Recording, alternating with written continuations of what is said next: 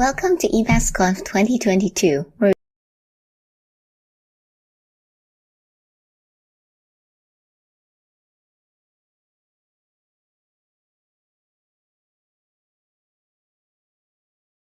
Welcome to EmacsConf.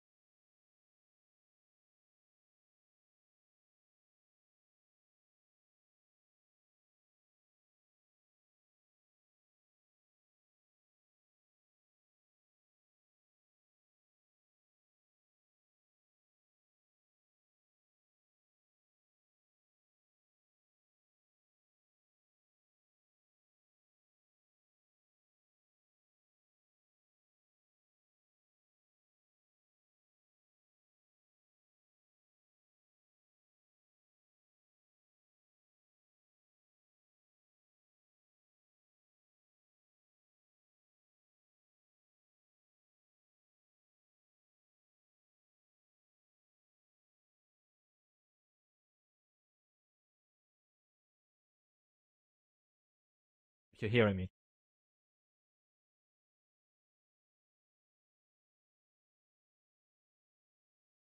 Okay, can someone be writing something if you hear me? We had a little bit of a problem making sure that mobile was writing. Normally this should work, but can you say hi if you hear me?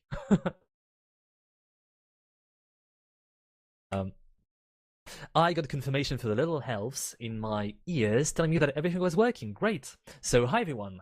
We are at day 2 of EmacsConf. I was supposed to have 2 minutes and then we were supposed to get started. So I will be very brief. Okay,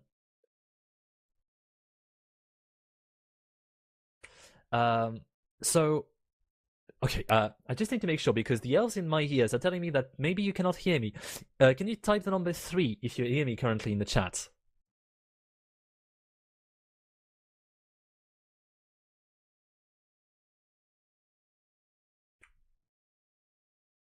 Okay, thank you so much for the 3. Okay, so what we're going to do today is going to be exactly the same as yesterday.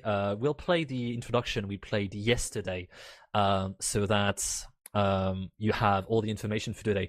I will encourage you, because yesterday we did open the BBB rooms and we didn't have a lot of people joining and asking questions. I will make a plea. Please, if you have a microphone and you have questions, do come on a scene with us and ask us questions. It makes everything so much more lively. Okay, I won't take any more time because we're going to be late on the talks. So I'm going to play Sasha's intro now and you'll have all the information. And if you have any other questions, we are on IRC to answer all your questions. All right, playing the intro now. Welcome to EmacsConf 2022, where we get to find out just how crazy a text editor can get. There were so many interesting talks that we couldn't figure out how to fit them in 2 days. So this year we're experimenting with having 2 tracks. There's a general track and a development track. But really, you'll probably find interesting things in both tracks no matter what your level of experience is. So don't feel limited to one or the other. If we all figure out this track thing together, that could mean being able to have even more Emacs talks next year, so let's give it a try. The best parts of EmacsConf are the conversations. The wiki has a page on how to watch and participate, and I'll give you a quick overview as well. You can watch both streams at live.emacsconf.org using free and open source software. The schedule shows the general track on top and the development track on the bottom, so you can see what else is going on. The track pages have quick shortcuts so that you can find out more about talks, open the Etherpads, and join the Q&A sessions. The watch page has more tips on how to make the most of Q&A. If you can, please add notes and ask questions in the Etherpad for the talk. This makes it easier for everyone to share their notes, and speakers and hosts can read the questions from there. We'll copy the notes to the talk pages afterwards. We have 1 pad for each talk this year, so you can follow the links to get to the next one or go back to the schedule and get the link from there. If you have general feedback about the conference itself, please put it in pad.emacsconf.org/2022. Internet Relay Chat or IRC can be another great way to be part of lots of conversations. You can use chat.emacsconf.org to join the IRC channels through your web browser. The tabs on the left can help you switch between the different channels. There's EmacsConf Gen for the general track and EmacsConf Dev for the development track. If you need to reach us, you can find us in emacsconf.org or email emacsconf-org-private@gnu.org. You can use EmacsConf for your hallway conversations. Once again, we're going to be streaming with open captions from most of the talks this year, thanks to our speakers and captioning volunteers. The caption talks are indicated on the schedule, and with any luck, we'll be posting transcripts and talk pages shortly after the talks start. If you need additional accommodations, please let us know in emacsconf.org, and I'll see if we can make something happen. If something goes down, we'll update status emacsconf.org. If it doesn't look like we've noticed yet, please let us know in the EmacsConf.org IRC channel, where we will probably be quietly panicking. In all of these conversations, please keep in mind our guidelines for conduct. You can find them on the wiki, and they basically boil down to please be nice. Thank you! We'll be posting the pre-recorded videos as soon as possible. Assuming things go well, you might be able to check out quick replays on the TubeMix channel, which you can find on the watch page in the wiki. We'll post the live talks and Q&A sessions sometime after the conference. If you'd like to get an update, you can subscribe to the EmacsConf Discuss mailing list. Alright, let's get going. Leo Vivier is going to be hosting the general track, and Amin Bandali will host the development track. The other volunteers and I will run around mostly backstage, and you'll probably meet us in the closing remarks. Let's have fun at EmacsConf 2022.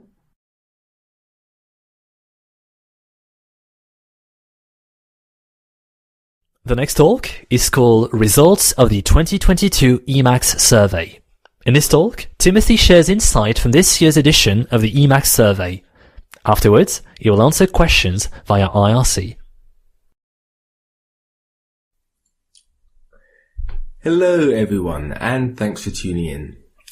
I'm Timothy, and in this talk we'll be going over the 2022 Emacs User Survey.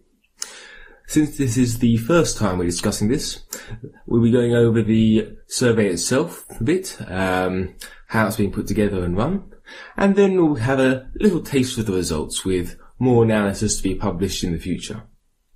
To start with though, a bit of background.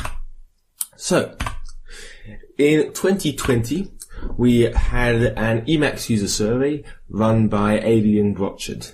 Now, this is, to the best of my knowledge, the first time that a large-scale Emacs user survey has actually been run. About 7,000 people responded to the survey, so in many respects it was quite successful. And what's significant, I think, about this is that with this being the first time that a large-scale survey has been run, it actually provided some insight into questions about how the community is using Emacs that allow for much better guesses than just speculation based on the small number of people who respond on the mailing list, usually. So, why are we doing another survey? Well, to start with, in order to get the most value out of an Emacs user survey, it's quite helpful if the information in it is recent. Furthermore, we can actually get some more value if we can examine trends, shifts in the way that people are using Emacs, where the pain points lie, what people are enjoying the most, etc. So in both of these respects, it's to our benefit if the survey is actually a regular event, instead of just something that's run once. Now, so with this in mind that we ran the 2022 Emacs user survey with the plan that this will actually become an annual event. In the design of this survey, there are a few goals here. The main one is of the use of the community. Now, use of the community is a rather nebulous phrase. In this case, what's meant in particular is value and questions, for example, things like pain points with Emacs, which versions people are using, which capabilities people are making the most use of, which could potentially be helpful to both Emacs as well, but also our collection of Emacs package maintainers and the broad community. And actually, I think going beyond just the packages, we've also got the people who develop tutorials, guides, and all of that sort of surrounding activity, which can benefit from a clearer understanding of how Emacs users use Emacs. Separately to that, I think, well, as part of the Emacs community myself, that it's rather interesting to see how other people are using Emacs and what their experience is. So yes, basically we've got utility and interest as the two separate driving factors. And so we try to pick questions which actually can give us sort of this without taking up too much of the respondents' time. Now, last time in 2020, the Emacs survey that Adrian ran used, I think, Google Forms, if I recall correctly, with an option to send in responses manually. This worked, but it's not great. Particularly given that this is for a survey being run in an ardently FOSS community. Ideally, we actually want to find a survey framework that respects the privacy of its users, is open source ideally, free and open source, and it's a relatively pleasant experience. Unfortunately, looking at available options, it seems that one always has to compromise on at least one, if not all, of those criteria, which is quite far from ideal. So, what's the obvious solution? Okay, we should just write a new survey framework. Obviously this is easier said than done, but around a year ago I actually started doing exactly this. I've used the programming language Julia quite a bit on a day-to-day basis, and there just so happens to be a web framework for that called Genie. So I thought I'd give it a shot, and well, here we are today. I ended up putting something together which can take a set of questions written in Julia, and using a survey library, actually pass that into sort of a helpful structure, and then construct HTML forms based on that, and ingest results from the HTML forms, and just sort of handle that all together. Now, all of this ends up being fed into an SQLite DB, so everything's there, even past responses. One of the goals with the actual design of this has been to just minimize what's actually done on the client side. So that means JavaScript, cookies, the whole lot. Basically, as far as this could reasonably be taken, we've just got static HTML being shoved to the user, respondent rather, and then we just take an HTTP post request back and update the results that way. Now, by doing things like actually paging the survey, we can allow for incremental saving of results and a few other niceties, while essentially preserving an experience that doesn't really require any particular capabilities, which is makes it sort of quite a nice, clean, minimal experience as far as I'm concerned. So, how does this actually look like in practice? Well, one of the nice things about this is because the questions themselves written in Julia, we can get some nice features like custom validators, and other fancy behavior, and directly specify how we actually want questions to be registered in the database. So here we have an example of two questions we had from this Emacs user survey. One is a multi-select, another one is just putting in the number of years people have used Emacs for. I think this gives a brief overview of the capabilities. One of the things I'd like to draw particular attention to here is in the multi-select, you'll see an array of options, the first one of which actually maps to a different value to be stored for convenience. And then the final one is a special one, other. And you can see that's a bit different to the rest, because it's got that colon in front, which means it's a symbol, not a string. And this is quite a nice one, because the way that this framework's been designed, when we have an other value like that, instead of it just being a sort of tick box other, it actually provides the option to write in your own different response to all of the above. Okay, so at the very end, we've now got a completely FOSS survey framework. Rather nice. The set of decent array of input types. It'd be nice to expand, but at the moment I think we could just about describe it as a rich set. Zero JavaScript required, but a little bit used for progressive enhancement. As demonstrated, we can get some fancy validation going on. And then because we've got the results sort of tied into this quite nicely, we can actually have them available live and in quite a number of formats. I'm not sure how much you saw on the architecture diagram, but we've got all sorts of things here. CSV, TSV, plain text, JSON, just grab a copy of the SQLite database, but only the relevant bits, or something called JRE2, which preserves a lot of type information and a few other nice things. Now, what are we going to do going forward from here? Well, there are a few minor issues here. For example, there's a memory leak issue which is going on, resulting in the servers being restarted, I think, every day or two while the survey is running. I actually have a suspicion that that's largely responsible for the about 1% of respondents, which is about 75 people, who describe the survey experience as not great. Overall, though, the feedback has been quite positive. There's been some detailed written feedback, but just from the quick great, okay, not great options, we had about 2/3 of people saying that the user experience was great, which is really nice to hear for the first time being run. A few other things would be nice to add, for example, in future control flow, and by this I mean the option to present different questions based on previous answers would be quite nice to streamline the experience. For example, having a set of questions for first-time respondents, or people who are involved in the sort of packaging side of things, and without actually cluttering the experience for everybody else. That'd be quite nice. Further to all of this, I think on top of the standard web interface, it'd be quite nice to actually write a server API. And the particular reason why I mentioned this is because this could potentially allow for basically an Emacs survey package. I mean, we already use Emacs for so many things, might as well fill the survey out from within it as well. Okay, so this is how the survey is being conducted. Now, what do the responses look like? Now, this section I was actually hoping to get into some somewhat sophisticated analysis, because there's quite a bit that you can dig out of the data and responses that we've received. However, unfortunately, I've been much more limited on time than I'd hoped for, so that's going to have to come later. For now, we're just going to take a bit of a peek at some of the really basic analysis. Well, it's not even really analysis. Expect to see lots of pie charts, basically. But there's still a bit of interest there. So we'll go for a bit of that, and just give a bit of a tease as to what might come in the future.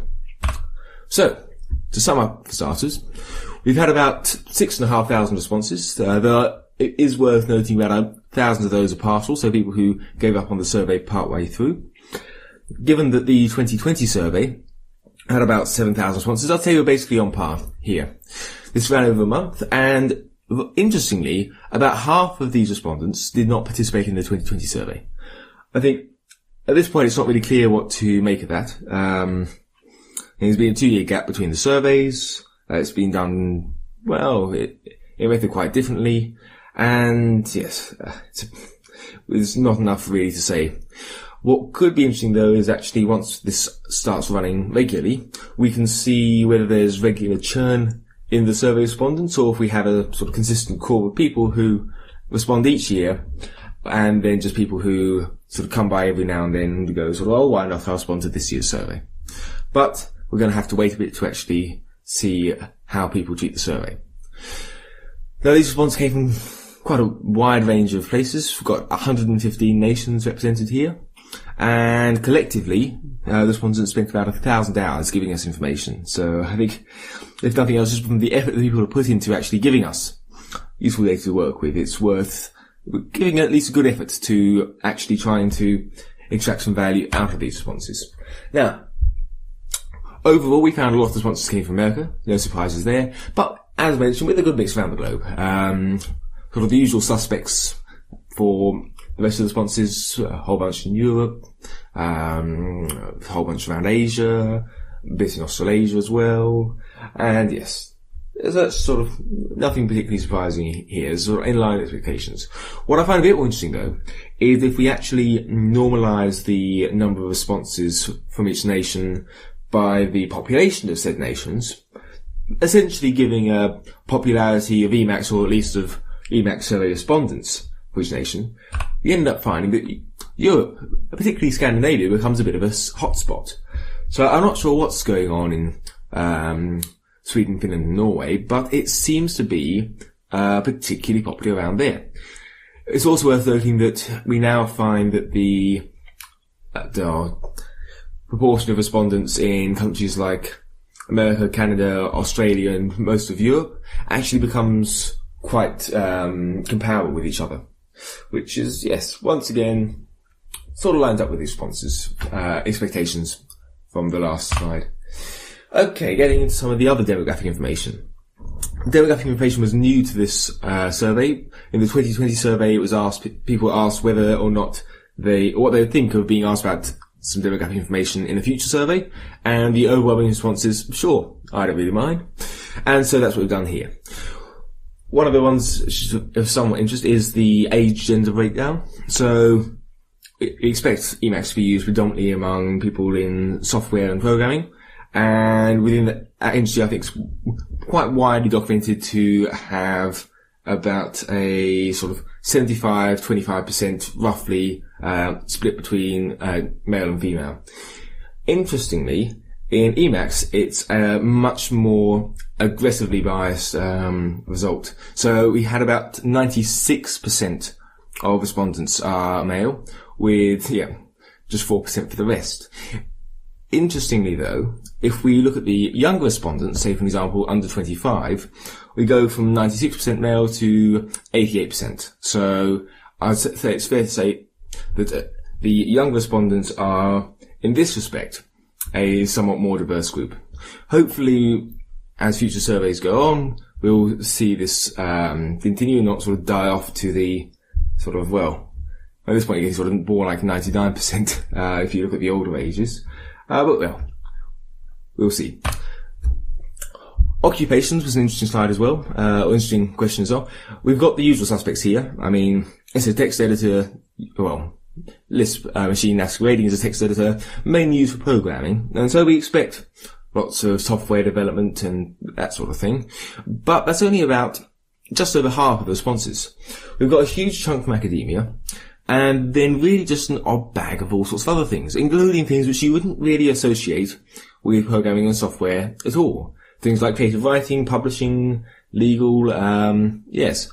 And then you've got this chunk of other, which is, I think here, yes, as the fourth most popular option here. And what we have here is about 500 different responses, from a huge range of activities. It's really quite interesting to read. Things like, I think we've got things like naval officer, and just, it's all sorts of surprising occupations for Emacs. And I think this is a particular area just because I imagine compared to other code editors, sort of your VS Code and the like, that Emacs may have a particularly diverse set of industries, occupations represented in its users. Now, if you look at where the responses actually came from, we've got the usual suspects up top. How can you use an r/Emacs? But then we actually get a much more graduated breakdown than in the 2020 survey.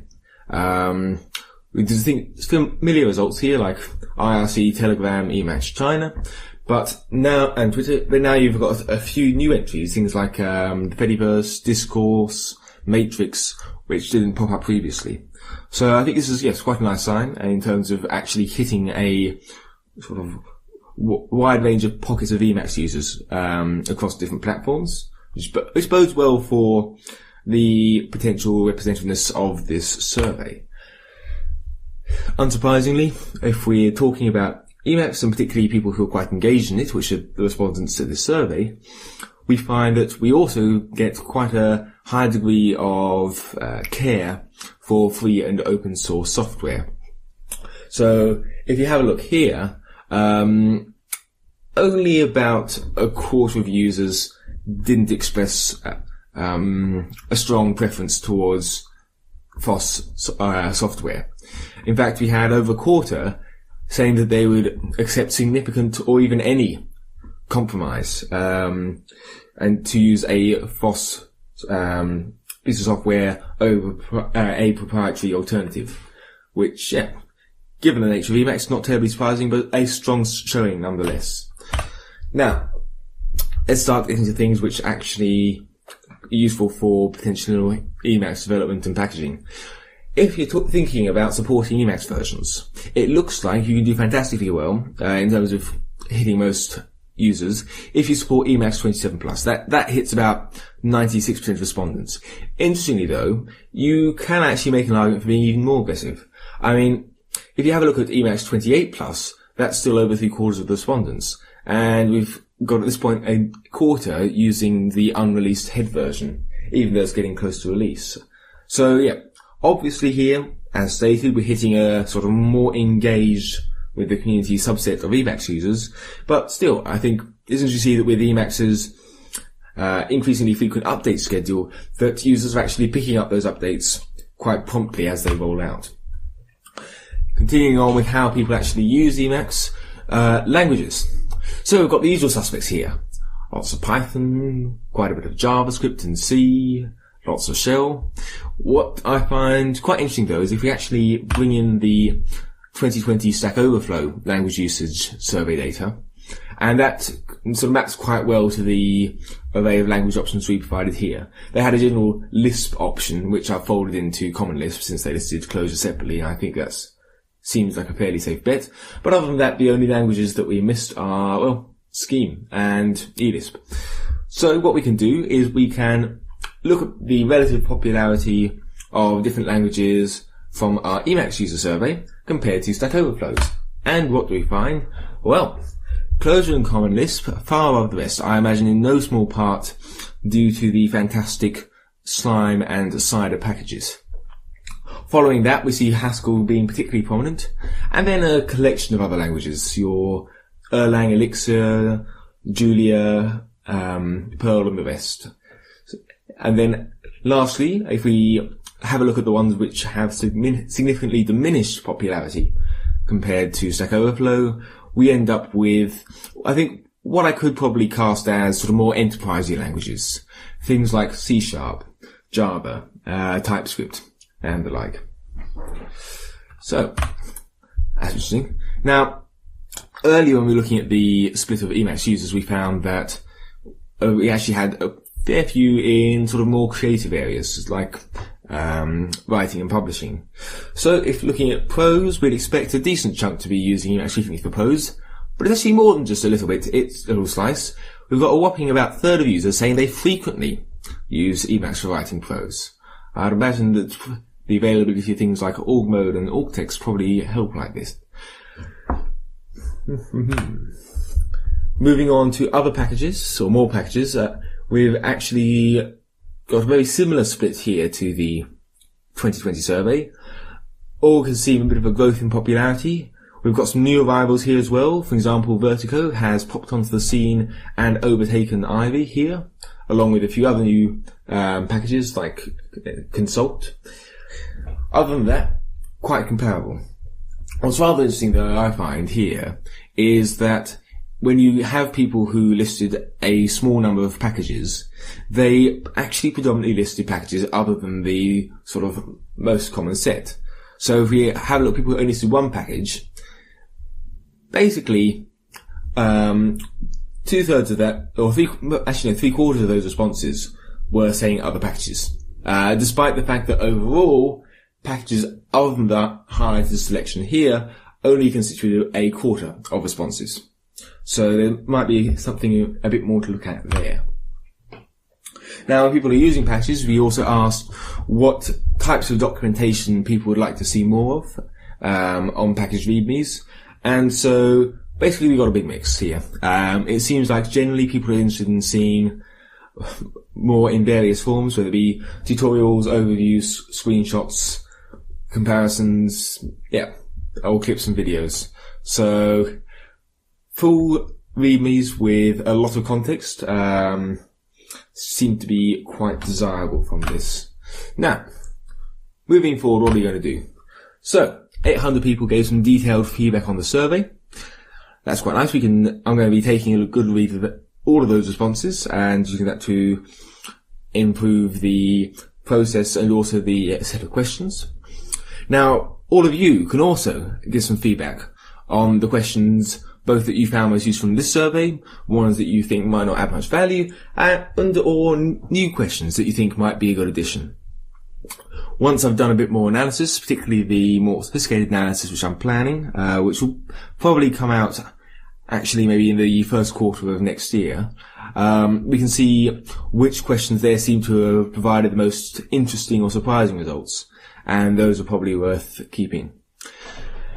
Lastly, once we actually have an API and potentially even an Emacs package, we could automate a large number of the questions, things like the Emacs version, set of packages used, and that could just streamline the experience of actually filling out the survey, make it a bit more frictionless.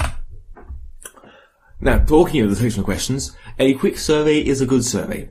If we're asking people to dedicate their time to fill out this, it's good to try and to get as much value without asking them to donate much of their time. How has the survey done in this respect? I'm actually very happy how it's done. We get a few comments from the feedback saying that it was a bit on the long side, but the median time was about 12 minutes, which doesn't seem too bad, and most commonly we saw people completing it in about 8 minutes. For once per year survey, I think this seems fairly reasonable. Getting closer to a sort of 5 to 10 minutes range would be nice, but this isn't far off. Lastly, we need to look at we're also going to be considering how long the survey is open for. So, from the initial opening date, what we have here is a plot of the page which people ended up on and when they started the survey. So what we can see is a huge spike in the first few days. I've just realized that this plot is actually labeled incorrectly. Please disregard the minutes to complete survey. This should be days after survey opening that a response was actually submitted. And what we have here is, big spike of popularity in the first week, basically, and then it trickles down to a fairly consistent level after that. I'm about to publish a last call for survey responses, so I'll see if any sort of final bump happens, but this indicates that we could probably actually just have the survey open for a week or two, and that should be sufficient. Alright, so what's the general plan going forwards? Well, as stated earlier, the idea is to run this annually, and then consistently improve the questions, the experience, and the analysis that's done. This year has been the hardest by far, because a lot had to be set up from scratch. The hope is that moving on from here, a lot of it can be reused. For example, with my comments about more sophisticated analysis being down the line, once that's all worked out, as long as nothing changes too drastically, we should be able to reuse a lot of that work quite easily in future years. Alright, that's it for now. Hopefully you've found this an interesting peek into how the survey's operated and some of the initial results. And hopefully I'll see you around next year for the 2023 survey. Thanks for listening.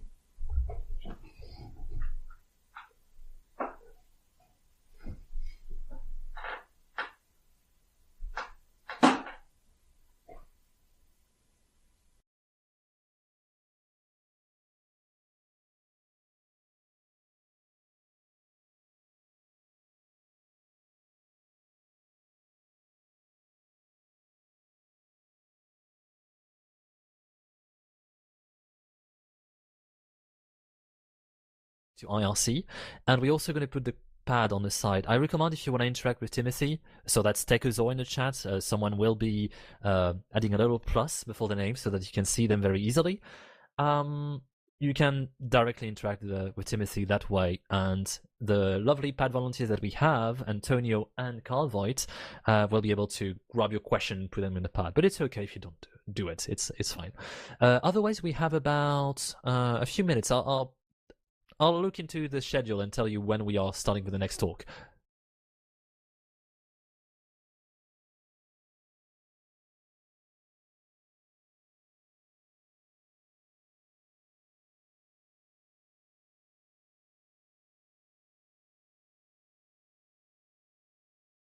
Alright, actually we don't have a lot of time until the next talk. It's due to start in 2 minutes. So it's going to be a very quick Q&A with Timothy for this talk, but then it's another talk by Timothy on a yearly review of org. So we'll be able to ask questions to Timothy on IRC afterwards. In the meantime, we'll leave everything up on screen and we'll get started on the next talk very shortly.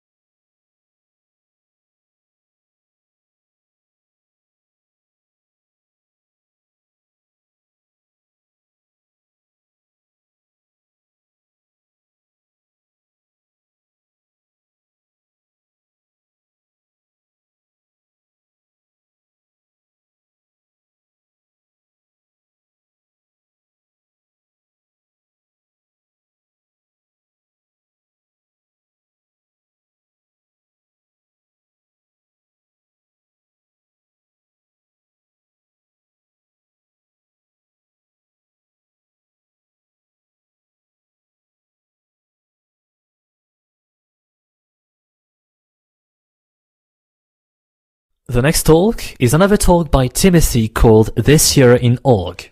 Afterwards, he will answer questions via IRC. Hello. If you're listening to this talk, then you should be at least a bit interested in org mode, which is fantastic because there have been quite a few interesting developments over the past year or so. I'm Timothy, as you may have gathered from the last talk, and I'm also quite involved with the org project. So I'd like to go through a few of those developments over the past year or so, and give you a few hints as well as to what potentially lies around the corner with org mode. For starters, we're slightly on the more boring side, but a rather significant change to the project occurred with the housekeeping or organisation. The code base for the org project has actually shifted over from a self-hosted GOGS instance over to Savannah, which means it's now living right alongside the Emacs code base. This has been accompanied by the creation of a whole bunch of org-related repos under Bastion, org's maintainer's personal source hut account. We've got the source of the website, the org wiki warg, as well as org contrib. Another recent addition to this list of org-related repos is the new org mode tests continuous integration. Now, this is rather important because while we do recommend that all contributors actually run make tests before submitting patches to the org project, this doesn't always happen. It can also actually be a bit harder than you expect to run the test because there are a lot of transient dependencies you get with org. For instance, with all of the various Babel libraries which actually require other packages or programming language to be installed on the system. Having a single self-contained test system to actually make sure that all can be regularly and thoroughly tested should be a great help for actually ensuring the quality of the contributions. Now, the funding structure for org has also undergone a bit of a shift. Historically, we've just directed everybody who's interested in financially supporting the org project to the maintainer Bastion's personal GitHub sponsors and LibrePay accounts. Now, early this year, Bastion has created the LibrePay org mode team account, which means that you can actually now support the org project as opposed to the person leading the org project. Currently, this just distributes donations between Bastion, Ihor, and myself. However, the idea is that as the active contributors for the org project come and go over time, the list of people on this team can be changed as seems sensible.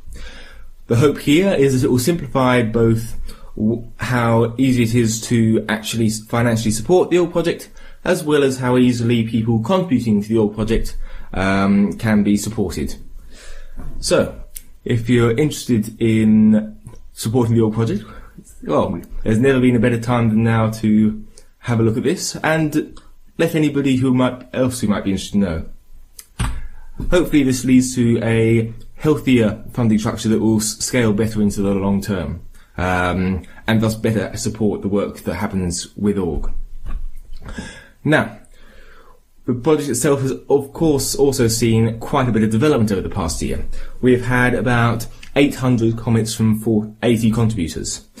Within these comments, there's been a lot of polishing quality of life improvements, and also quite a few new features. Now, I haven't got nearly enough time to go through this exhaustively, so we're just going to go through a quick highlight reel.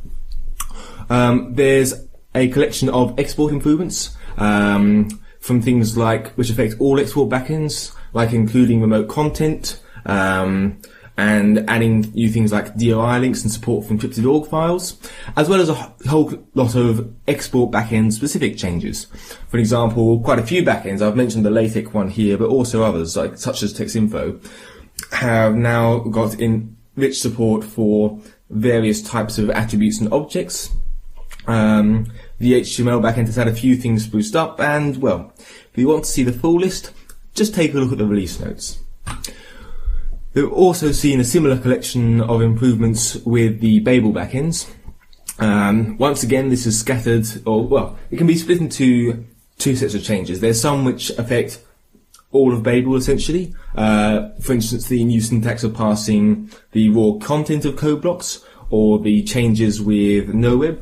For example, NoWeb prefix is a new option that can be used. And then there are also a collection of backend specific changes. So ASCII graph with plant UML, or enhanced return capabilities with the OB Python library. And then, of course, as before, a whole collection of more changes, which you can find in the release notes. Last but by no means least, there have been quite a few changes within the rest of org. So this is, once again, far too many things to list. but it's things like improved refiling, capture templates, image preview sizing, clock table settings, agenda tweaks, and, well, a whole lot more. Yes, basically, the essence of what's here is a lot of little changes which just address particular use cases in ways that I don't think anybody's going to be seeing the impact of all of them, but I think most people should at least find one or two things which actually improve their own usage. Now, these are the sort of assorted, relatively minor improvements, but there are also some major ones, and one in particular, citations. So, I think this has been, at this point, over a decade in the making, but org finally has first-class support for citations, and I have to say, it is marvellous. You'd hope so after the delay, but I think it can be said that this is actually worth the wait. I think out of the various options you've got now, for example, the way that Pandoc and Markdown and other formats do it, org has a fantastically succinct and flexible syntax for citations, which scales really well for all sorts of different use cases. Additionally, on the back-end side of things, we've now got a generalized way for handling citations, which has been quite helpful for the, I think I could say, rather rapid development of multiple citation backends for org.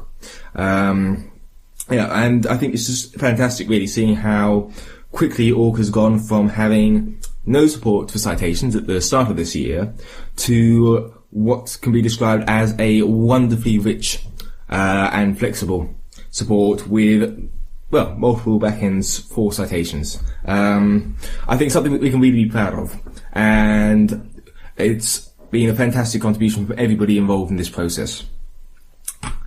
Okay, so we've had features. There have also been a whole lot of quality of life improvements. Once again, many more than I can reasonably mention here, so I'm just going to flicker through a few of them. A few big ones though. Ihor is responsible for 3 lovely developments with org, one of which is org fold. So this is a generalization of the way that content is folded in org. And I think quite a few people actually underestimate how much can be folded in org. It's not just a matter of headlines. It's headlines, code blocks, lists, environments, all sorts of things can actually be folded in org. And the introduction of org fold is important for 2 reasons. One is that it has allowed for text property-based folding, which in Emacs versions less than 29 has a huge difference in performance, which is particularly apparent with larger files. The second significant thing about this is that it now actually provides a more general way to actually describe changes to the folding structure. So before, there was direct modification of messing with overlays scattered around the org code base.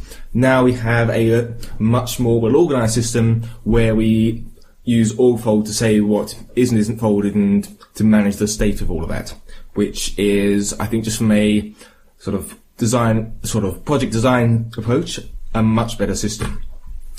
We've also got the org element cache by Ihor. This is actually something which was discussed quite a while ago, but was somewhat stalled due to the difficulty of cache invalidation. Ihor has sunk a tremendous amount of effort into this and has improved it to the point where we've now actually been able to enable this by default. So what this basically does is it records lots of information about the structure of the org document and allows for, well, with the appropriate modifications that Ihor has also made throughout the org element library, to use this information to speed up various operations based on the org document syntax tree. And so this has been the improvements to this are scattered all over the place, but for a good example for libraries or anybody who's wanting to quickly map over org elements is org element cache map, which now provides a much faster way to map over all of the org elements in a document. This also ties into the third major feature from Ihor, which I'd like to mention, which is org persist. So this provides a method of persisting values across Emacs sessions, basically saving them to a file somewhere and loading them. Now this works for ELIS values, and it also works for files, which are made use of with the improved capabilities for remote files and exports. This has also been used with the org element cache data. So now if you've got a massive org file and you open it once, and that data can be saved with the org element cache to org persist, and the next time you load this file in another Emacs session, we can just start with the cache data instead of having to construct everything from scratch, which is quite nice. Once again, a change which, much like the other ones, will see more of an impact in larger files, but a very welcome one everywhere. Now, with remote files, there's also been the beginnings of a bit of an effort with org to improve the approach we have to safety. So in this case, previously, org would unconditionally download all remote files that saw reference, and now it's actually going to maintain a list of sort of safe resources and prompt you when it's surprised by something to work out whether it should just down this one resource, mark the whole domain as safe, and a few other options. We're also going to probably see a similar approach extend to, for instance, bits of variable execution in the future. Okay, bug fixes. It'll be remiss of me not to mention that along with all of the features and quality of life improvements, there has been a huge pile of bug fixes. I think the best way to actually get a look at this would be to look at the release notes or maybe even the actual commit log. But you could also just take my word and say that there have been a whole load of them over the past year. So just, yes, the code base I think is just gradually getting into better and better shape. Asynchronous session evaluation is, I think, possibly the final quality of life improvement I want to mention. This came early in the year just with OB Python, and it's been delayed because in order to actually make it work, they've required some fundamental changes to the way that OB comment works. Now that's been implemented, we've since seen support extended to OBR, and hopefully we'll see more languages join this list in the not too distant future. And I guess one bonus, which I've tacked on just for fun, is it's now more convenient than ever to actually specify the permissions for tangled files. Previously you had to give a Lisp expression which should be evaluated. Now you can give it directly in octal form instead of being a Lisp expression that produces an integer representation of the octal permissions. Or you can use ls style, RWX and dashes. Or even just chmod. I want to be able to execute this as the user, which will do basically modify the default permission to add that capability. Alrighty, so that's the org project itself, but there's also a whole ecosystem. So, what have we got here? Well, a whole bunch of Zettelkasten or personal knowledge base type projects. One of which is Logseek, so that's an online open source Zettelkasten, which supports both Markdown and also org mode as a first class format. Then of course we have Org Rome, which provides a Zettelkasten built directly on top of org within Emacs. Both of these I've seen considerable interest in over the past year. Moving on to visuals, Minad has produced a another lovely Minad package in the form of Org Modern, which just spruces up the visuals of org documents and seems to have been quite well received generally since its release. Building on top of the citations from earlier, Andreas Simoy, apologies for pronunciation, has produced the wonderful SiteProc org library, which, if you're not familiar, allows the capabilities of the citation style language, which has now become something which is quite widely supported, to be used for org citation exports. This means that you've got access to, I think at this point, is it thousands or tens of thousands of different bibliography and citation formats, which is, yeah, obviously a huge boon to org citations. Lastly, just to be slightly heretical, I'm actually going to mention the NeoVim org mode project. Because I think this really shows the interest in org as the format beyond just Emacs. And I think I haven't gone into it much here, but there's been quite a lot of development with external tools making use of the org format. Clearly we've done quite a few things right. And so I think it's interesting to see the interest that exists outside of Emacs, even without all the lovely tooling we've built, just out of appreciation of the format and its potential. Speaking of the format though, we've also seen 3 new parsers on the scene this year. We've got one in Julia, Haskell, and another one for Tree Sitter. The last one I think is currently the least capable, but also potentially the most interesting in terms of what possibility it allows for. Okay, so that's what a quick speed run through some of the developments over the past year. What's coming next? So, there's been quite a lot of work done with the org syntax document. In fact, I've completely rewritten it, and we're now taking it up to spec to actually accurately describe the way that the org format is as of org 9.6. Now, I think this is quite an important document for the growth in parsers and tools to help actually ensure that the way that external tools process org is actually in sync with the way that org mode does. I think it's worth doing everything we can really to avoid the sort of implementation drift that we've seen with Markdown. It's just, I don't want anything near that. This is also quite good for the org format itself, because in the process of going through this sort of effort, it brings attention to irregularities in the syntax which we might want to resolve, and as well as helping the robustness of org mode itself. So ultimately this is to everybody's benefit, really. It's also my personal hope that this might actually get to the point where we can consider submitting this as a text format to the Internet Engineering Task Force as a new text format. So that would be quite nice. The org project itself has a layer on top of the mailing list called Woof, developed by Bastian, and that's about to have another major release. So what this is going to do is improve the ease of which we can actually monitor what's going on with the mailing list. So this is when people have patches, bug reports, or other types of things raised on the mailing list. It's a nice way to collect the status of those and put them all in one place. So improvements to this improve the ease at which the org mode project can be managed, which is always quite nice to see. There's also been, jumping back to the export, which was mentioned right at the start of this presentation, we've got the introduction of engraved faces to LaTeX export. Now, what's quite interesting about this is that this actually uses Emacs's native font lock and allows for processing that in a generalized way to different output formats.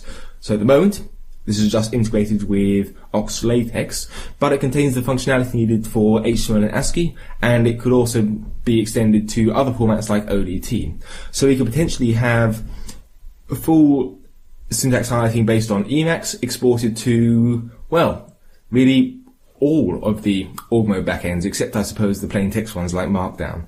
And I think from both the capabilities perspective, because I think really font lock in Emacs, from Emacs major modes, tends to blow basically everything else vaguely used out of the water, whether it be listings, minted, or other efforts. And also from a consistency point of view, this could be quite a nice development. Alrighty. Now, this talk is this year in org, and as I think you all may have guessed, this is very much tied into my work with this month in org, which started, I think, a bit over a year ago. And so, if, as you're all avid readers, I'm sure you've noticed that there haven't been as many posts as of late. Now, this isn't because my interest in this month in org has been diminishing, simply is the consequence of an evaporation of my free time. However, this month in org is still going to stick around. The only change really is that the title is going to be, probably continue to be, a bit more aspirational than descriptive in the near future. But we'll see how this goes. Well, thanks for listening to this overview of the state of org at the moment, and hopefully I'll see you next year.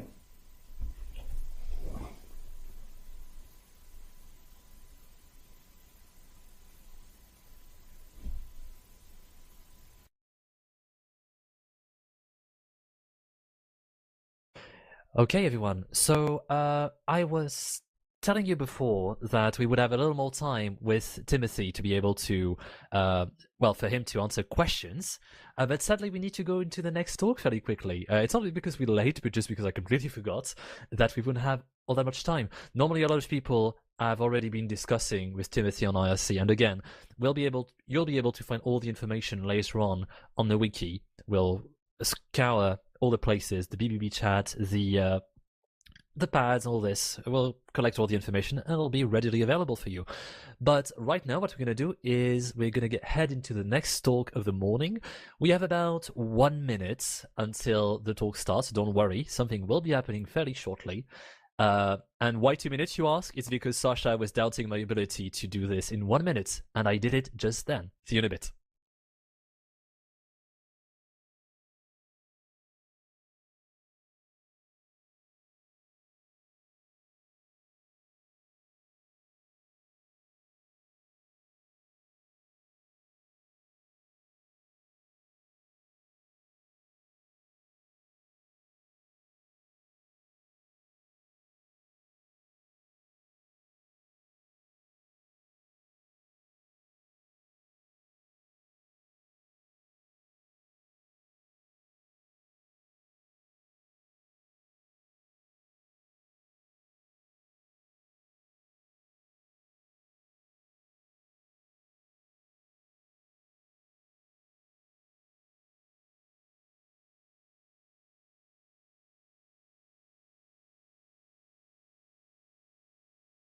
Okay, we're about to get started with the next talk, so get ready. The next talk is called Build a Zettelkasten with a Hyperbole Rolodex. In this talk, Ramin Honari shares how he uses HiRolo to create and navigate links between his nodes. Afterwards, he will handle questions via IRC.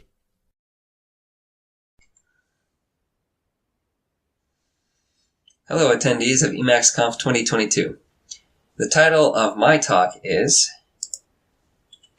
Build a Zettelkasten with the Hyperbole Rolodex. My name is Ramin Honari. I work as a software engineer writing apps for a small machine learning consultancy. I've been using Emacs since roughly 2018 after having switched from a workflow using Vim together with Screen and Tmux for over a decade. Today I'd like to talk a bit about the Hyperbole package for Emacs.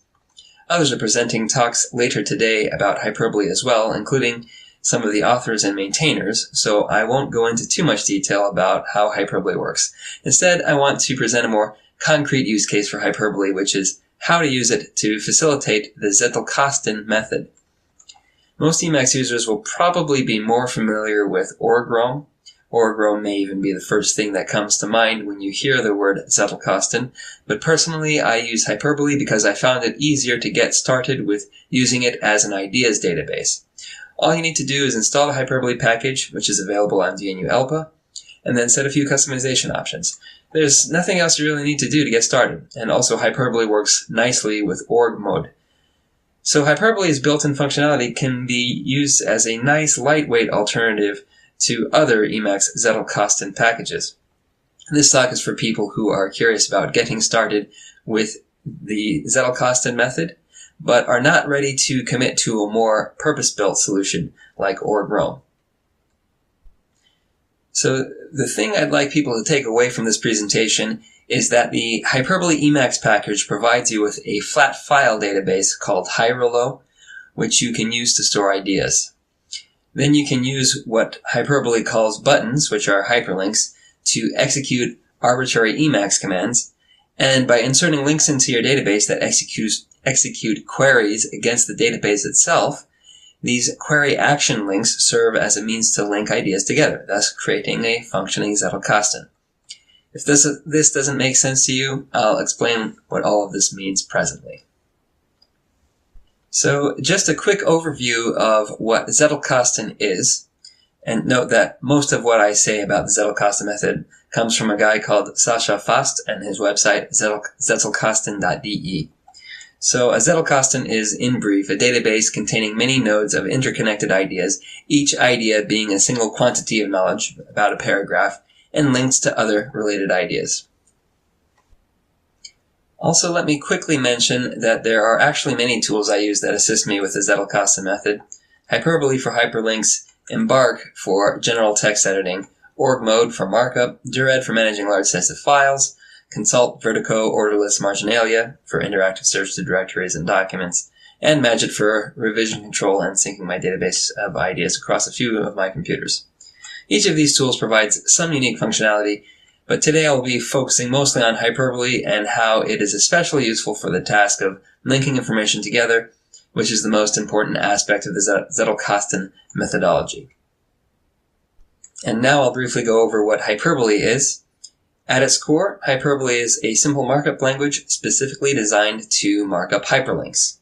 Now, a hyperlink usually is only able to jump to ordinary URLs and file paths.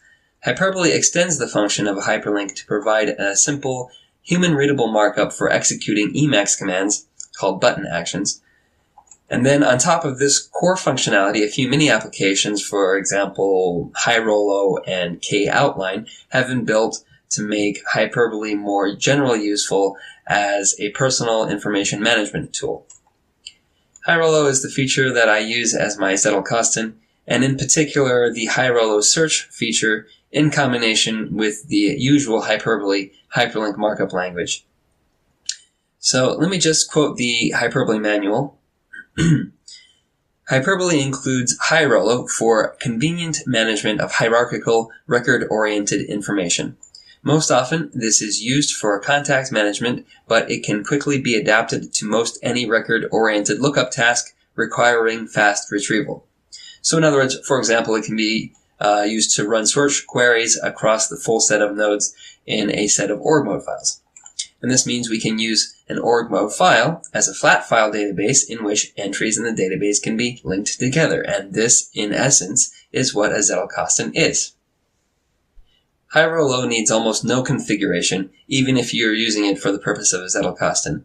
But you should at least make sure you set the location of the database in your Emacs config file using the customized system or however you prefer to configure your Emacs.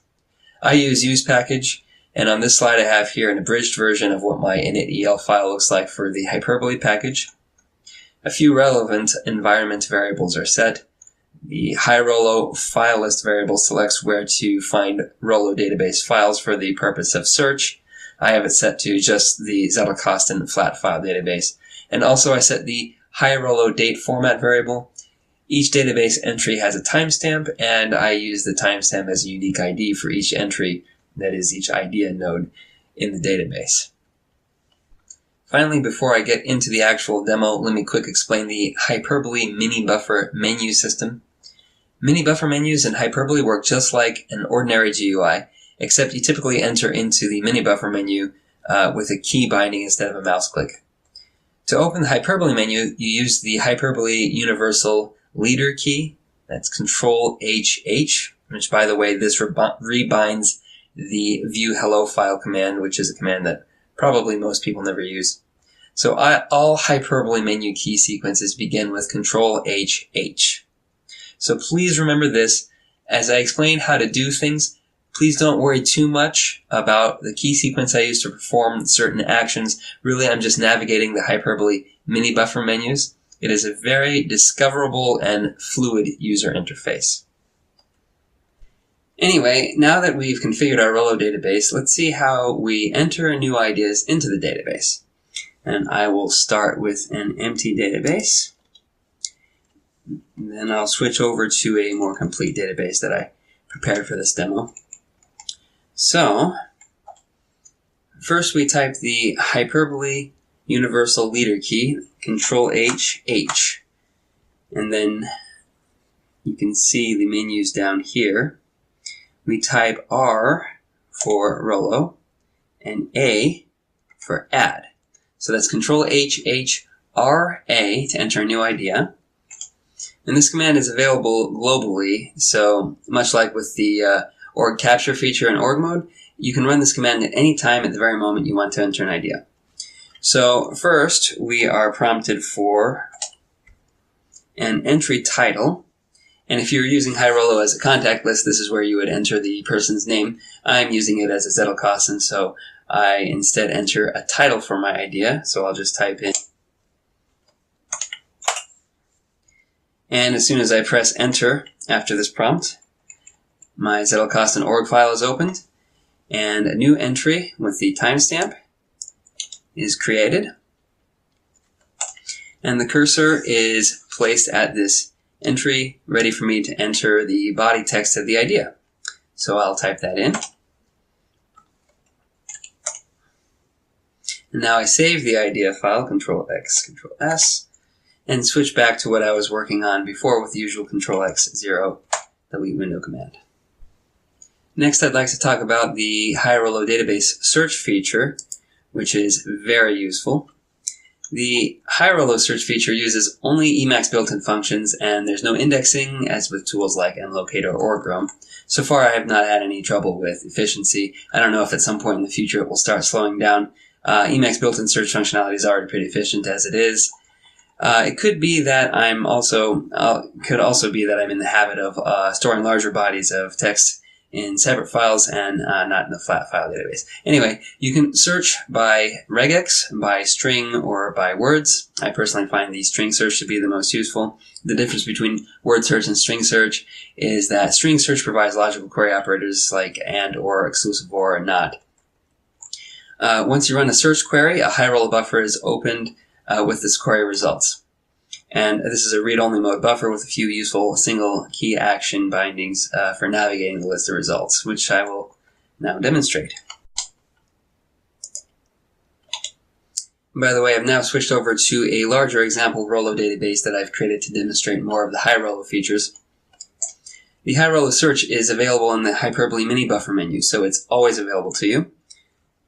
Start with the Hyperbole universal leader key, Control-H, and then R for Rollo and S for search. That's Control-H, H, R, S. And now we're prompted for a search string. So I type in Alice Ableton. And when I press enter, the search results pop up and the number of results is printed in the mini buffer.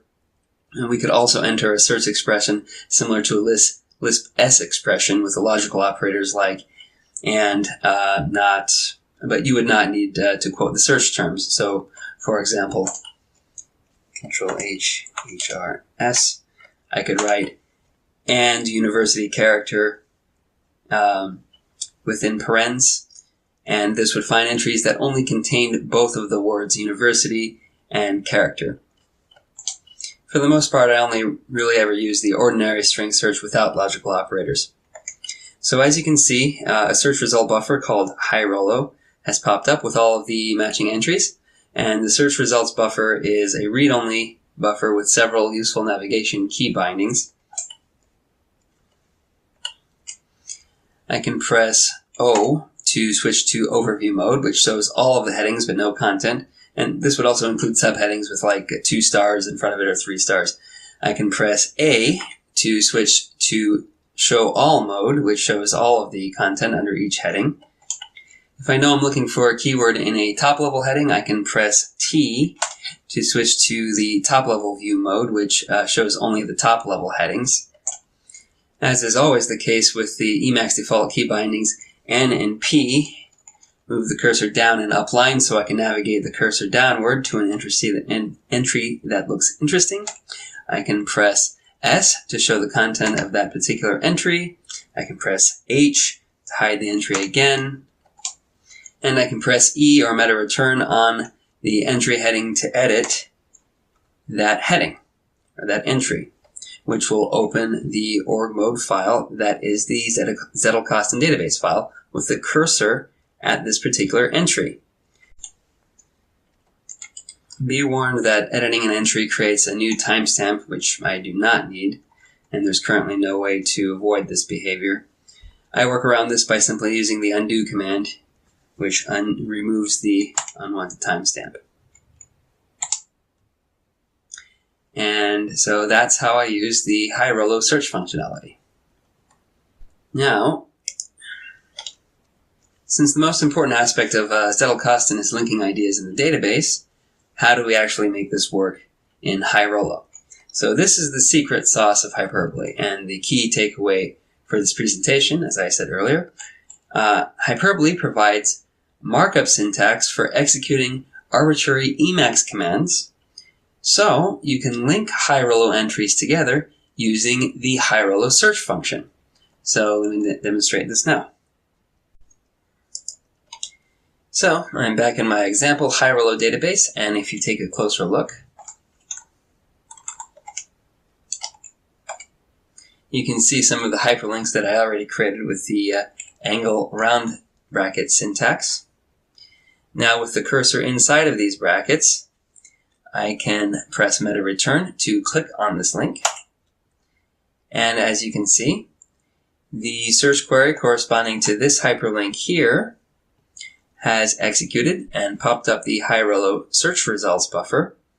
Well, there's only one linked entry, but this list of ideas that are produced by the search query in this buffer here are the list of all the other ideas that are related to this hyperlink that we just clicked on here. Let me just get rid of the other window. Now, from within this high-row buffer, I can navigate to another hyperlink, and clicking on that updates the high-row buffer with new results again. And I can just keep navigating through all of the Zettelkasten entries in this way. And so this is it. This is my simple but effective Zettelkasten constructed entirely with the functionality already built into hyperbole. So, in the remaining time, I'd like to talk about how hyperbole hyperlinks work, because it's slightly different from how hyperlinks work in org mode or with the Emacs clickable text properties. So, the easiest way to create a hyperlink button that runs an Emacs command is simply to type the Emacs command as an S expression, but with angle brackets instead of parentheses. If you were looking closely, you probably already saw a hyperlink of this form, an angle bracketed Emacs command. So this hyperlink simply calls the high-row fgrep function with this string argument. And so clicking on this button is equivalent to running the high-row search with the control HHRS key sequence. So as you can see, clicking on it produced the search results for entries associated with that string query. It's also possible to label an action with a so-called implicit link, and that's this angle square bracketed notation. And so if I click on this button, it will activate the action to the right of the colon separator. And there are the relevant search results from that string query. And finally, there are explicit links, which I find to be especially useful for the Zettelkasten method. And I've already shown an example of using an explicit link before. What makes explicit links so useful is, firstly, that the button works with just the label alone. There's no need to write an S expression or anything. You can just write the link label in line with the body text of the idea. For example, like this. Explicit links are identified by their label, so they are especially good for the names of people and places. By the way, this Zettelkasten database is for a fictional story I started writing for the purpose of demonstrating high-row in this presentation, and I had so much fun writing it that I may actually continue developing the story. Anyway, let's create a new explicit link and an idea entry for a character in the story. So, suppose I want to create a new idea node entry for this fictional character here, and I'll also want to link this entry to that node. Since hyperlinks are just string search, we don't actually need to have an entry in the database for this character. The worst that could happen is that the hyperlink executes a search that returns no results. So it's okay to create the hyperlink before we have an actual entry for this person. And I'll just meta W copy the name. And now I use the universal hyperbole leader key, control H, and then E for explicit links, and C for create. That's control H, E, C. We're prompted for an entry label, but it defaults to the text highlighted by the region, so I just press enter. And now it prompts for a button type, so I select high Rollo fgrep, and there's orderless helping me go faster. And since high Rollo fgrep requires a string argument for the search query, I'm prompted for the query string. So I'll type in character, Carrie Katz's name, and there we are. The link has been created, and let me just get rid of the hash character. I can try it out. There's no search results. That's fine. We haven't created an idea entry yet for this character now, so let's go ahead and do that now. If we remember how to create a new idea, it's Control H H R A, and then I type character, and then the name again. And now a new node has been created, and I can start describing this character. Notice that I like to precede my characters with the keyword character colon, and this technique helps me to create hyperlinks using more descriptive search queries that return fewer but more useful search results. And finally, I can create an explicit link from this character back to the other character, her boyfriend. So I just type in Bertrand Beckett. And this explicit link has already been created, so I don't need to create it again. It just works. Hyperbole identifies buttons by their label, so as long as an explicit link button with that label has been created before, I can just type in the button with the markup by hand, and then I can just use it. And now I'm back to the search results for the boyfriend character. And so now I hope you can see how minimal but useful this particular Zettelkasten technique I have is that uses this high Rollo. So I should also make clear that hyperbole explicit links are encoded in a separate file in the same directory as the Zettelkasten flat file database. So let's go back to that. And Control X, Control F, that hyperbole. So you should not edit this file by hand, but it is human readable, and so it works well with Git and other revision control systems. Whenever an explicit link is activated, it consults this file and it runs the associated action, which is in the Zettelkasten use case will always be to run a high Rollo search query. The advantage of keeping a separate table of links is that you can edit the link action, that is the search query, in just one place, and the updated button action works everywhere without having to change any other files. So, that is all for today. Thank you so much for listening to my talk. I'll be available for questions for the next 20 minutes or so. And if there are any questions that I cannot answer, you will have a chance to ask the author of Hyperbole himself, Bob Weiner, later today after his presentation. Thanks for your attention.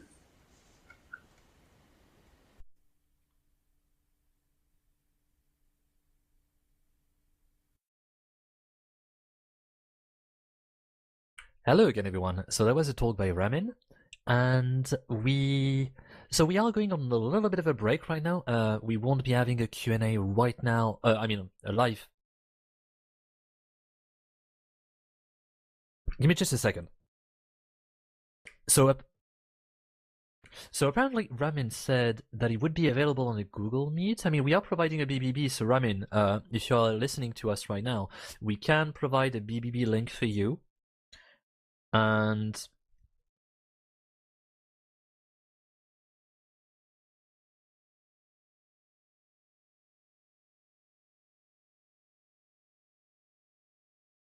so anyway, what we are, so Ramin, do let us know.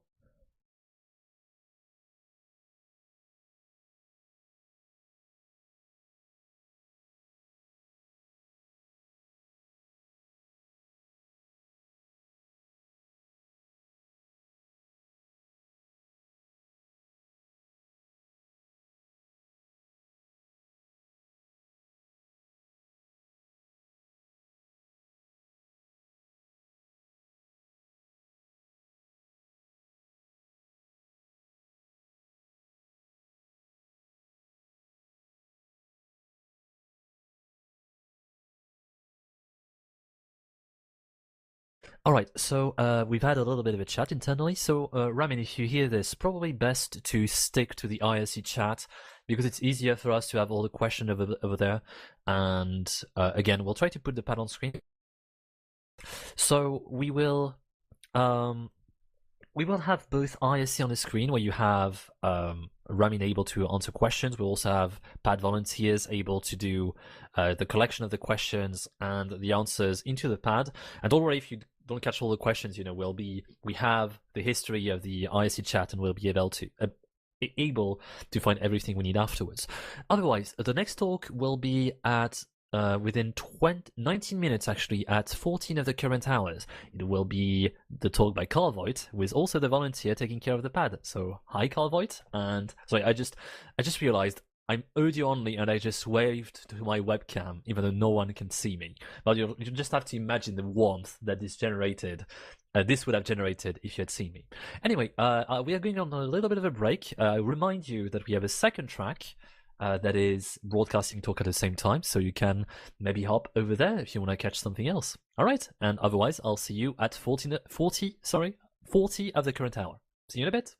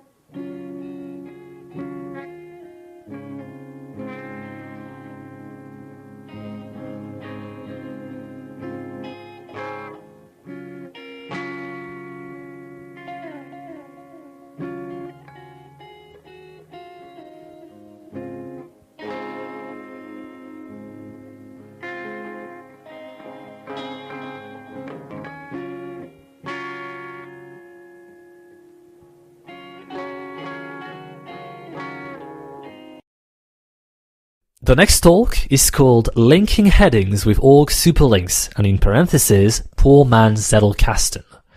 In this talk, Carl Voigt shares how he uses Org Edna and Org Superlinks to manage dependencies and links between tasks in org mode. Afterwards, he will handle questions of a big blue button.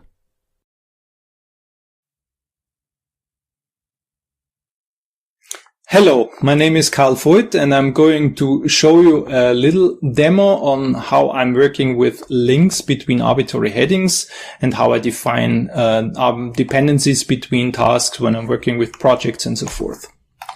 For that purpose, I've created a repository that contains the files we are going to work with the overall setup and so forth. So you just have to download this repository and you're able to replay everything which you are going to see here. If you've downloaded the configuration of the demo, you see those files.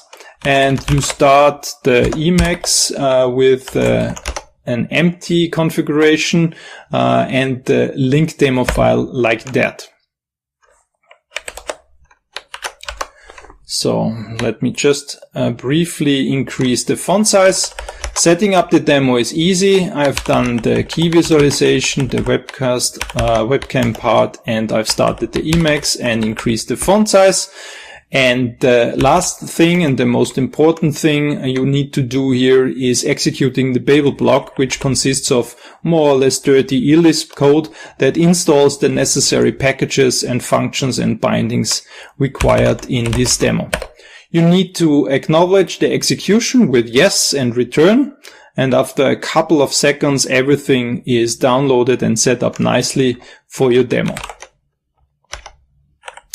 The first demo is the demo where I'm going to show you how I'm working with links between arbitrary headings, and it consists of two commands: org superlinks quick insert inline link, and the second one is org superlinks quick insert drawer link. So the difference is between the first one is an inline link, and the second one only depends on the drawers of the headings. So let's show you what I mean. If I'm inserting here the inline link to the second one, which I have to choose from the result set here, you see that there is this second heading link included here in the first heading. Let's open up the first and second heading. You see that I can jump this link to the second heading, and the first heading as well as the second heading get human readable IDs, which I personally prefer, and the second one gets a back heading in a links drawer, which was created automatically. So this is a method where I link arbitrary headings, and that's the main reason why I personally don't need any Zettelkasten based method like org-roam. The next command which I want to show you is the link between those drawers. So in order to link the third to the fourth, I need to look for the fourth, and in this case you do not see any inline link like here above. But you see the properties drawers and the links drawers in both headings. So there is a forward and a back link between those two headings. And if you see a links drawer, you know that there are linked headings you can follow. I do find this method very, very handy. And of course, this doesn't only work within one single org mode files. It works between arbitrary org mode files as long as they are part of your org mode agenda list. So that was the first heading with the bidirectional links. The second one is a little bit more complicated than that because I show you how I'm working with projects. Usually I start the project by adding a why statement so that I remember why this project needs to be done in the first place. And I do a brainstorming on the tasks that need to be done in the project as a simple list. And with this handy command, I'm converting it to a list of org mode headings. Now let's add the next keyword, which is my default to-do keyword, to the first heading. And you notice that there is a created property, which is not relevant to the demo itself, but it's part of my setup. And I really like those created headings, because when I add arbitrary headings, this created property is added automatically. So now I want to define a dependency between empty garage and paint walls and floor. I do that by invoking my command here and look for paint walls, for the paint walls heading. And in this dialog, you may add a schedule date and or a deadline date and or a to-do statement. For this demo, I only choose the to-do keyword. And you notice that there is this trigger property added. That's default behavior of org admin, which is managing the dependencies in my case. And in the other one, there is this blocker property. It's very handy to know that those IDs might be used for jumping between those dependencies. Again, those two headings don't have to be necessarily in the very same org mode file. They may be scattered around your org mode agenda file all over the place. So continuing this definition of dependency between the second and the third one, I'm using the search bring back stuff, the search functionality, and I choose the next keyword here is dependency, and the same holds true for the last two. Is painted, for example. I'm going to use the next keyword again. And I tend to use the last task of any project to close the overall project. So if I'm show you the this one, I'm using the dependency to garage project, and this time I'm using the done keyword. So of course, the properties look like that all the time. So there is a trigger from the first task to the second one, and there is a blocker from the second one back to the first one. And when I'm actually doing the project, I may now mark the first task as done. And you notice that the second one automatically gets a next keyword. And this happened, of course, for all those tasks. And the neat thing is when I close the last one, the overall project gets its done keyword as well. So this is how I'm working with projects and dependencies. And most of the times, task dependencies are even not within the same org mode subheading, let's say. And also I'm using dependencies between different org mode files. And this is a very, very cool way of defining what to do next in a project without looking for tasks that can be done at that stage. You can have a look at the details of the demo by checking out the files in the repository. And that's it for the demo. And therefore, I thank you for your patience, and I wish you good luck. And I hope that I could show you one or two tricks that you can add to your org mode setup in order to help you with your daily work. So, bye from me. Till next time.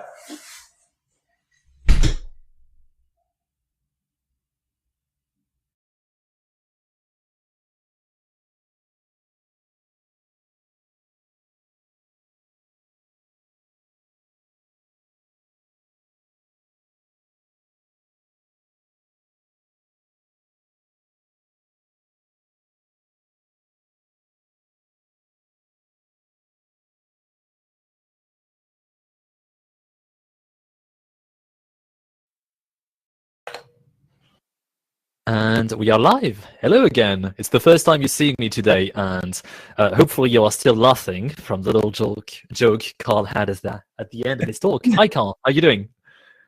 I'm fine, thanks. How are you doing? I'm doing pretty fine, but I'm currently struggling to make my window slightly larger because what am I doing? Okay, I think people can see me relatively well right now. Yeah, I am doing well, and thank you for the joke. It feels like when I see people wearing suits during a BBB presentation, sorry, not a BBB presentation, an EmacsConf presentation, I feel like it's a reply to my own style, and I feel attacked. And I will just confirm, how do I do this without making too much of a fool? I will lower my standing desk, and you can see that I am actually wearing trousers. So yes, I am wearing socks and sandals because it's really cold right now, and it's very comfortable as well.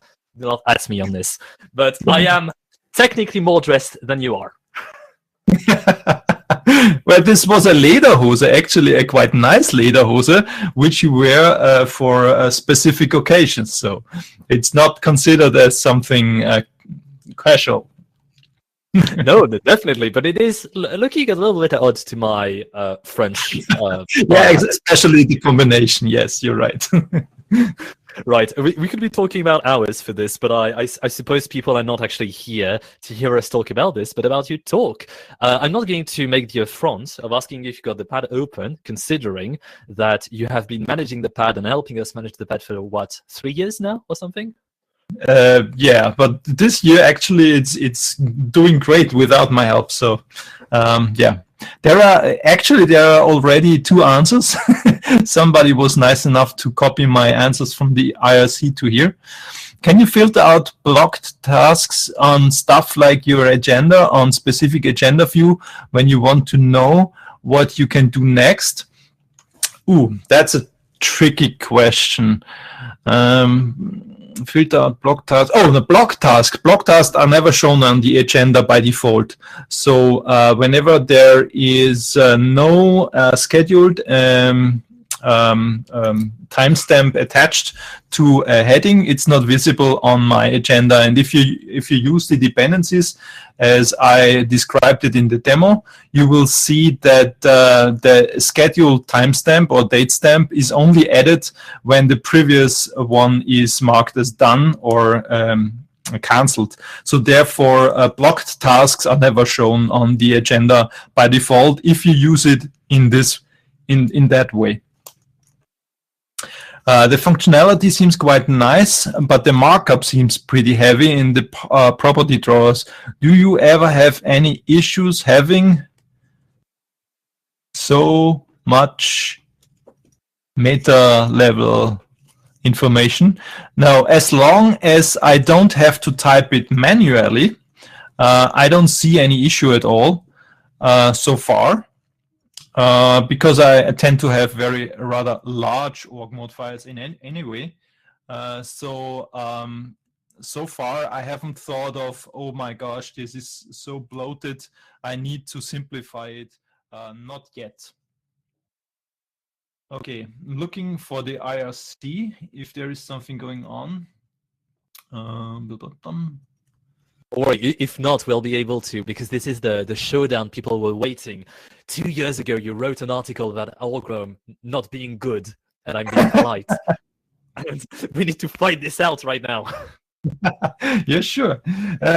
Actually, I do think that Zettelkasten methods are interesting, but so far I haven't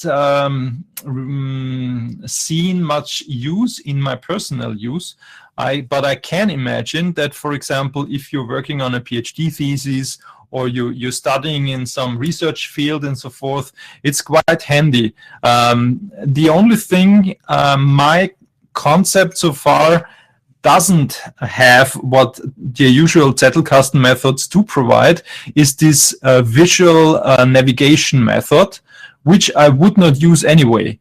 So I don't see any purpose at all for Zettelkasten methods for my personal use cases, as long as I don't think that this visual navigation would be very handy in my case.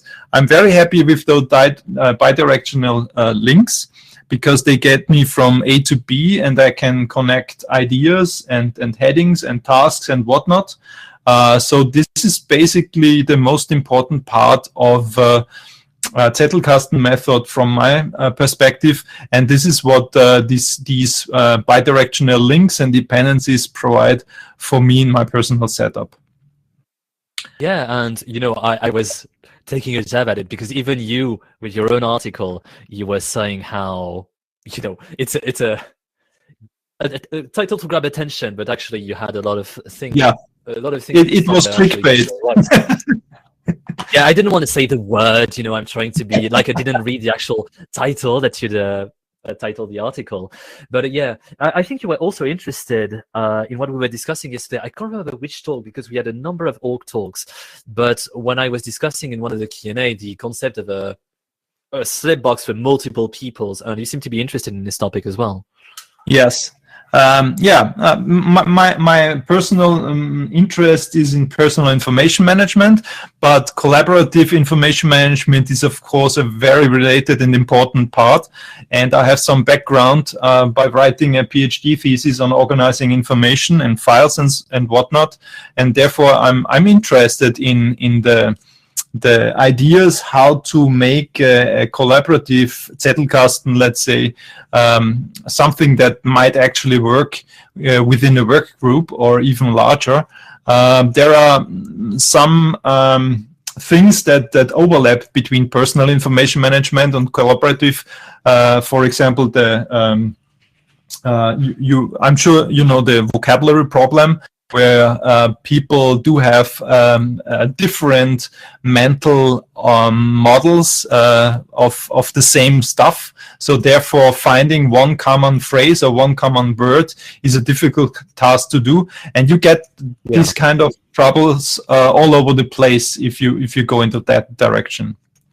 Yeah, this is why I think just like a lot of software solution, they need to be backed up by strong methodology on the side. It feels like it's always a balance when you have the tools that are helping you enable something like Emacs, like org, like Zettelkasten, Zettelkasten.el or Chrome, or any kind of I don't want to say Org-Rome clone. It's like it's like Dark Souls when everything becomes a Dark Souls clone. It's not the point.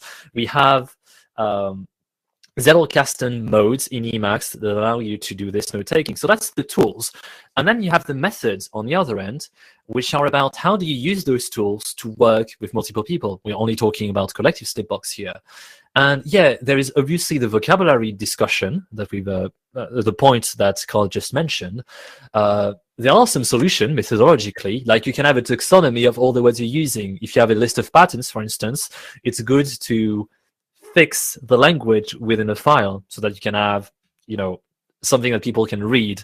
It's kind of like, you have dictionaries, obviously, but it reminds me of the some very specific dictionaries, like the Hacker Dictionary, when you have a lot of entries where people can learn the lingo or how to use the internet, how to chat on IRC and stuff like this. It feels like a group slipbox is always going to be oriented towards solving a particular project, I think. And I think taxonomy and vocabulary would be very important to have.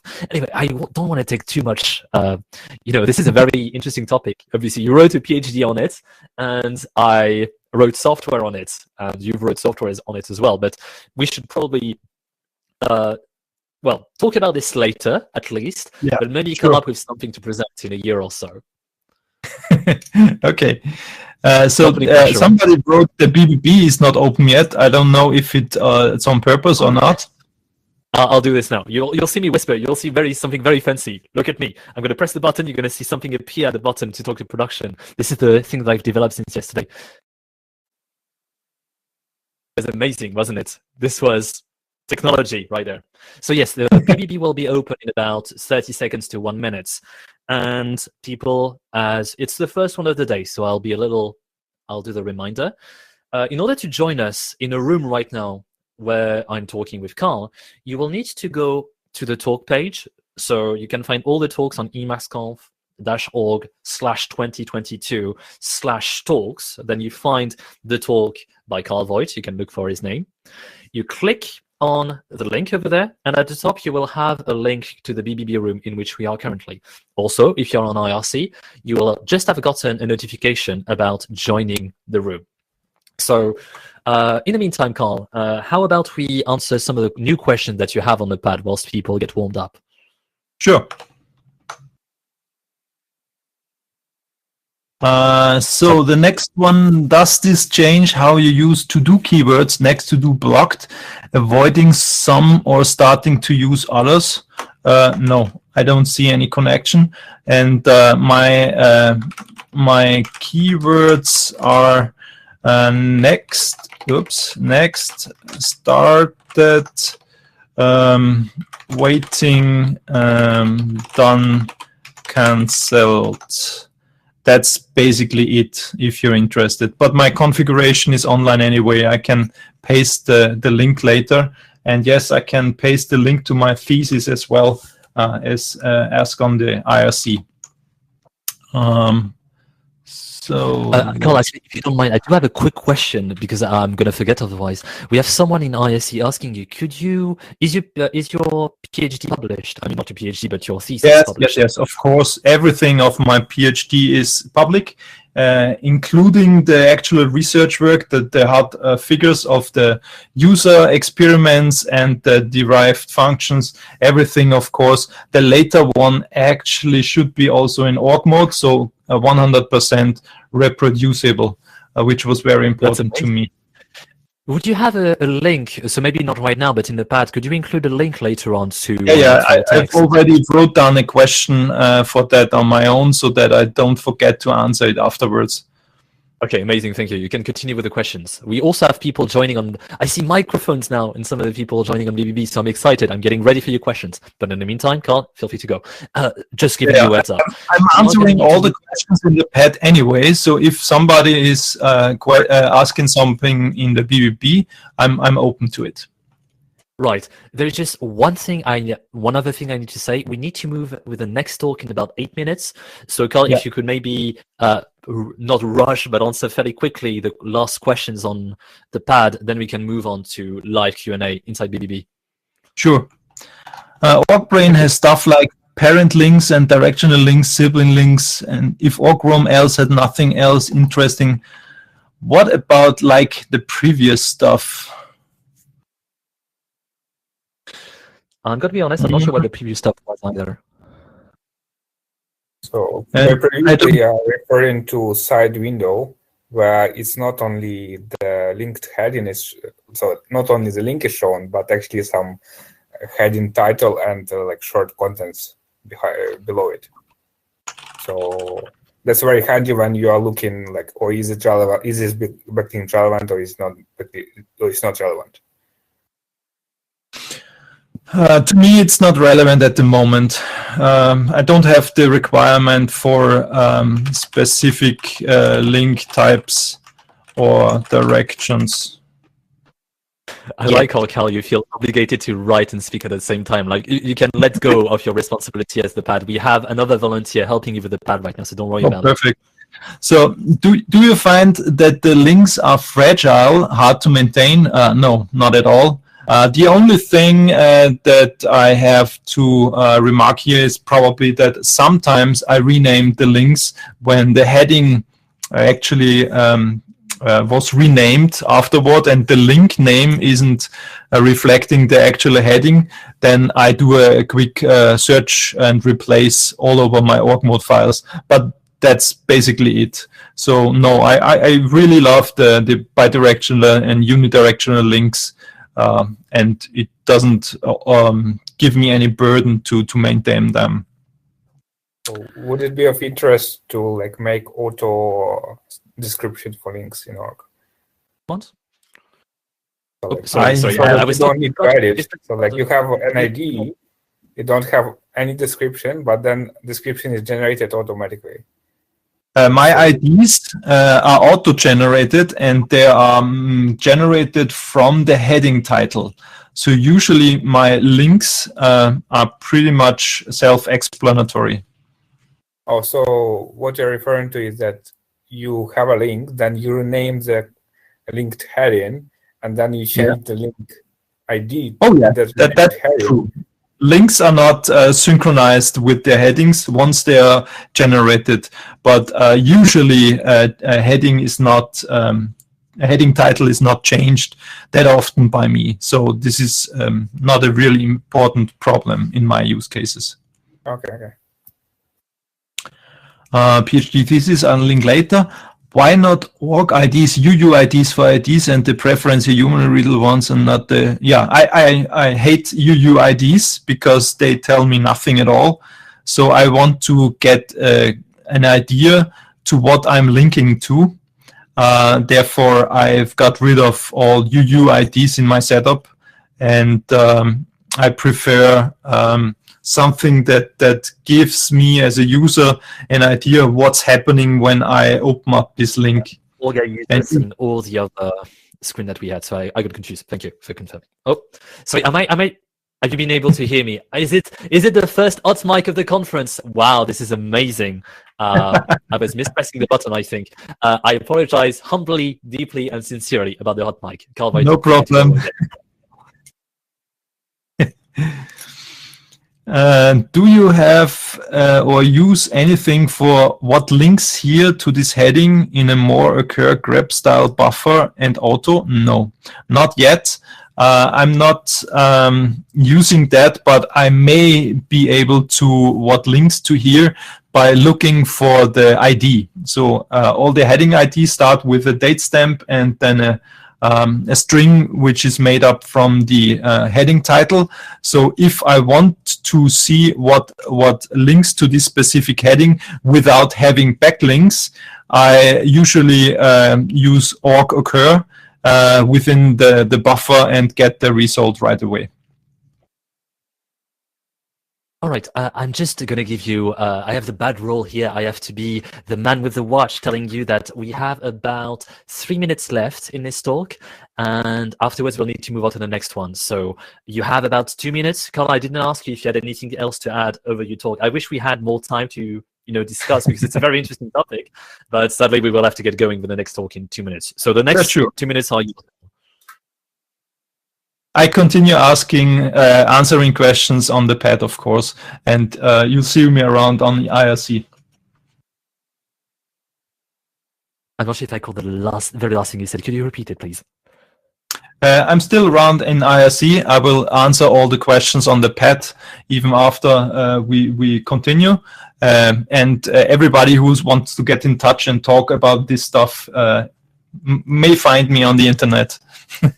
Sure. There is still the nebulous concept. Every EmacsConf I say, oh, we should have a meeting room for maintainer or for people well invested into org and Melpa stuff and package writing, because it feels like if we have so many ideas and so far the only person who's been able to implement every single idea they have is Alpha Papa, because I have no idea how they do it, but so many packages.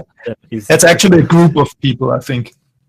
Yes, we haven't seen, if we need to check if Alpha Papa appeared in 2 different rooms at the same time. I need to confirm this for my own sanity.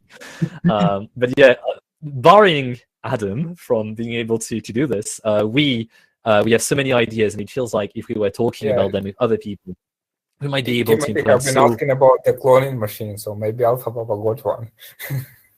Yeah.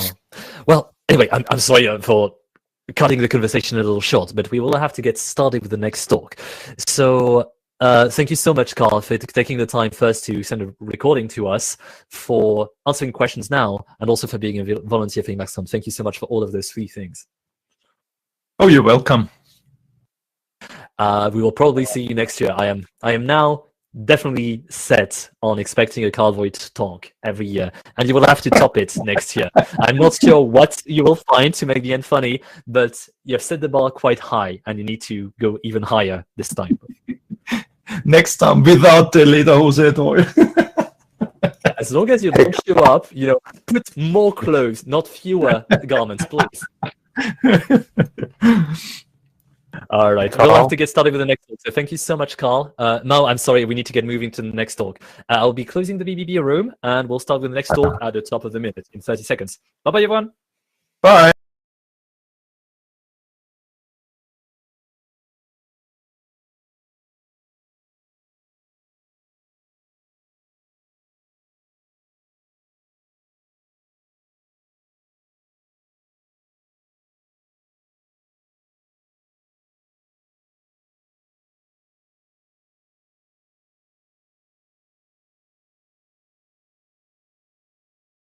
The next talk is called OrgVM, a simple HTTP server for org by Corwin Brust.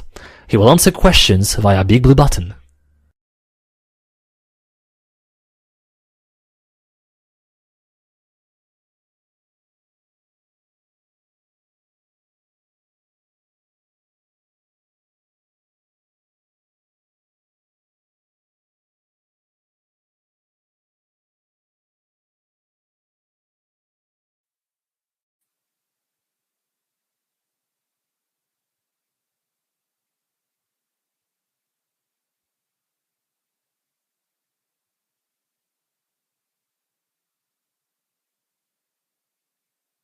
Good afternoon. Thanks for joining.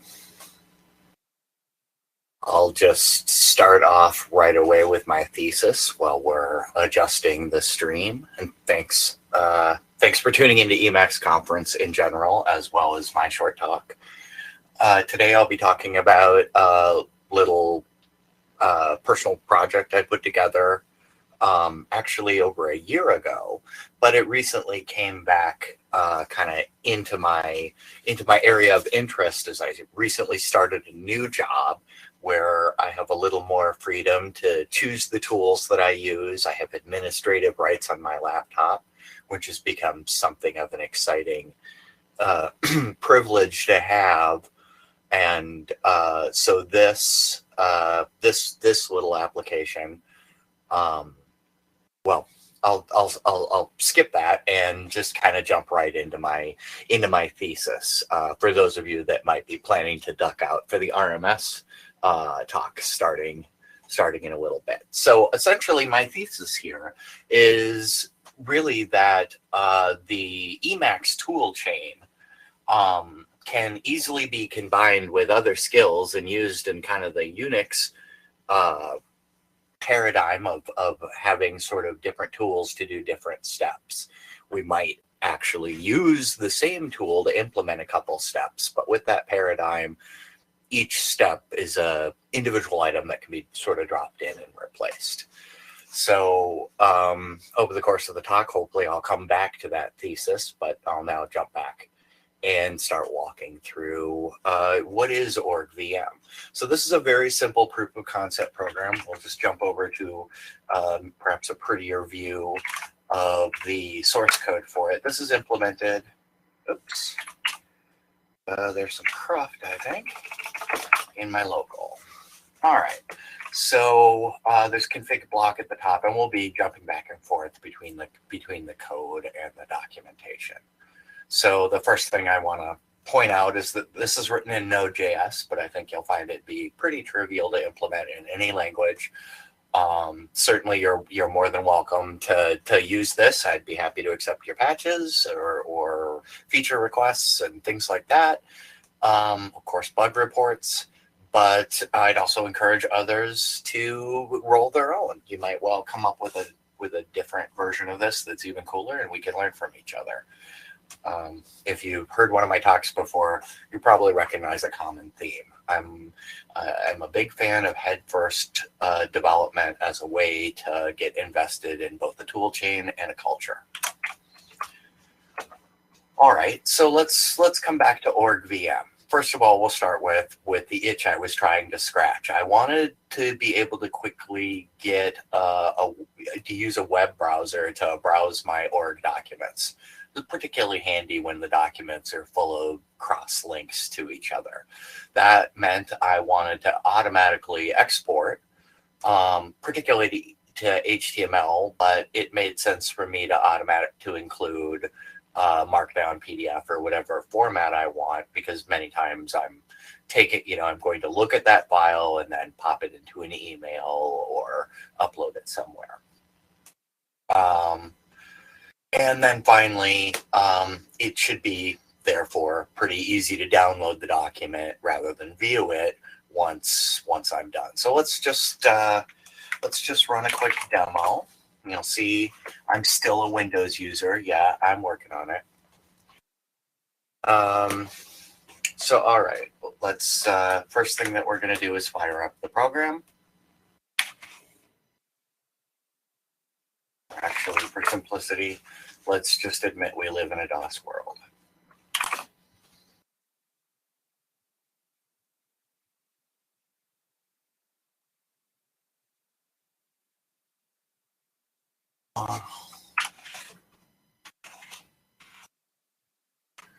As you can see, there's not much to it to get the application running. So with that done, then I can run out to my local host.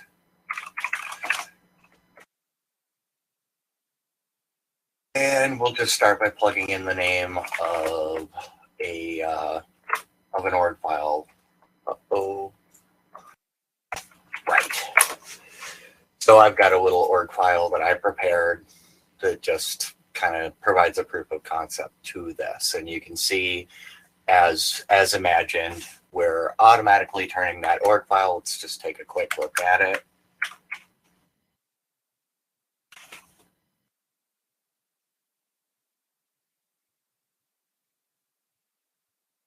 And here's that file now. So you can see nothing up my sleeve. This is a very basic org file that I use for testing this program.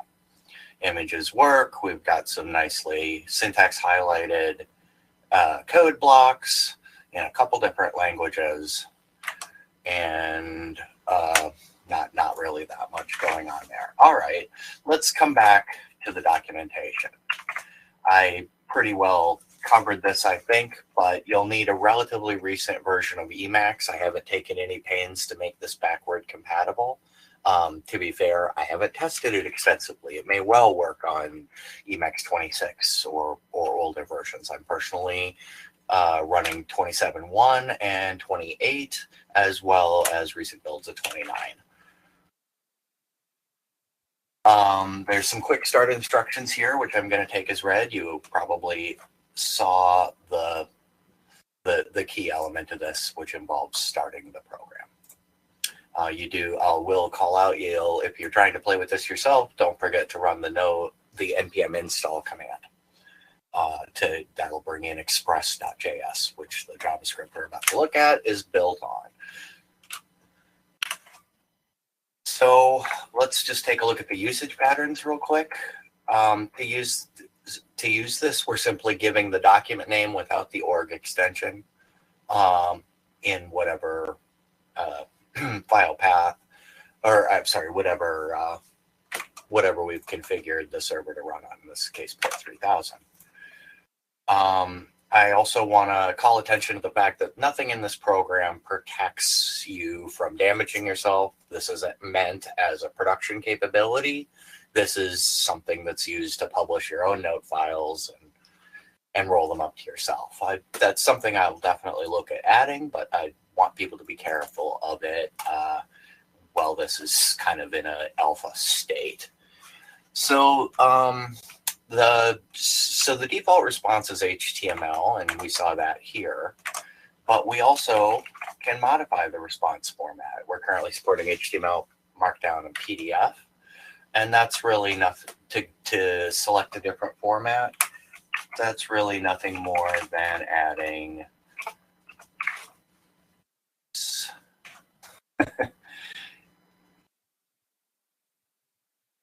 type. Okay.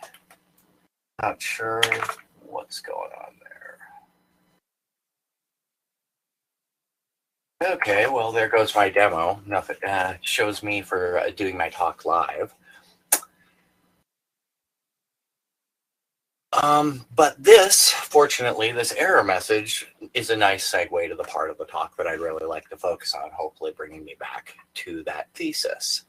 So as we start to look at code, what we're looking for is really this Emacs Lisp that's getting generated here. And you'll notice that's the stuff I thought was important to produce as diagnostics while the program's running as well. So spoiler, this eLisp is dynamically generated by the program, and that's really the core of the way orgvm or my orgvm works. So this should look pretty similar to the view of the code we had a moment ago. You can see I've got some basic. This is all hard coded into the program, nothing fancy going on here. The debug is simply controlling that diagnostic output that we looked at. There's some other hopefully fairly self-explanatory programs or properties where to find Emacs and so forth, and then finally we come in to kind of the meat of it, the variables that are used to control what eLisp we can generate dynamically. So here we're controlling the extension that it should look for org files. Hopefully not too many people out there with a weird extension for the org files, but this should support that. I'm afraid that is something I've been known to do. We have then we define a list of additional export types. Here's one that ought to work. Let's take a look at type equals org.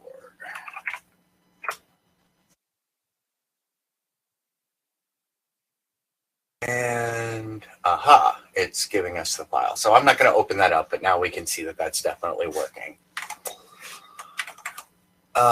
For certain versions of working.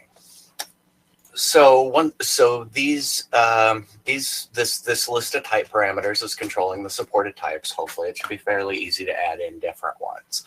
The fancy footwork here involves, first of all, there's the extension and the MIME type. That's, as you might guess, used to control the response content type. We also have this replace variable. This prevents, there's an optimization to send an existing PDF or HTML file if that's already been generated, but only if the original source org file hasn't been modified since. This replace effectively can turn that off. If I remove the replace equals true attribute, then I'll be prevented from overwriting that. In other words, I'll always send a cached version. That might be helpful if, for example, you've got hand-tuned PDFs and you don't want to accidentally overwrite them. All right, let's get into the code a little bit more. I'm going to skip past the really good stuff and jump into the boring parts so that we have them as context. Here's the default path, and it is going to send me the README from the project project repo if I don't specify a path. And then we have a couple of different endpoints that we support. We'll come back to this first one. For now, let's start with the more normal one, which is just giving us a file name. So we can see we start by figuring out what the physical file name should be called. And assuming that that exists, oops, sorry, I've confused myself. So this is the caching or the optimization that I mentioned, sending the existing file. This file exists is where the optimization is that regenerates the file if the source org document for the HTML generator has changed. Again, this is a short talk, so I'm not going to go into all the nuances of this JavaScript code. It's pretty far from an Emacs related thing. So with that said, then the rest of this program is really mostly just handling the different error. I didn't understand that type. I don't know the document. I failed. Otherwise, there's the caching. And here's really where things get interesting, where we've generated some eLisp, and then we're calling Emacs with that eLisp. If everything works, we'll send the file. If it doesn't, we'll send the 500. And we've already seen the 500, so we know that works. All right, let's get to the interesting part. Sorry, one more footnote. There is a capability built in that will allow us to execute an org block. Let's see if that's working in our local. Remind myself how to do it. It's run, I think it's called test. And that's returning a 500. I'm suspecting that's running because I'm running in command instead of bash. Yeah, so the failure is happening after I generate the ELIS, so I'm pretty confident that is what the actual problem is. If we have time, I'll jump back over there and relaunch it in min-git bash, and we can see it actually work. But this works pretty well for me on my work laptop. I didn't have to make any changes to it, so I have a fairly high amount of confidence, at least in trivial cases, this works pretty well. All right. So what I actually wanted to talk about today, and I'm going to be kind of hand waving around this ES5 class that I've got, and kind of the way that works. Hopefully this will be pretty familiar to you if you are a JavaScript programmer. The interesting stuff comes when we want to build some Lisp. Here you can see that I really don't have a whole lot of code around formatting Lisp. You can see that I've special cased whether the arguments that were passed happen to be a function. If they are, I'm going to call that function, and then the result will be again formatted as Lisp. So this would be a recursive call here. Otherwise, I'm just going to return the arguments. I'm sorry. Otherwise, I will slap a pair of parentheses around the result of walking that list. If I get formatting each element of the list of arguments that this format list process calls, and separating them with spaces. So in short form, this program walks through a list. If the list it receives is a function, it calls that function. Once that's handled, or otherwise, we simply walk the list, taking the arguments, concatenating them on strings, and finally wrap the results in parentheses. So what I didn't mention there, but might be obvious, is if I have a nested list, the inner list will be subjected to the same treatment. So this is a recursive sort of algorithm. All right. So now when I go to export, actually, in the interest of time, I'm going to avoid walking through that piece of code, and let's focus instead on the more interesting part of how that Lisp gets encoded. So coming back to the PDF is a good example here because it's got a special case. You can see I've specified this export fun or export function. That's a property none of these other types have. And you can see it contains some eLisp, telling us how to call the export for it. Let's go see how that's used. At the very end of what I just skipped over, the detailed how the org export process works, you'll see that I am ending with a step to call the export function. Here, I look to see whether I have an export function property. If I do, I call that function. And if I don't, I build this list with the default org export to file function using the file name and an output file name. So this hopefully is pretty familiar to anybody that's manually messed around with calling org export to file. If it isn't, you can pretty well trust me for it. There's nothing very special going on. This looks rather like,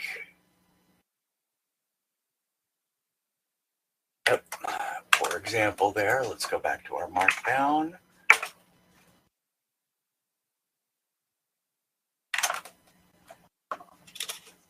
And there we can see. I'm going to make a quick announcement. Can you hear me? Yes, go for it. Okay, let me just show my face. Oh, I'm not showing my face, damn it. Okay, I'll make the announcement. You won't see my face quite yet. We are about to get started. Well, we actually just got started on dev with the talk by RMS. So if you want to hop over to watch the talk by RMS, feel free to do so. Otherwise, we will be continuing on Jen with Corwin to finish his talk and have a Q&A. Corwin, you can feel free to go now. Okay, bye everybody.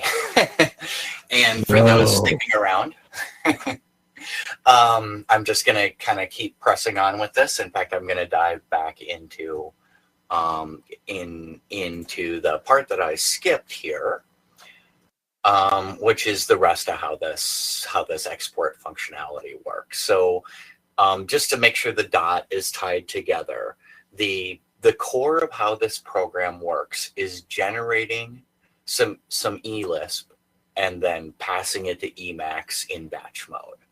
So if that wasn't perfectly clear, that's really what's going on with this program. The rest of the implementation is just a way to do that, or certain features that are supported when in that generated eLisp, if you will. So this is, you could say, the minimum implementation I could come up with to create a web server for my local org documents. And I will also interrupt myself to just pull up the Etherpad real quick.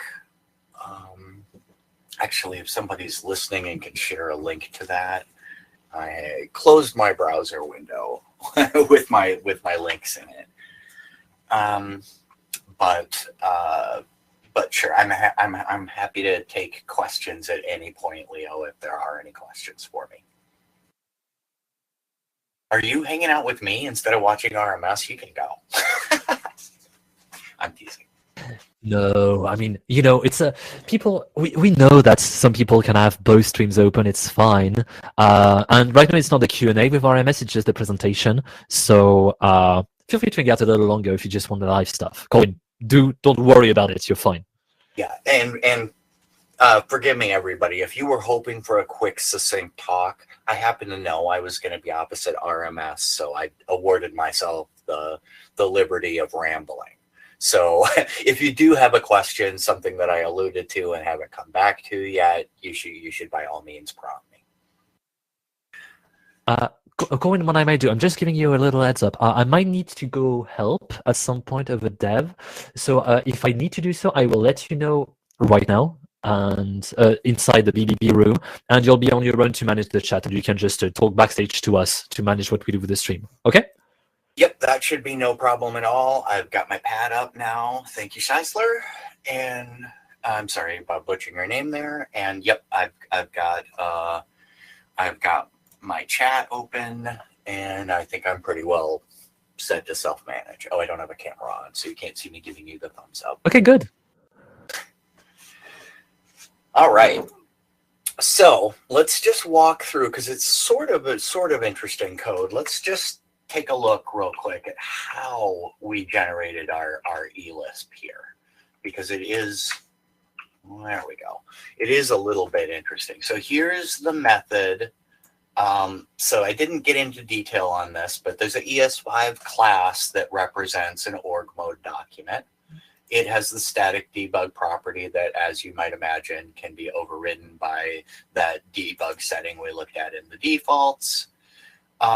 We also have a static variable that a static property that does nothing more than getting the path to Emacs out of those defaults.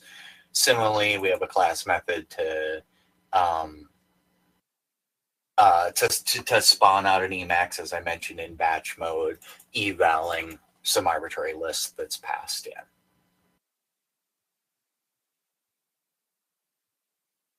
All right, so the type, this is where things start to get interesting. So this is an implementation detail, but that it's written as a static method. But essentially what's going on here is looking up from that type list to try to find a type that's passed in, and that's returning one of these blocks. Let's say I've requested HTML, which would be the default. Then I'm going to get this set of properties back. All right.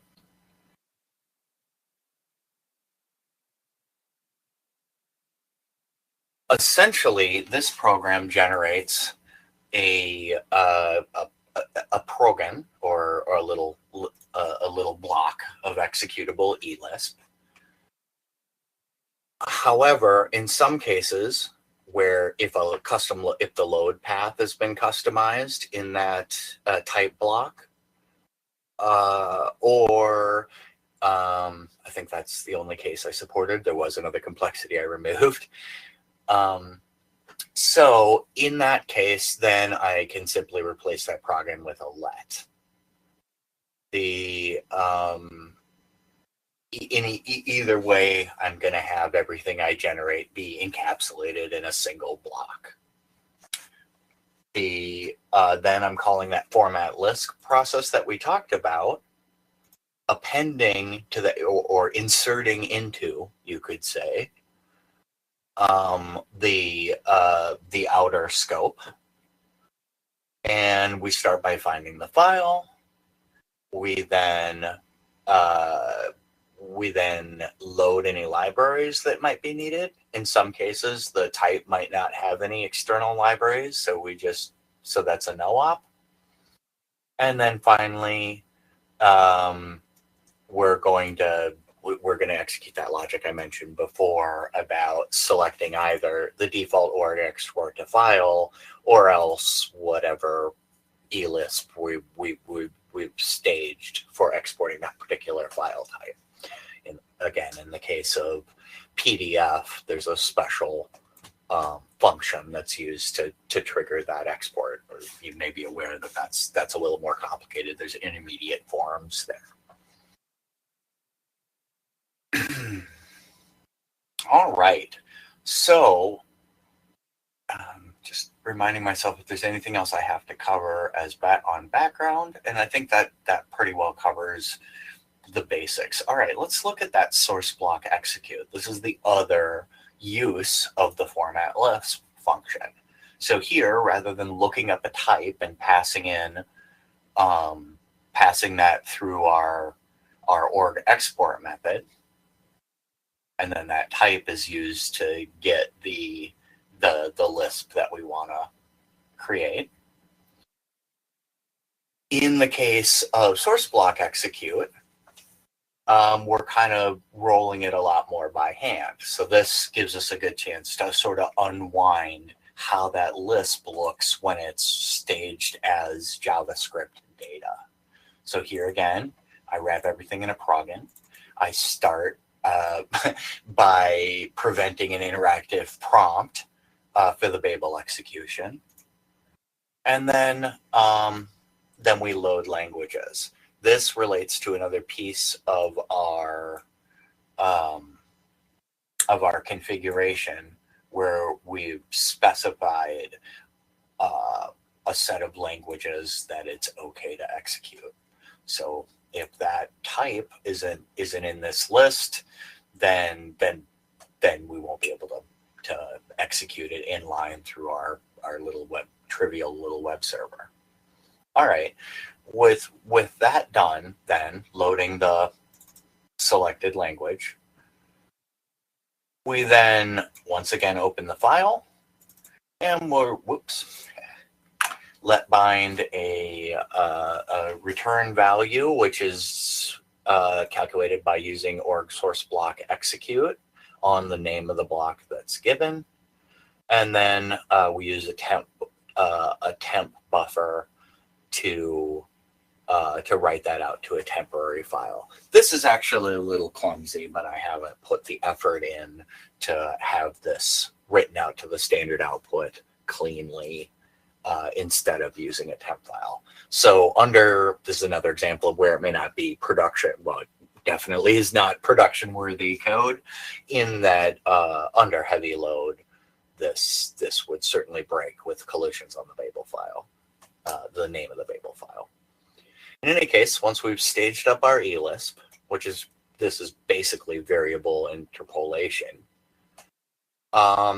then we just call Emacs on that. And if we look down to where that's called, you can see that the org Babel file name calculated here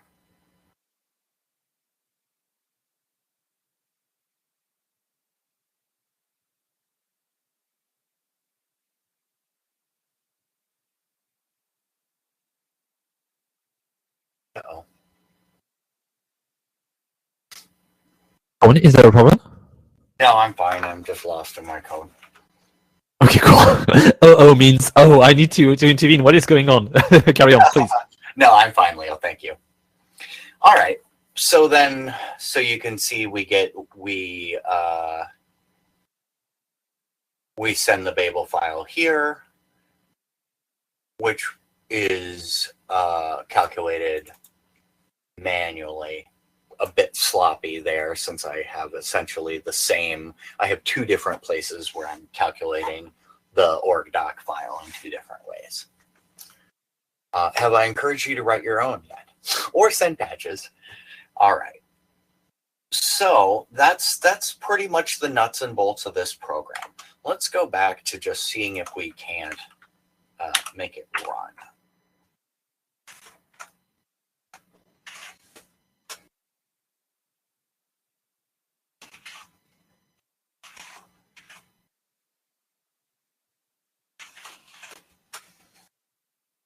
All right.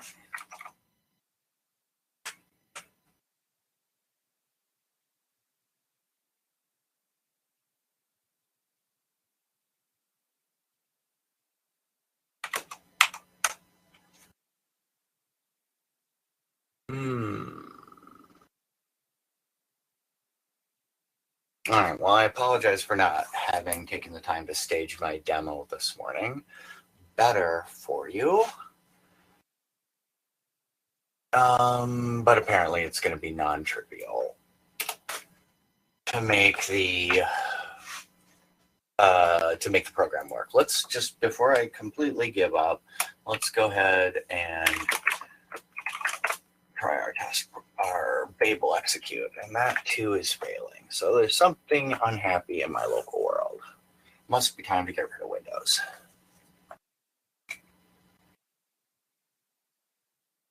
But in any case, let's go ahead and just take a look at that. Let's see. Is it control insert? Yes. Let's take a look at that generated eLisp and compare it to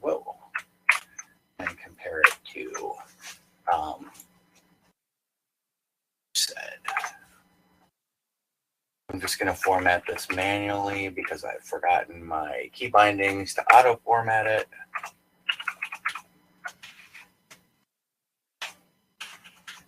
There we go.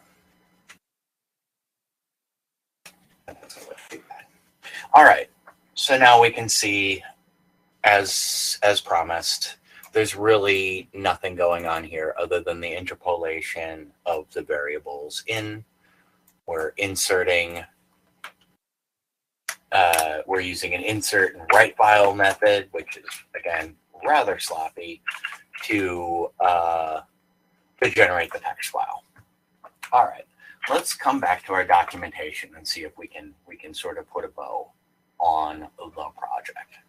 So I hope I've convinced you that this was actually rather easy to do.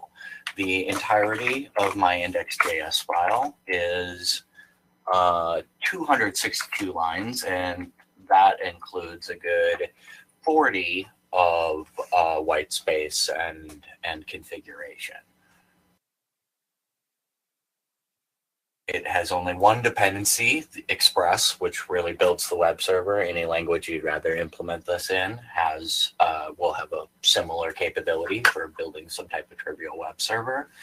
And I think you may find, I certainly found, that a large portion of the code base is really making the errors meaningful. In that, in some cases, sending an appropriate HTTP status based on what happened. In other cases, let's see if I've got an explicit throw left in here. In other cases, just trapping different types of failure conditions. I'm going to look at my pad, and I do see a question here, so let me jump in here. Colin, just to make sure, are you switching to Q&A? Are you finished with your presentation? Well, as I said, I'm happy to take Q&A throughout, but yes, let's say yes to that. Okay, so Colin, what I'm going to need to do now, you are in charge of the room. We are going to open up the room so that if people have questions watching right now on Jen, feel free to come in. And there was something else I needed to say. Yes, Colin, if there's any problem, whisper to us on Mumble. So you might want to unmute Mumble and be able to listen to us over there. I can't do that, Leo. If I unmute Mumble, it's going to bleed through. Okay, sure. Well, if you have any problem, type in EmacsConf-org the channel and we'll be with you, okay? Yeah, or I'll PM somebody. But I don't anticipate having any problems. I'll put something in org when I run out of steam here. How's that? Amazing, cool. So I will have to leave the room though. I'm leaving the recording going so that we have your Q&A. And whenever you're available, I'll shut off the recording when I close the room. Okay, great. Good luck, Owen. Thank you. All right, and if you're still with me, well, thanks. I appreciate that. I did offer to be opposite RMS, and I'm in no way offended if people do want to jump over, especially as that starts to shift over to Q&A. I'm taking Leo's leaving as a pretty good indication that that's happening now-ish. So no, totally understand if folks are more excited to do that. Meanwhile, let me just jump over to the question that I received. I'll show the pad here so that save myself reading the question out, but I'll paraphrase it. Why am I not running the web server in Emacs? That would be a great way to do it. I chose to build it in Node.js because that was trivially easy for me.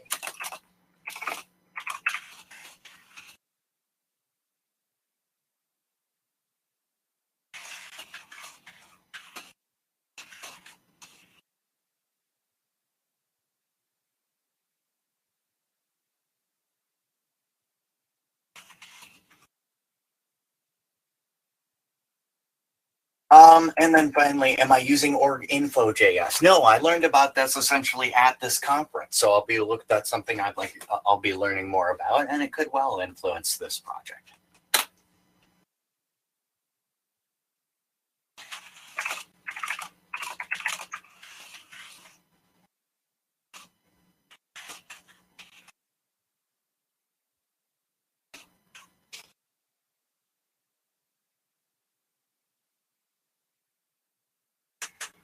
All right, and thanks for the questions. All right, I'm going to slow my roll just a little bit here because I think I kind of have all the time in the world.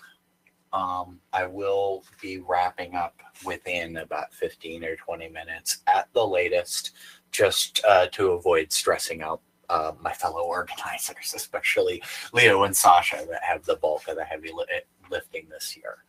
And Eamon and really thanks all to everybody. God, the nicest part of doing my own talk is that I get to say that. This is just so much fun to contribute to EmacsConf. And if you're at all interested, there's plenty of completely backstage behind the curtain rolls. It doesn't mean you have to be somebody that likes talking or being on webcam. Sorry that my camera isn't working this year. I spent quite a while fussing with that and lost all my time to get my prereq working.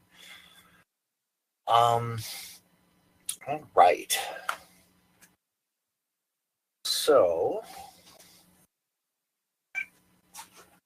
trying to think where I can take us without my demo working. I was really hoping to show the org Babel piece. That's really fun. So let me just mention briefly some how I'm using this at work. So at work, I'll have some type of org document, and usually it's a project. So so the title of the document is my project, and then I'll have a requirements section, and I'll have a meeting notes section. That's probably the key thing. And then as the project goes on, I'll start having, I'm a solutions architect, so my job is formalizing design in large part. So then I'll have a design documents section and this is where I'll be doing a lot of my work. So I'll start out saying,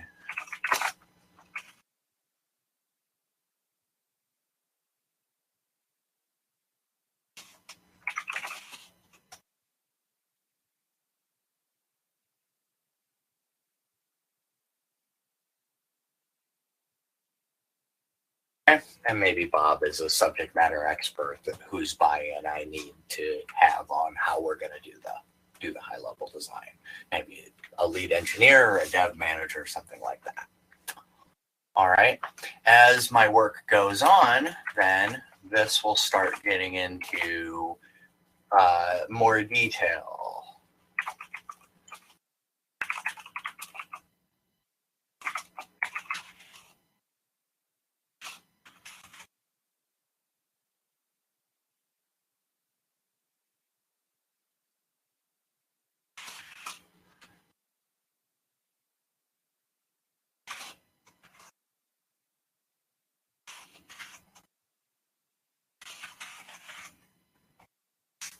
And things of this nature.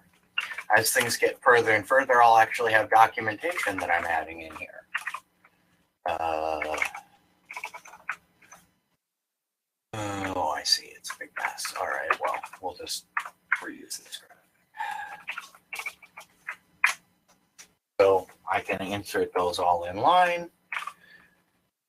And now for the fun part, let's see if the most trivial case is working here.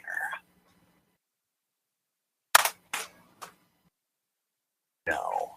All right. Completely broken.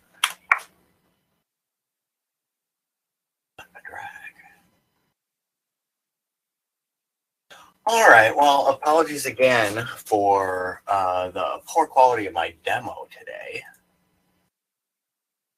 And let me just look real quick at my Etherpad once more. And I'll glance at BBB to see if there's anybody jumping in with questions. And then I'll go back to IRC and look for questions there.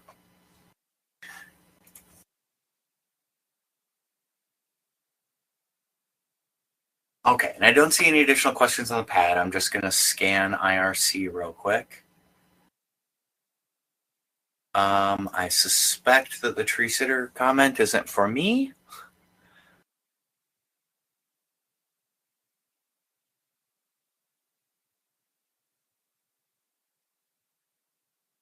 All right, and I'm not seeing a lot of questions there. So I'm just going to vamp for just a minute or two. As I mentioned, I'm a conference volunteer. This is my third year volunteering with the conference. And probably if you take one thing away from my talk, it should be, I really like volunteering for the conference. It's fun. It makes me feel sort of close to the pulse, and it gives me a chance to just interact with people that have very different perspectives on Emacs, which is something that I really value a lot. Emacs, like anything else, sort of in the internet world, has a real echo chamber factor. If you do or don't like use package, you probably interact with a lot of people that feel the same way about that. And so I really recommend volunteering for EmacsConf as a way to sort of mix it up and get to know people that may not use Emacs the same way that you do.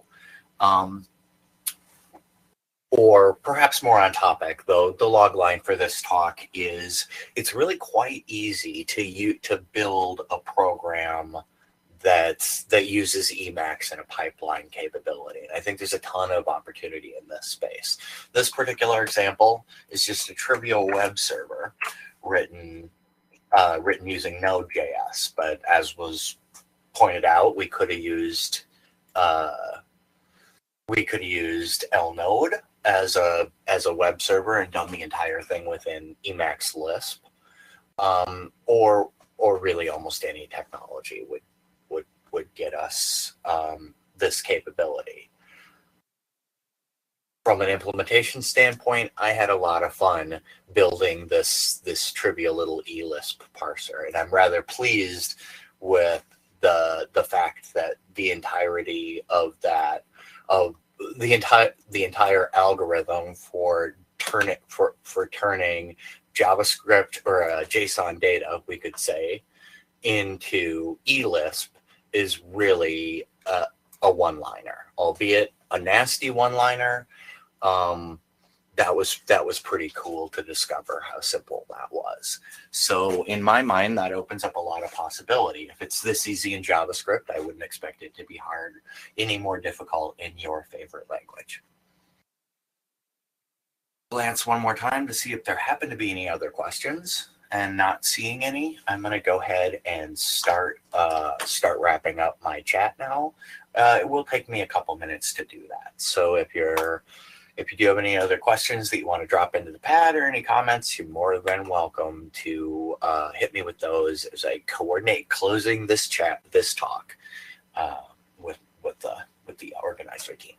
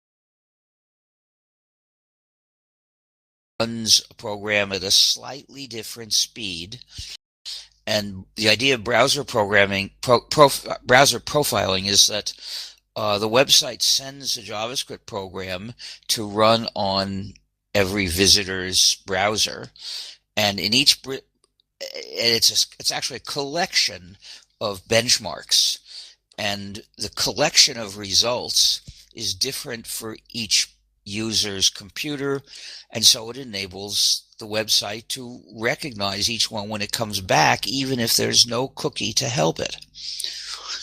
So which features are sufficient to make possible browser profiling? There may be no particular unusual feature that's crucial. Arithmetic might be enough.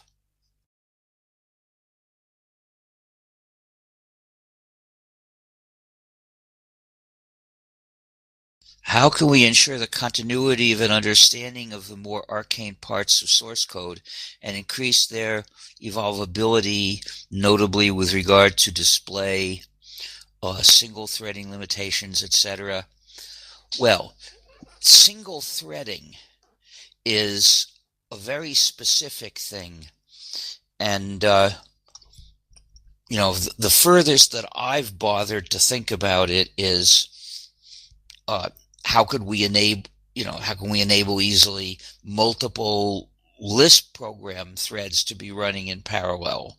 But if you're talking about multi-threading in display, I don't know if that even helps.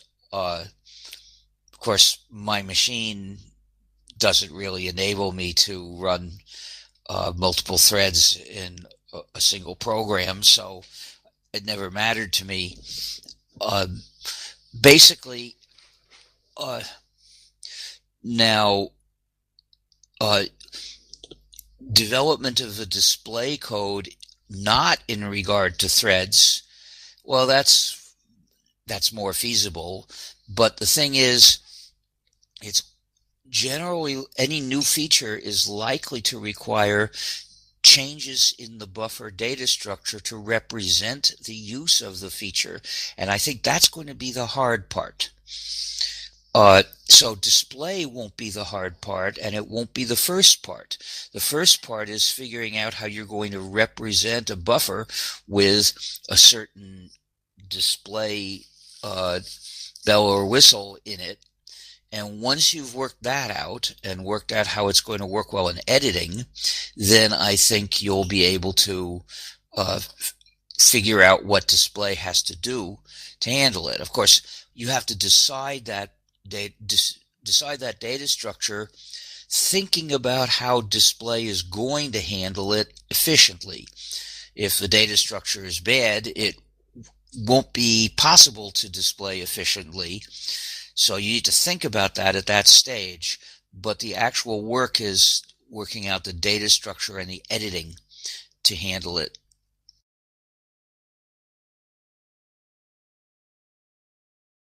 Do you recommend reaching out to schools for volunteers instead of universities because they're more prone to value the objectives of freedom? Well, reaching out for what? Reaching out to try to teach people about freedom, or reaching out to find more developers? Maybe that person could respond.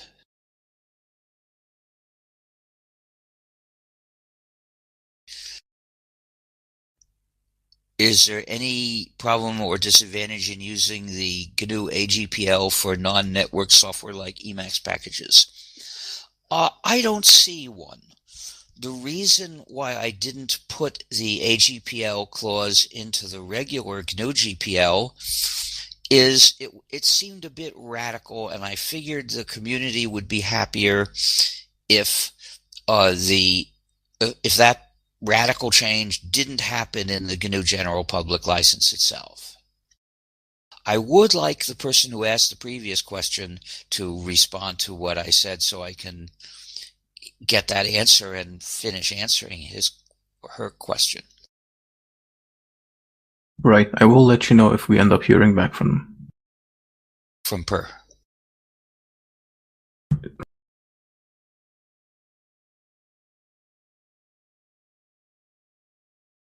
Is there a list of Emacs issues which can be solved by programmers with different levels? I don't know of one. I tend to think that people who know the basic level of Lisp programming can't contribute yet. They might be able to start debugging problems. It won't be easy, but that might be a good first thing to do. Look at bugs that are waiting and see if you can debug one of them.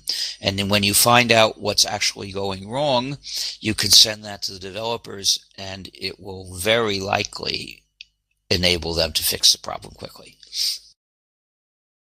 And in the process, you'll learn a lot about programs and how programs are actually written, how to understand the code you actually come across. With features like org mode and enriched mode, it seems that Emacs is getting closer to the goal of WYSIWYG. Well, it's got somewhat closer, but it has a very long way to go. I mean, if you compare it with something like LibreOffice, you'll see how long a way there is to go.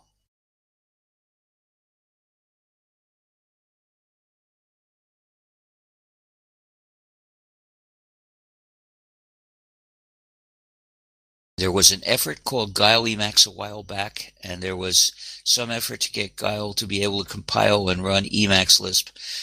You mentioned there were still some challenges relating to Guile. What roadblocks kept some of the other efforts from being used with Emacs? Well, we never finished solving the problem of reconciling Guile data types with Emacs Lisp data types. I got an idea for how to deal with the fact that scheme handling of nil is different from Lisp handling of nil.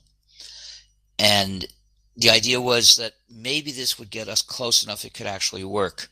But I don't think anyone fully implemented it and made it actually work.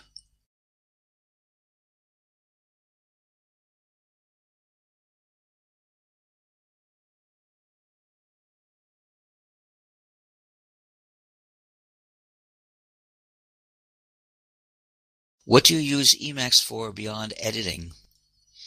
Well, I use it for reading and writing email. That's what I mainly do. That's what I do most of the day. I could, Amin, should I sing my song? Sure. I've been answering my email all the goddamn day. I've been answering my email 'cause my work gets done that way. Can't you feel the fingers aching, typing till early in the morn? Can't you see the letters blurring? It's just an ad for porn. You can see how out of date that song is, because we don't get ads for porn much anymore. Thanks for the performance.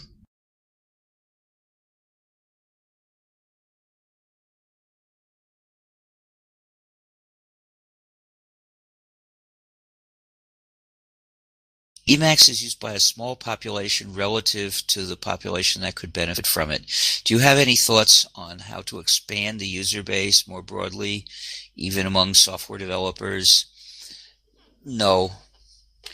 Basically, the fact is that on that aspect of things, VS Code has an advantage, and the advantage comes from Microsoft. It's pushing that together with as part of a large collection of evil proprietary software that subjugates its users. But those users don't understand that issue. So, I mean, I sure wish I could come up with an idea for how to spread awareness of free software and the injustice of non-free software. The best one that I know of is to show them the TEDx talk that you saw. If you show that to people, they'll get at least a basic idea of what's at stake here and why.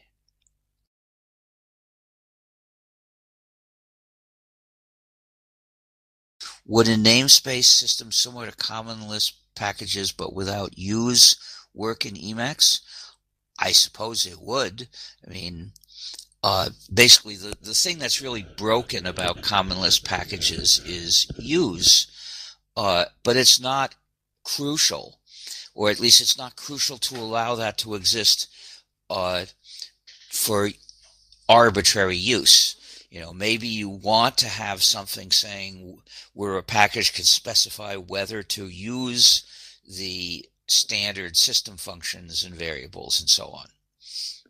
But there is a drawback to common Lisp packages, which is that all of the aspects of any given symbol have to go together. So if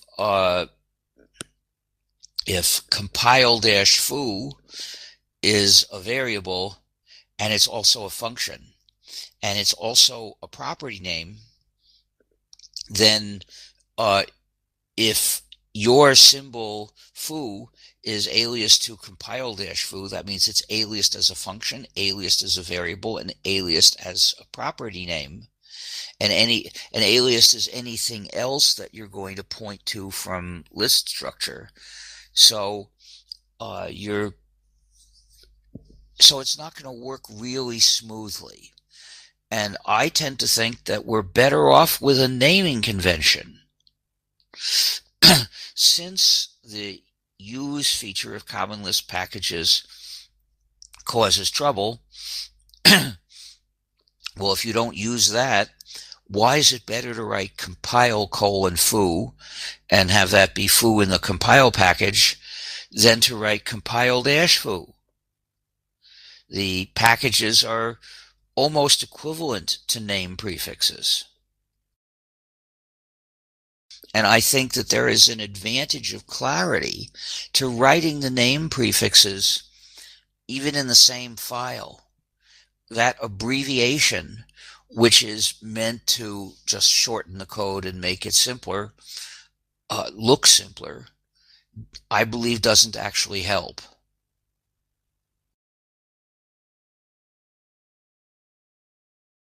And I say that based on many years of writing code that way. With Emacs 29 adding more awesome features into vanilla Emacs, how should we ensure vanilla Emacs does not get bloated with many similar features? Example, ido/icomplete, vc/maggot. Well, to some extent we can't. Users do things differently. I have never used maggot because I don't want to get used to using anything that's not packages that are not actually part of Emacs. Now, a couple of years ago, the author of maggot said he was starting to work on getting the copyright assignments to include maggot in Emacs. But I was unable to get any information on how this is progressing. So because I've never actually seen maggot, and because Git is actually not the VC system that I use most, I don't know if I'd want to use maggot. I'd probably be happier using VC. I'm told that they have extremely different basic approaches to doing things. They're not just slight variants of each other. Now, having multiple slight variants, things doing similar jobs in little different ways, that could be seen as redundant. But when packages have very different approaches, I think that's not redundant.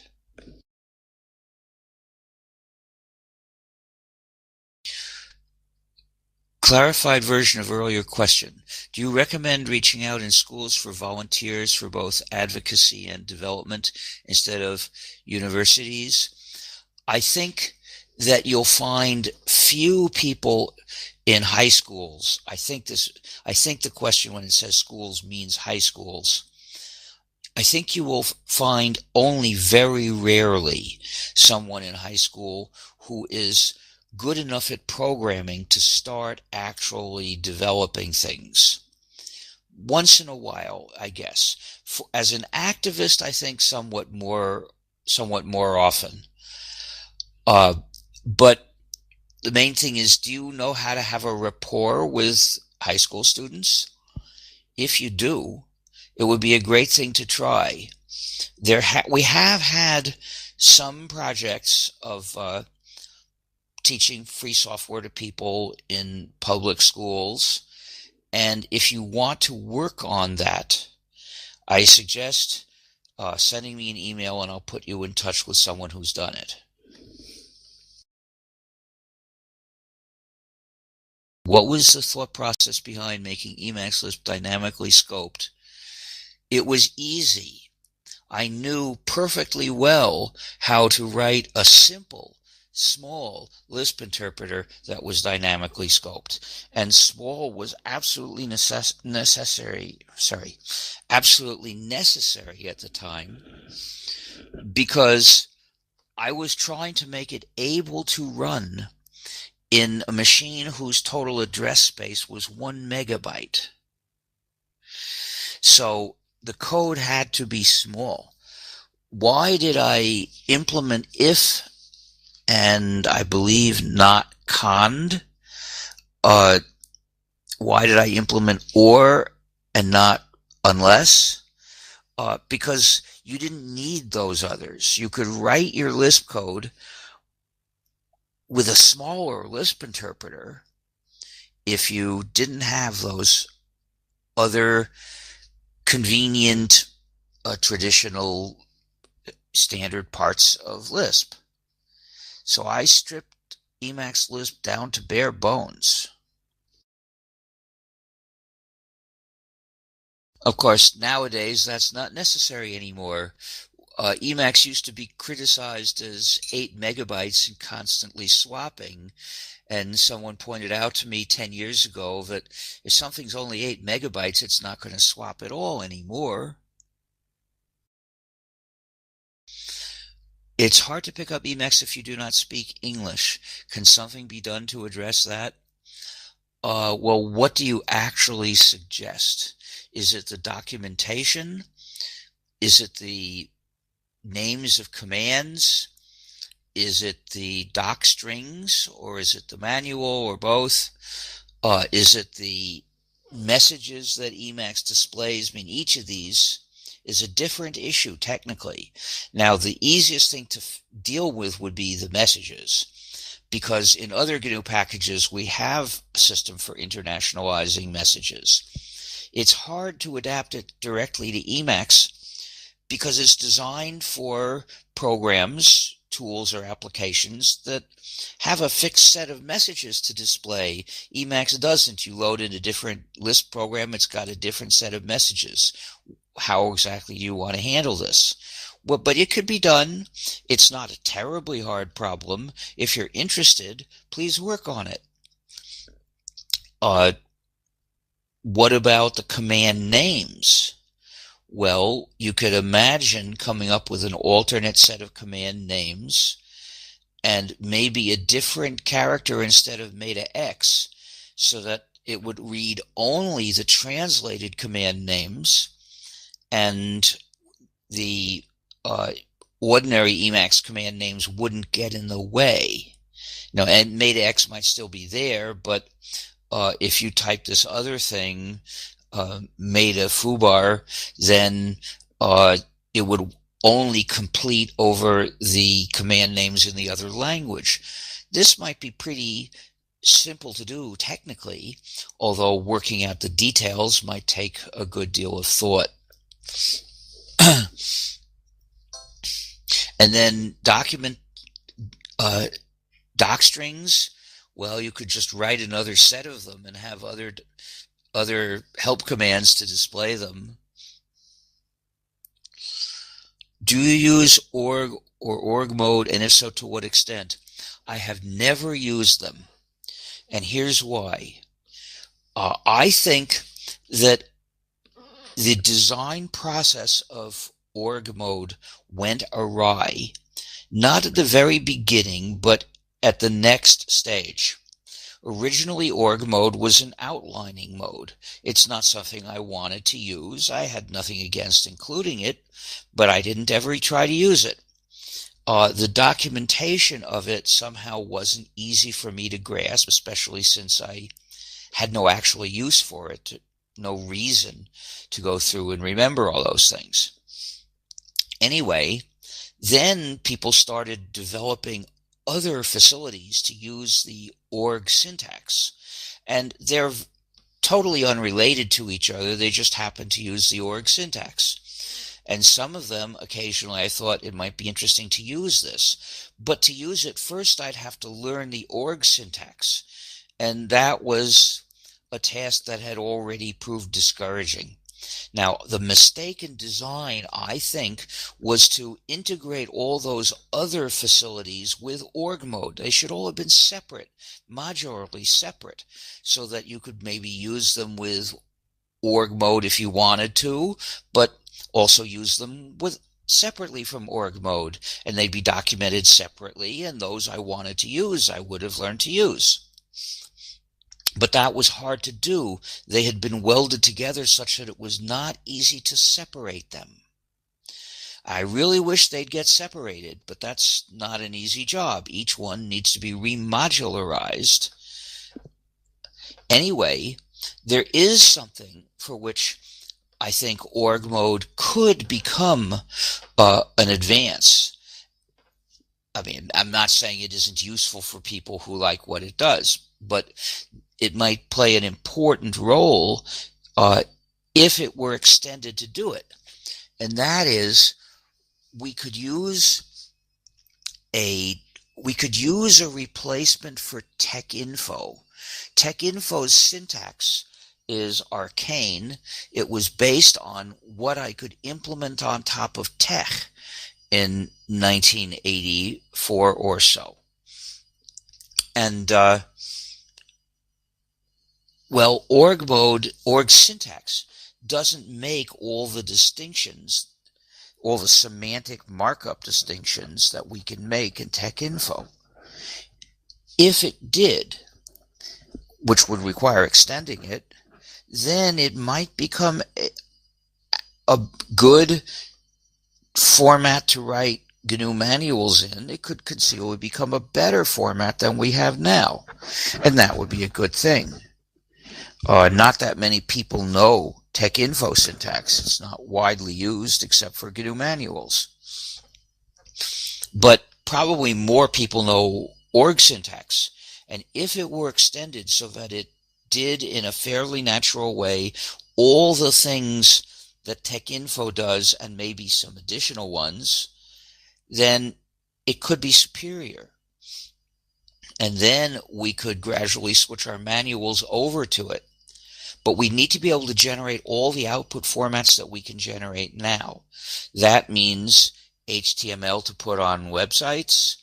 That means either info files or perhaps another form of the HTML output that would be good for an info browser, including the one inside Emacs and the one that's separate. And generating input to tech so that it would generate pretty looking manuals, which is one of the advantages of TechInfo. This is not a gigantic job. I'd say this is a medium-sized job, or maybe 2 or 3 medium-sized jobs.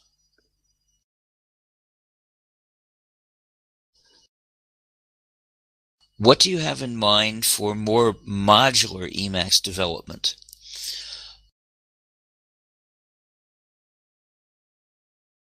I think that there's no specific feature that I have in mind to solve that. It's more of an approach to how you develop things. And it's thinking about modularity when you write each package that you write, because you will find situations where it has to interact in various ways with other packages. And sometimes you'll find the other packages have hooks that will enable you to do it. And sometimes you'll find that the hook you'd really need for this is missing.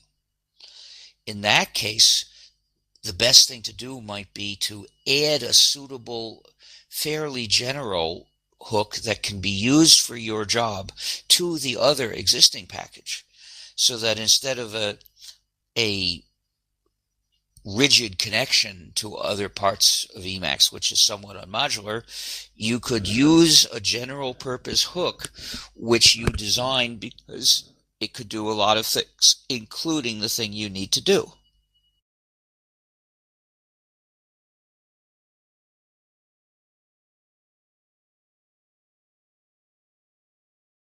Might be interesting to reframe the school question. I think it is related to the first part, how to bring Libre software into schools. For example, my entry point was LaTeX in school. Well, it's okay. I don't see anything wrong with that. By all means, if it works. Now, my naive, perhaps, guess is that it wouldn't arouse much interest, because I suspect most people would rather use a WYSIWYG text editor than a text formatter like LaTeX, any text formatter.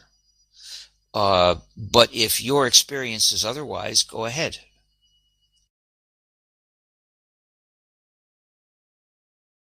In the light of that critique of JavaScript not being about the language per se, but rather the culture of blindly getting and running packages, libraries, what's so different with what's currently done by the vast majority of Emacs Lisp users to just install packages blindly? Oh, well, they know they're installing a package, and that makes all the difference. And people can post various versions of a package, and then people can compare them and say, hey, I looked at that version there, and it has a horrible bug. And so the community can do something about that. With JavaScript sent by websites, there is no way to do anything like that. And in addition, most of those programs are not free. How would you know? If you're not running Libre.js, you don't know what JavaScript programs are being installed into your browser at any given moment, or whether they're free. Very likely you'll just get a bunch of AlphaScript and you won't know what the source code is or whether you could even find it. These things don't happen with Emacs Lisp packages. At least not when they're in reputable package archives. Do you still intend to merge your patch to the shorthands feature to the master branch? Yes, but I've seen that something needs to be done with the doc strings because s.el mentions in its doc strings the function names used in s.el, and the Magnar's string library that works just by renaming those symbols really would want to alter the doc strings too. And now that there are multiple ways of doing that, one of them maybe is to edit the s.el source file so it'll do the right thing in either case. That would need a new docstring construct. Well, we've added many docstring constructs. We could add one more. It's not that hard a thing.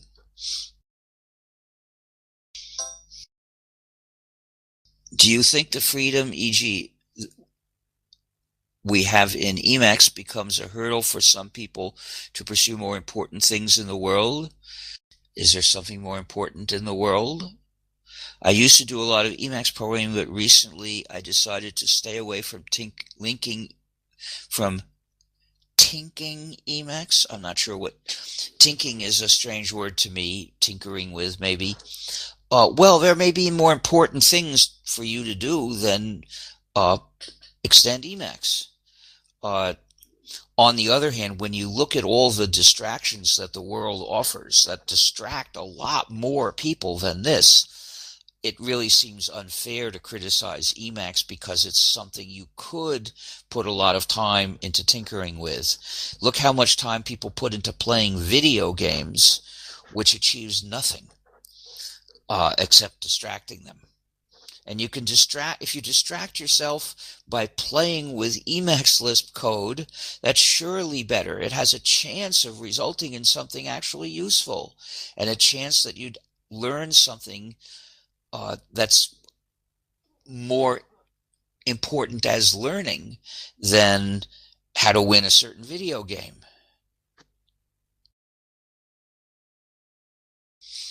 Questions about software freedom. How does it apply to software that are art/media experiences like video games, in your view?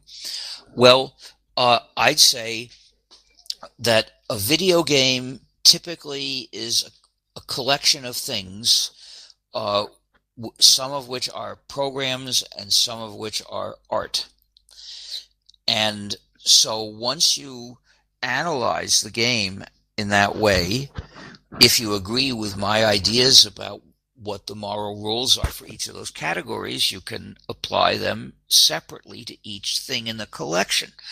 Programs are operational. They do things for you, and anything that does things for you should be free. The art that is simply displayed is not of that kind, so it doesn't, in my view, have to be free. It does have to be shareable. You have to be free to non-commercially redistribute an exact copy. When I talk about sharing, that's what it means, precisely that. Non-commercially redistribute exact copies to others when you wish.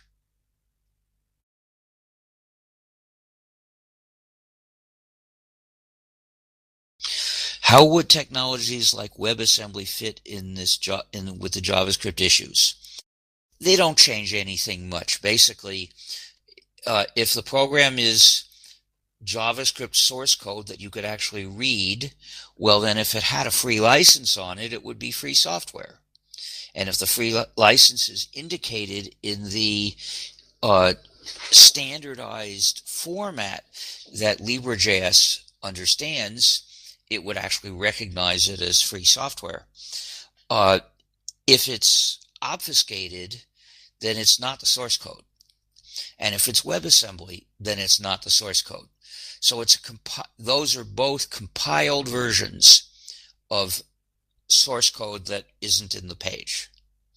So they make things somewhat nastier, but in the sense that you couldn't have much chance of reading it and seeing what it does.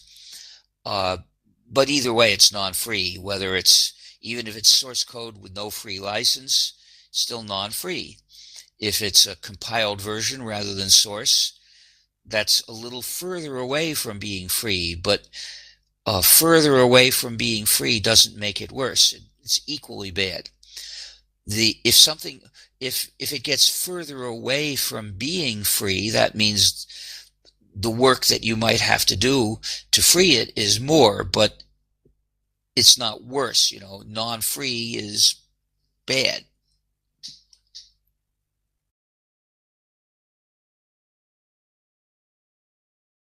Have you seen Hackatilo? It seems similar to LibreJS. Hackatilo is meant to enable people to get some of the benefits of the free software community with free replacement JavaScript programs for websites. So potentially it offers a real solution to the JavaScript problem. It has a long way to go from what I hear.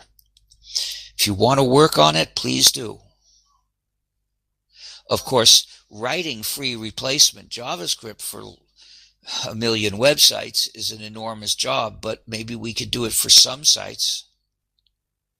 Depends how many people get enthusiastic about doing it and how many sites cooperate. Is writing free software replacement to GitHub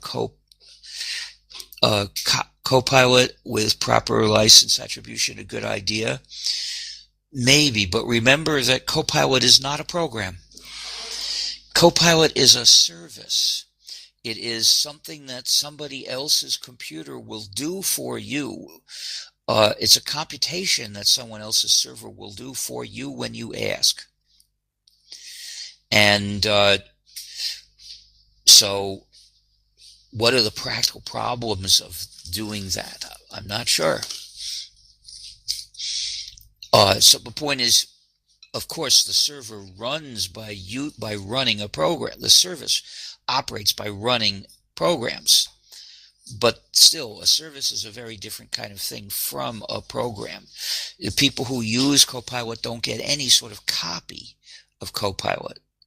All they do is send something they're working on to that server, and they get something back. So it might be a good idea.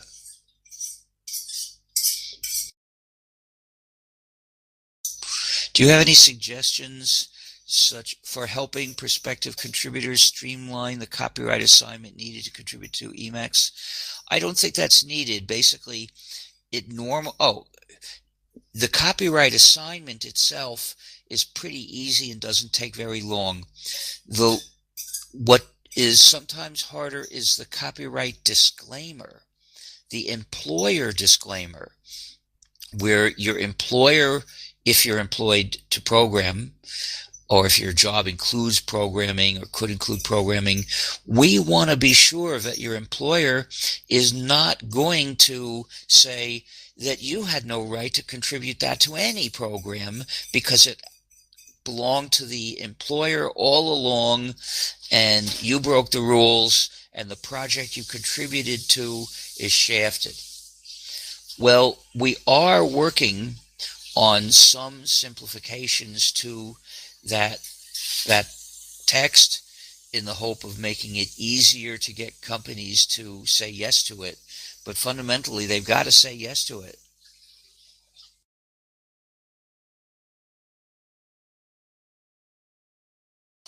We need them to say yes to it. We can't make them say yes to it. We can only ask. Can complexity induced by company funded, it talks about open code. I don't know what that means. Is this talking about free software? I think it would be safe to assume that they are indeed talking about free software. Okay, because I don't use the term open to classify programs. I'm not a supporter of open source, and I never was. And the reason is very important. I touched on this briefly in the TEDx video, but basically the idea of the free software movement is that users deserve the freedom to study, change, and redistribute the code that they use, and it is an injustice to deny that to users, and therefore software must be free. It's wrong if it's not free.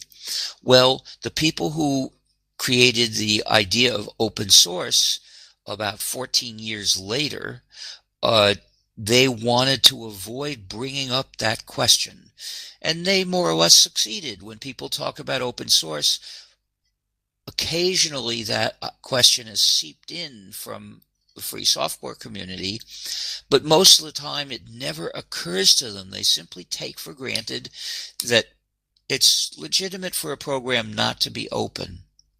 Well, that's missing the point that I consider most important. So whenever I talk about this area, I talk about it in terms of free, libre, freedom respecting software.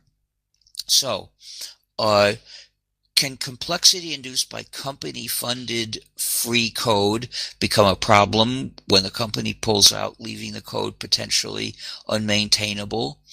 Well, I'd say overcomplicated free programs which don't have community contributors can fall into that problem. But it's not limited to programs developed by companies, I think.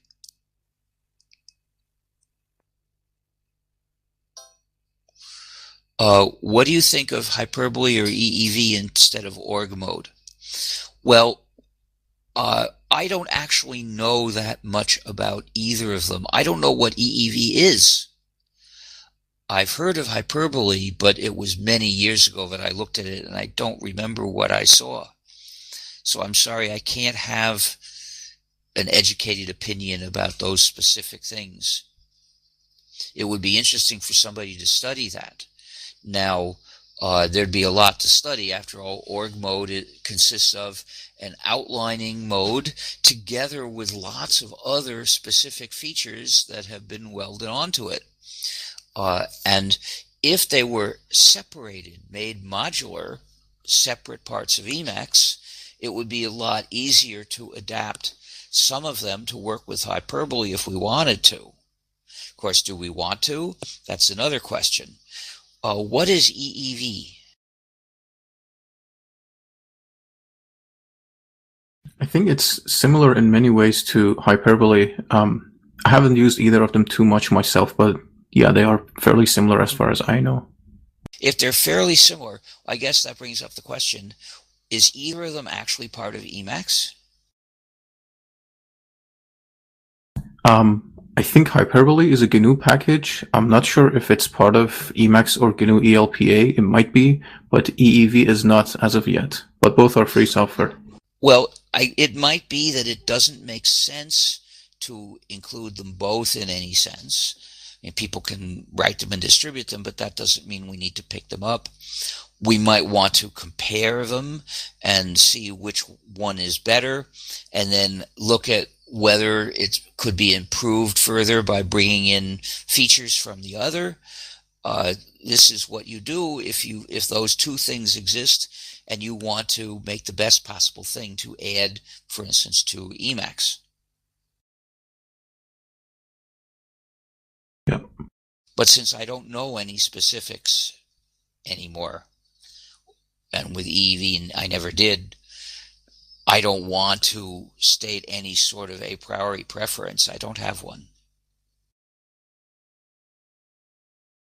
Are there plans to bring modal editing to Emacs Core? What does that mean? I think they're speaking about projects or editing modes such as VI, where by default, whatever you insert is not actually, whatever you type is not getting inserted, but you can navigate between different modes, and one of them being text insertion? Well, I don't have a wish for that. Now, I mean, it's not somehow morally anathema. I mean, it's not as if it were a non-free program. But it wouldn't be easy to design that in such a way that it fit into the framework of existing Emacs without doing any violence to it.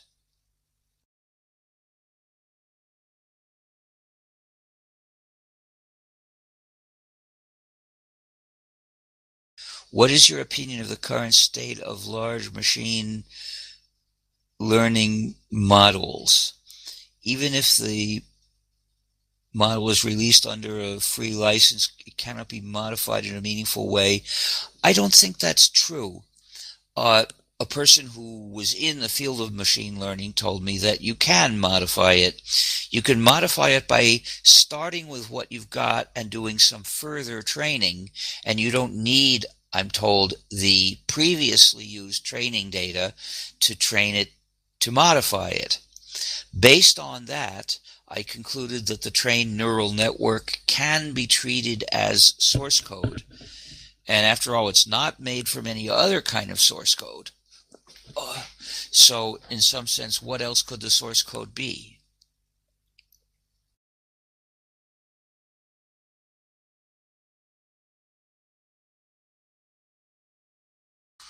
I thought it was a virtue to separate the content from the style or appearance of information. Part of being free is also to view information in the format you want. Does your WYSIWYG idea erode this virtue and lead to more thinking, perhaps undue thinking about style over substance? Well, I don't know. Actually, I know that in LibreOffice you can make named styles and you can apply them to parts of the text, and later on you can change what any given named style means in terms of appearance. So is that enough independence of appearance from semantics? I am hardly a power user of LibreOffice. I've come across that feature. I've never used it. The only things I write with it are pretty simple.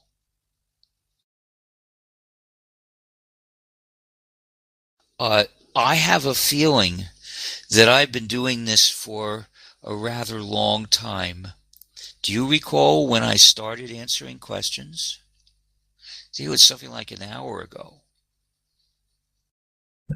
Yeah, I think so. About an hour or 45 minutes-ish.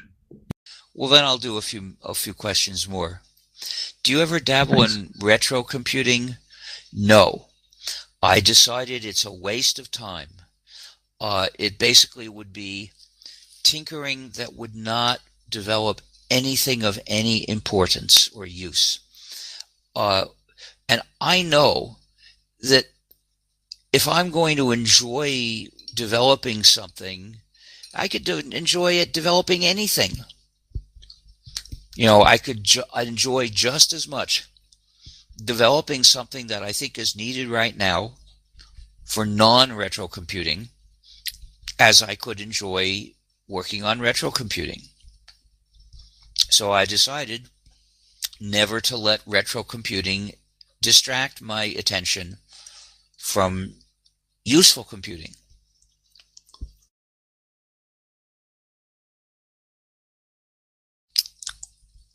Do you know the Gemini project, a network of very simplified markdown-like text files without images and third-party materials transmitted via an open public free protocol which is not HTTPS? I don't remember if I ever heard of that before. Sorry, I have no opinion about it. But I think that the lack of images will turn out to be a considerable drawback. I mean, imagine a website well, there are lots of reasons you might want to put in images. It's not limited just to making it look snazzy and distracting.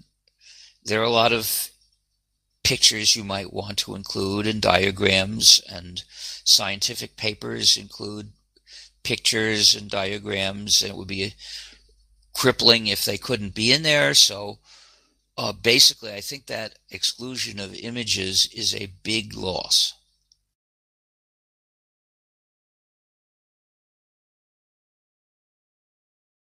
Thanks. I think that's so far all the questions I see on the pad, but let's give it maybe another minute or two if people have any other question or two to get in before we call this close.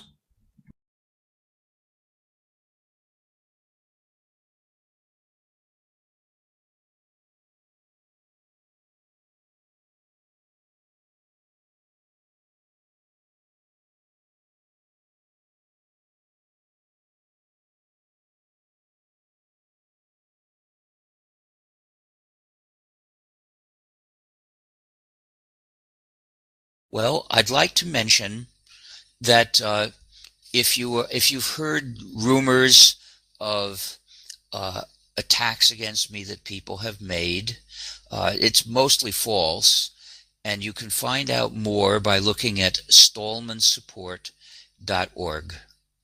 So I refer you there, and I hope you'll take a look.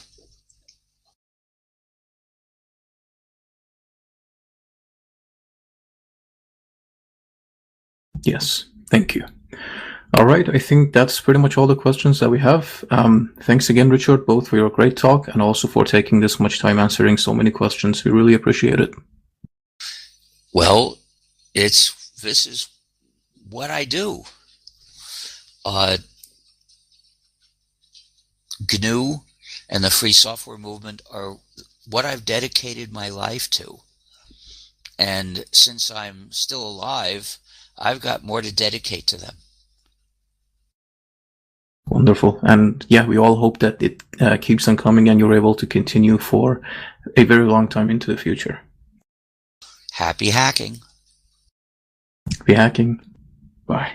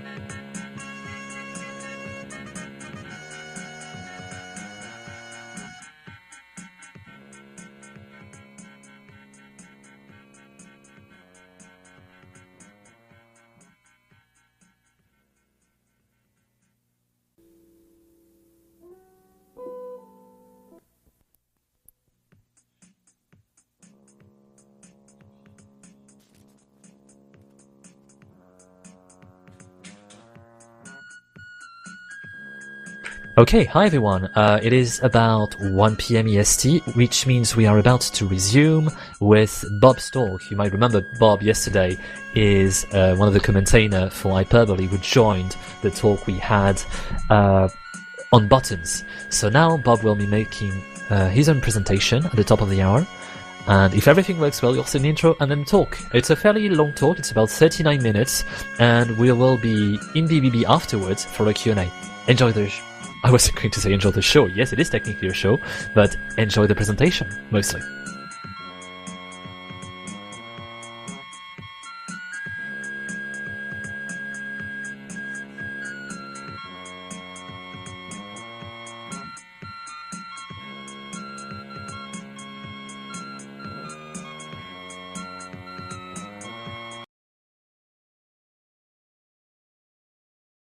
The next talk is called Powerful Productivity with Hyperbole and Org Mode by Robert Weiner.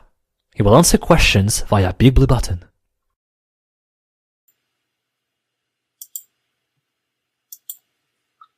Hello and welcome to my talk, Powerful Productivity with Hyperbole and Org Mode. I'm the author of Hyperbole, Bob Weiner.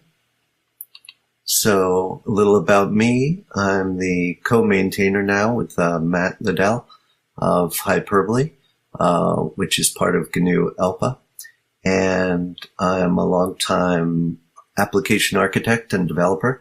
I've been developing Emacs packages for many years, and Hyperbole is kind of the culmination of working on a lot of different aspects of information management and hypertext systems.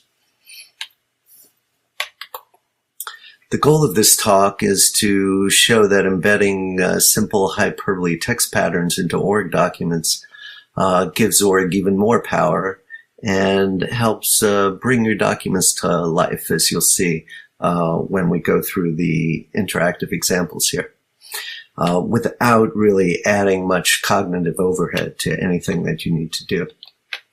So an overview of what we'll talk about, why the package is called Hyperbole, how the context-sensitive action and assist keys work. Those are collectively known as the smart keys. What implicit buttons are and some great examples of those. And then how the action key works not only outside of org mode, but with existing org mode constructs, how we can search through org mode with one of Hyperbole subsystems, HiRolo, embedding org tables in the Hyperbole outliner, which is called the K outliner. Ways that you can use Hyperbole constructs of action buttons, which you'll learn about, and key series, to create interactive demonstrations that let you produce good examples for any kind of tutorials you might want to do for people. And finally, some acknowledgments in the conclusion of the talk. So why is it called Hyperbole? We wanted something fun, something that people could interpret in many different ways, and also to show a little of the magic that you'll see that Hyperbole brings to hypertext and manipulation of the button action metaphor that we use in Hyperbole. Here's a nice quote from John Wigley, who was the maintainer of Emacs at one time, and he wrote a whole article talking about Hyperbole and how it helps you get a handle on the ever-increasing information load that we have to manage every day as knowledge workers. So let's talk about just getting started with Hyperbole. How do you install it? It works on every major current Emacs version. To install it, you use the Emacs package manager and just execute this one line right there, package install. If you want to get a more advanced version, which is our development release, you just point your package manager to ELPA devel, and then install it normally.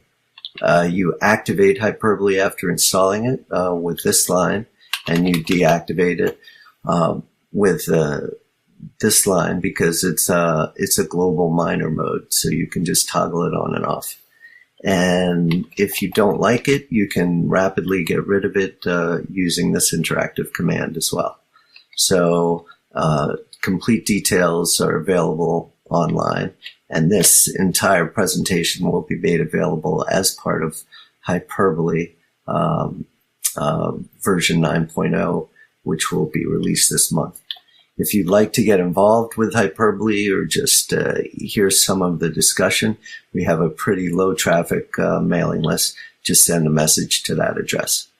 And a lot of people through the years have been asking, although we have a lot of written documentation for some videos. So here you go. There's a lot of Hyperbole videos out there now on YouTube. And again, you'll have all the links to them to look at your convenience. So let's talk about how you interact with Hyperbole, especially from an org perspective. One major feature of Hyperbole are the smart keys, which are context-sensitive keys, which are made a return is called the action key, and control U made a return is the assist key. These keys are shared with org mode, since you know there's a binding that you probably use a fair bit, made a return, and we'll talk about how that sharing works and how you can use it inside org mode. So outside of org, you can also press made a return, the action key, and get all sorts of context-sensitive behavior. For example, a simple behavior here is just go to the end of the line, hit made a return, and it will scroll that line to the top of the window, and the assist key will move it to the bottom as much as it can. So you have proportional scrolling as one example of the context-sensitive keys. If you ever want to know what each key will do in any context, you can just type Control-HA, and it will give you an elaborate description of exactly what will happen in that context and all the attributes associated with any Hyperbole button. This is actually a key series button that we'll learn about later that I just invoked to actually type those keys.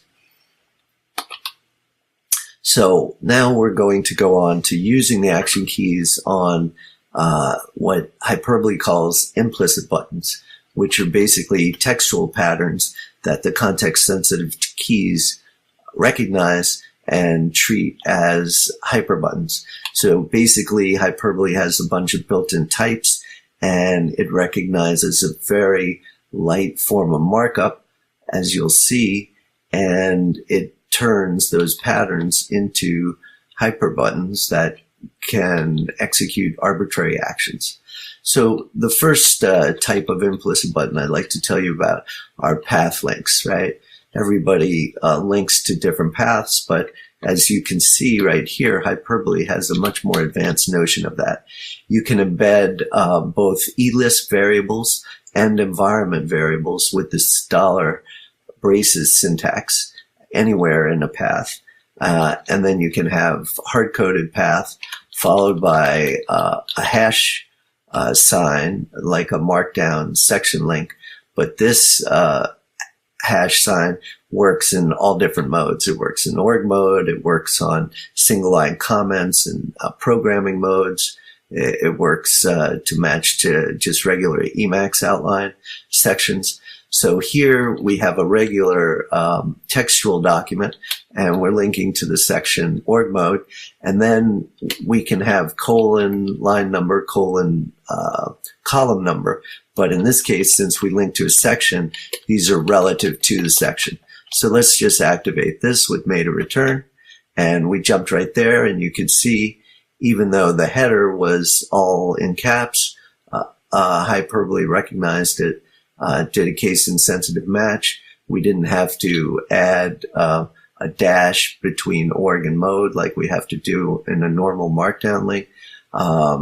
So you just put the section that you want to link to exactly as it's typed if you want.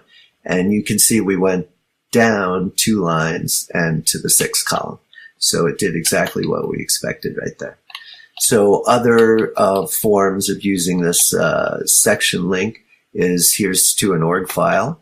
And we jump to another talk of ours where you can see all the action types that are built in to hyperbole. It's quite rich. You can also just link to a comment within a shell script or a configuration file. So here we're jumping to a comment line right there. So very flexible path name handling. There's even more to it that we'll see down here. If you add a dash to a eLisp library, where you can put the .el on here as well, or .elc if you even want it, this will automatically load that library. So you see in the mini buffer it loaded org ID. If you put an exclamation mark in front of a command line command, it will run that in an Emacs shell. So here we just went to the shell and it ran the date command. Similarly, we could just look at the top of our .emacs file. And again, this is all running inside org mode. So you could embed those implicit buttons in programming comments if you wanted to, and they'd work just as well for you. And if you want to run a GUI program, you put an ampersand in front of it. And on a Mac, I can just say open a PDF file, and there it is. It opens it in preview, and we can jump back to where we were. So a lot of flexibility. You don't need any other libraries to do recognize different file suffixes. All of that's just built right into hyperbole. So now hyperbole also provides an implicit type called key series. Key series are just essentially like keyboard macros, but typed into your buffer. They're surrounded by braces, and that's the only thing that tells hyperbole that they're a key series. There's nothing else associated with these hyper buttons except the text that you see here. So you can just type them directly into your buffers. So here's just a set of operations to show you the flexibility of what you can do. So if I activate this, it's going to switch to my scratch buffer and insert that text that you see there. And you see RET will embed return keys in a key series. So the difference between a key sequence and a key series is that a key series can be any number of key sequences strung together. So here is another example where what if we wanted to display this org file as an HTML file in our web browser. So let's do it. Made a return. It displays right away. And you see we were able to actually, since we're looking at just part of the org file, it exported just that part. And you can see these links do work. So pretty cool already, but there's a lot more as you explore hyperbole. The next type of implicit button type that we have is linking to info nodes. So the syntax here is just double quotes and then parentheses for the manual that you want to link to, and then you can put a node name or an index item name. So you can link immediately to any index entry in any info manual. So let's try it. So this took us right to the definition of what Control-C, Control-L does in the org manual. Pretty good. Down here, we have some other info links, but we've added the hyperbole name to the button. So if you name these, you can then reference these names elsewhere in the document. So you can see that you can activate this button either from there or from its name, and it works either way. And so once we have a name like IB, we can, anywhere in the document, we can embed an iLink type implicit button, and that links to the IB button.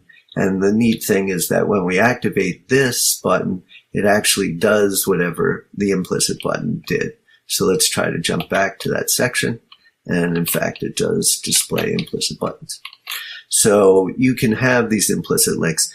Further, Hyperbole gives you something called a personal button file, which is just activated through the mini buffer menu that Hyperbole exposes a lot of its capabilities from. So I'll just use that and type Control H, B for button file, P for personal file, and it took me to the bottom of my personal button file. And you can see in here I've already added the same implicit buttons.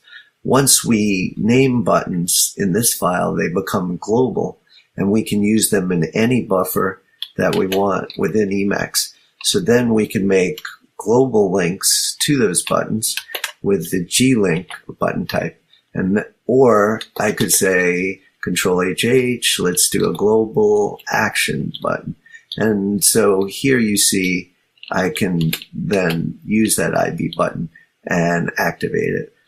But let's change that to FRM, and you see it jumped to it.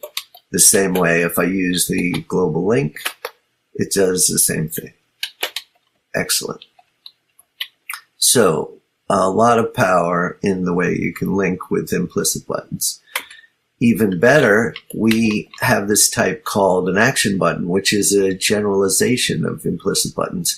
And all you have to do is take the outer parens off a Lisp expression, any S expression, and change those to angle brackets, and all of a sudden you've got a hyper button.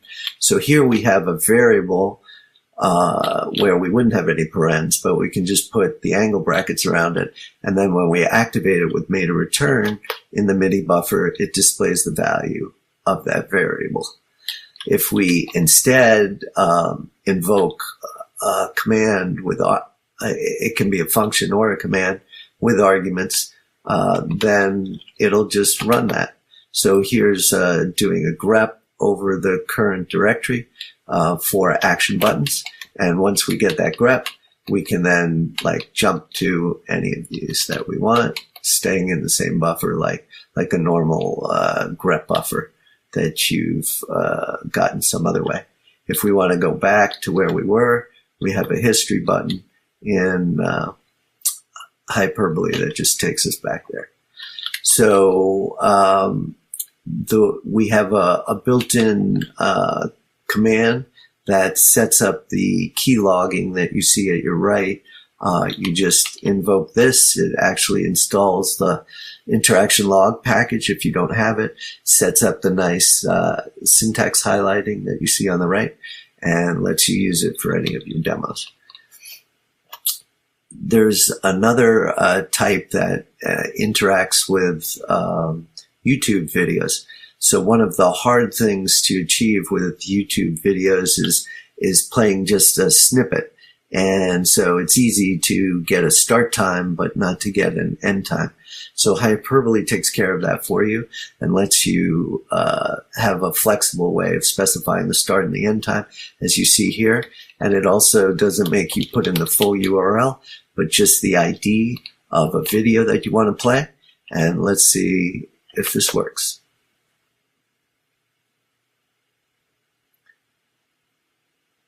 You can integrate with TreeMax, as we showed you, Ace Window, Org Mode. We've seen that all along. And I don't need to talk to you about Org Mode, but we're still working on just making this perfect. But send us your comments of what works, what doesn't work in Org Mode, and we'll make it work smoothly like all the rest. So there you see it just stopped and right at the point that we wanted it to. You can also search YouTube, and I'll just activate this button. and you get all the matching videos for you to play that match any phrase that you give it. So nice and convenient. And again, you can embed these in programming files or anywhere you like. Of course, a lot of org files. Now, the next type of implicit button is kind of interesting. It's called window grids. And this is like a table of Emacs windows that you can fill with different groupings of buffers. So let's say we wanted just the existing Dured buffers that we have. So here again, I'm using one of these key sequence buttons. And I've said, okay, give me a Windows grid and just give me buffers that match Dured mode and give me a 2x3 grid. So I hit it. Let's try it again. Okay, let's do the next one, see if that works. Okay, there we go. So here's a 2x3 set of org files that if we go back to show you what we linked to, we said find me just the org files that match this Emacs pattern and give it to me in a 2x3 matrix. So if I change this to 2x2, you can see that it immediately adapts right there. And then if I've installed the ACE window package, I can just say Meta O F and jump right to the one that was labeled F, Meta OS. So I can go very rapidly. If I have this Windows grid of like 4x4, I can get to any window immediately. And of course, I could automate that using key series and hyperbole. So let's go back to where we were. And that kind of gives you Windows grids, but there's various ways to filter for just like programmatic files or other things that you can learn if you spend some more time with hyperbole. So we've shown you how you can embed existing hyperbole constructs inside org, but what about using the context-sensitive action key on org constructs themselves? So this is where we have to talk about how we share the action key with org mode. So there's a variable to allow for that we've set up called hsysorg enable smart keys. And let's just look at the value of that. In the mini buffer, we see it's already set to T, which is the way I want to operate, which means every context in org mode make the action key work. The default is this button setting, where only hyperbuttons and org links are sensitive to the action key. In other contexts where you would normally use meta return to insert like a new headline still work that way. So out of the box, you wouldn't see much of a change. But once you change it to this T, then other contexts like the end of the line work like that. That scrolling that I showed you before.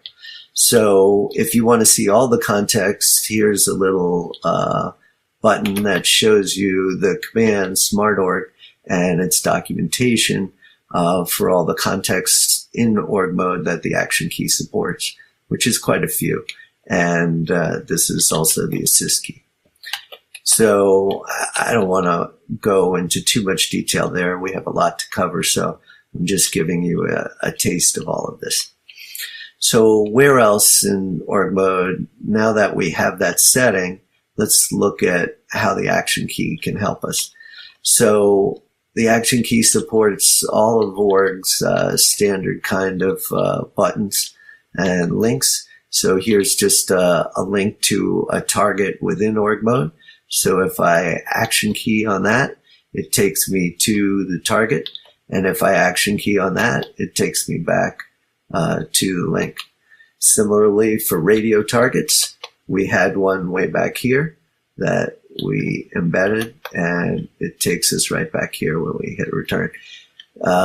Internal heading links work just as normal. And here I'll use tag return, mark, pop mark to get me back to the same place. And this is just showing that a normal external file link will display just as you would expect. So you don't have to remember the org open key. You can just, like you do in all these other contexts, just hit made a return, and it will typically do the right thing for you. Now, here's a comparison of how hyperbole helps if we wanted to toggle inline image display, as you saw in the first screen that we had, where we had two images that were links there. With hyperbole on the right, we just embed this toggle inline images button and hit made a return on it, and that's it. With org mode, we first have to embed an eLisp button that will disable confirmation of activation of eLisp buttons. And then we have to move around and activate a second one and have all this extra text to toggle it. So here's the keystrokes involved, and compare that to what you have to do with hyperbole. So by embedding hyperbole buttons in your org files, you can save a lot of typing and sort of get a lot more power as well. And you can always use org buttons and hyperbole buttons and any of their features together. So you're not really losing anything. You're just gaining a lot of value. With org to-dos, guess what? When you press made a return, it's going to cycle through the various states of the to-do. But even better, there's if I have multiple groups of to-dos, if I hit the assist key, it'll switch from Matt's to-dos to Bob's to-dos, because we've defined that in this file, and now it just goes through Bob's state. So this way we can have multiple teammates supported, and we can easily, with just the action and assist key, cycle through all those states rapidly. Now, even better, when we get into code blocks in org, instead of having to remember yet another key, the Control-C, we can run the code block by just pressing the action key on the header. And you see it inserted the results right there. If I press the assist key, it will erase the results. I can do that on the end block as well, the same way. Now, one of the interesting things hyperbole does too is it interprets the result of this path variable, colon separated directories as directories. So I can just made a return on that, and it recognizes that I pressed on any one of those directories, and it takes me right to Duret. And similar up here, if I just want to go up to the developer directory here, I just hit made a return there, and it gives me a Duret on that directory. So very rapid. I can quit out of there, and I'm right back to where I started. So you get rapid navigation, and I can tie that back in again. I wasn't going to show you this, but if I mark like 4 of these and then I just hit the @ key, it gives me a Windows grid of those 4, in this case, executables. So very nice functionality, again, letting you move around very rapidly. And now if we had a more involved code block, I wanted to show you that when you have a directory that the code is linked back to, you can activate that as an implicit button with made a return, and it takes you to that directory. But if you hit it outside of the directory, then it actually just executes the code, and you'll see it'll insert the results down here. This is code to implement a stack and show you some operation overloading, like the plus and the star will concatenate 2 stacks, or double, the S1 stack. So it's kind of a flexible example that you can find on the internet in my GitHub, RSW GNU. So next we have the high Rollo. I can't really go into too much detail about this, but it is a hierarchical record grep, essentially. So instead of grepping across lines, it greps across entire multi-line records. And that can be any kind of record format. Generally, we work on org type files or anything in a star type outline. So in this case, we want to run the Rollo over lessons.org files within this Raman org notes directory. So let's just do that. And it asks for something we want to search for, so we'll search for programming, and it immediately found all of the hits. So we can do an overview of which headers, which sections got hit. So we say O, and that shows us every level. If we say T, it shows us just the top level. And then we can tab through all the hits, and as we get to each node, it auto expands. And when we move out of that node, it then collapses back until we get to the end. So very flexible. We got to the end, and then we just hit a Q, and we're out of there, and we're right back where we started. So you can have tens of thousands of records that you search for almost instantly using the high Rollo system. And next we have Hyperbole has the K outliner, which is an auto-numbered outliner where each heading or cell, as we call them, gets an automatic unique ID that's unique within the file. And it also auto-numbers each section. So let's just jump to one of these example files that we have, the cell numbered 3D2. And you see this one, there's more cells, and they're numbered this way, hierarchically.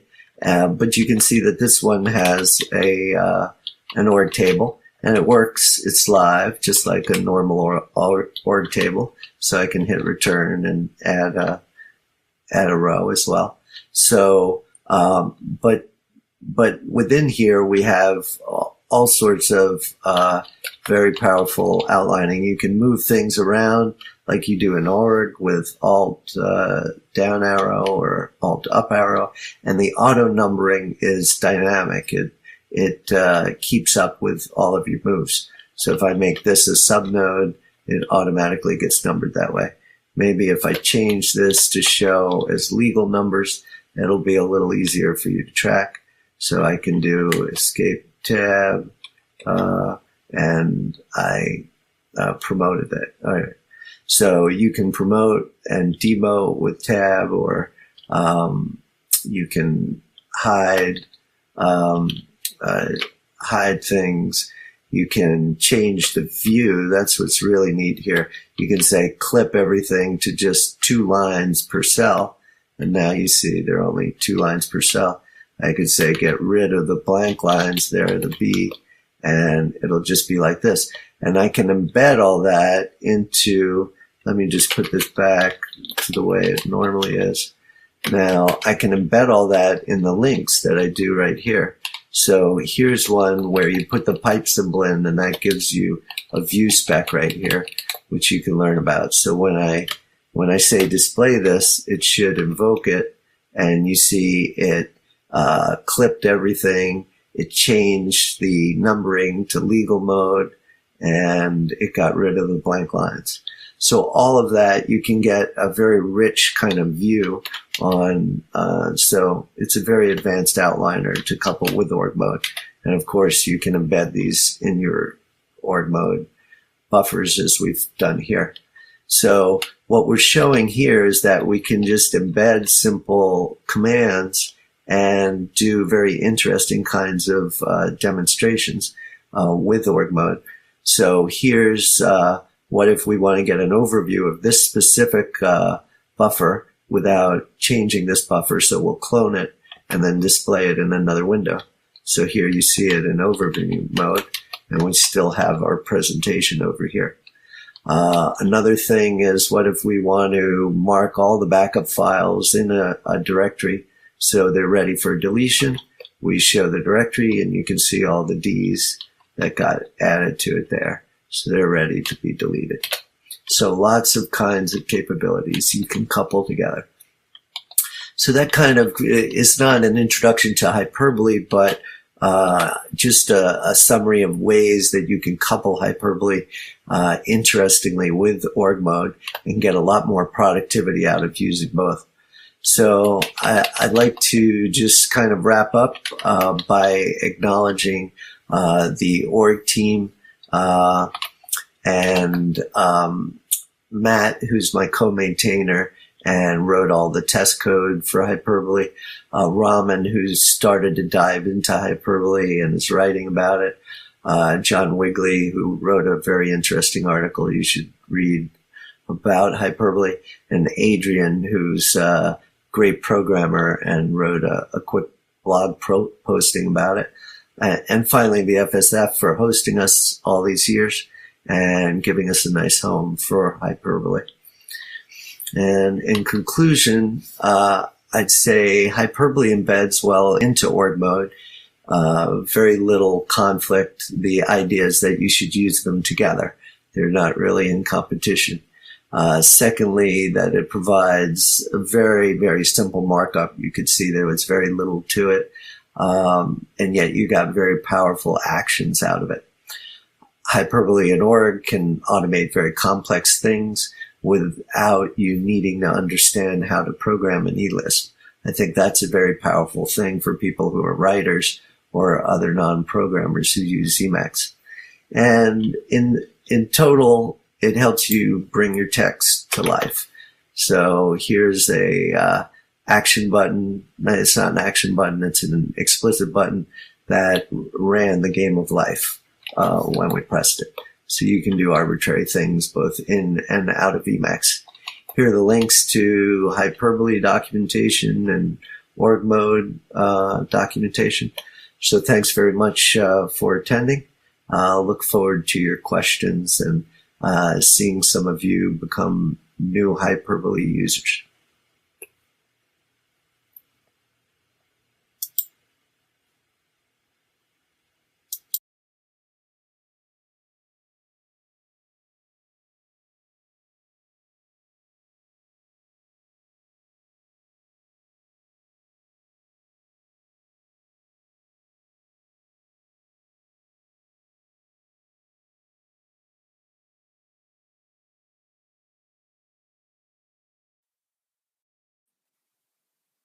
And we are live. Hello again, everyone. Hopefully you can hear me just fine. And we just had a talk with Bob, and Bob is now here in the room. Hi, Bob. How are you doing? Hi, doing well. Good to see you, Leo. You're doing a great job. Well, thank you. I must say, I am back to asking questions, but for the last 2 hours, I have been running after pre-recordings. I have been doing the re-encoding and stuff like this, which means it doesn't look like this, but this was very much of a marathon. And I'm glad to be here, to be in a room with you, because I'm actually going to be able to rest a little bit. Did you see the presentation? Not yet. Okay, can I lie?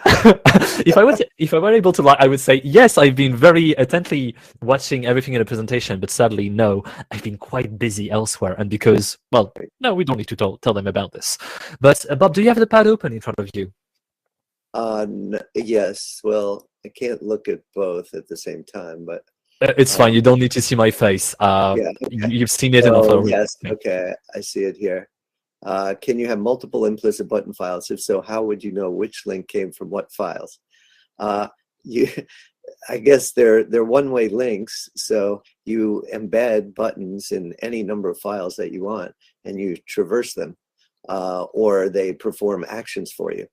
There are three categories of buttons. We were showing you implicit buttons, which is one category. Then there's explicit buttons, which have can also perform arbitrary actions. but those you embed one at a time in a file, and you say, okay, I want this to be a link to an org file section or something. And then sorry for the interruption. Keep going. The third kind are global buttons, which we demonstrated there when you put those in your personal button file, and then you can access them by name anywhere in Emacs without even having a buffer up on screen. The next question. So I should just go down the questions. You don't have any, Leo? No, feel free. I'm mostly here, to be the pretty face that when problem happens, I'm here to help. But since you have questions already in the pad, I'm more than happy to have you answer the question from the pad. And if we have a little more time, I'll come up with my own questions, so don't worry about it. Yeah, and encourage people to come into the chat. We can do something live and then, go back to the Etherpad and deal with these later as well, if people want to talk. So yeah. So just to specify this, we might first have you answer the questions on the pad first, and we'll open up the BBB a little later. For now, just you on the pad. I'll keep you posted.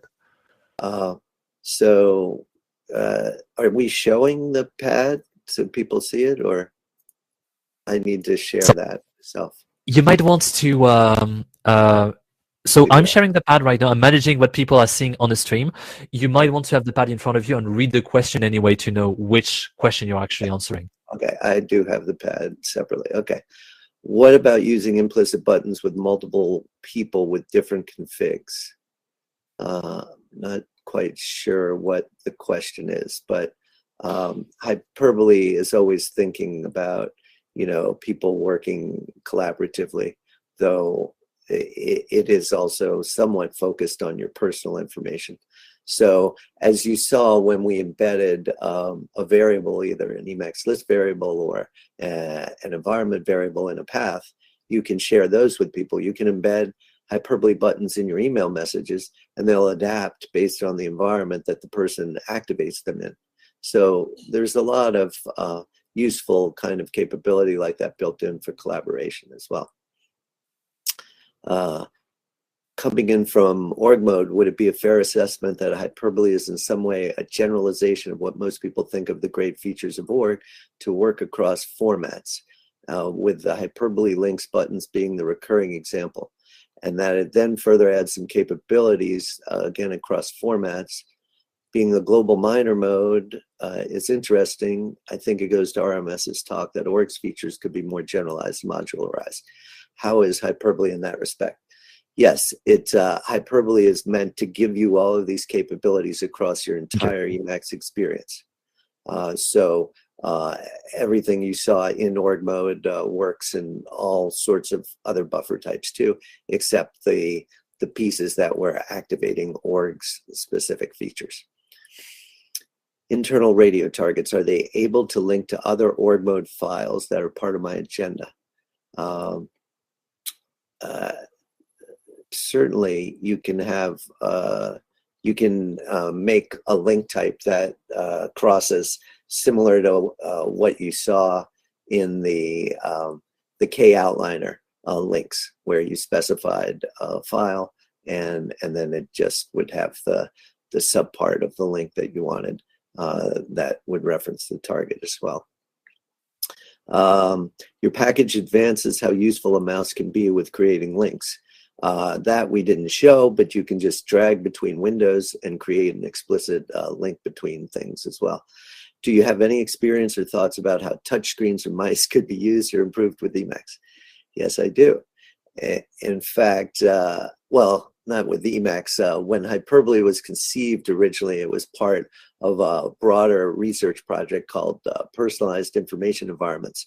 At the dawn of the web is when this started, and we kind of figured people would be deluged with maybe 5,000 email messages a day, or just all sorts of things like we are deluged with today.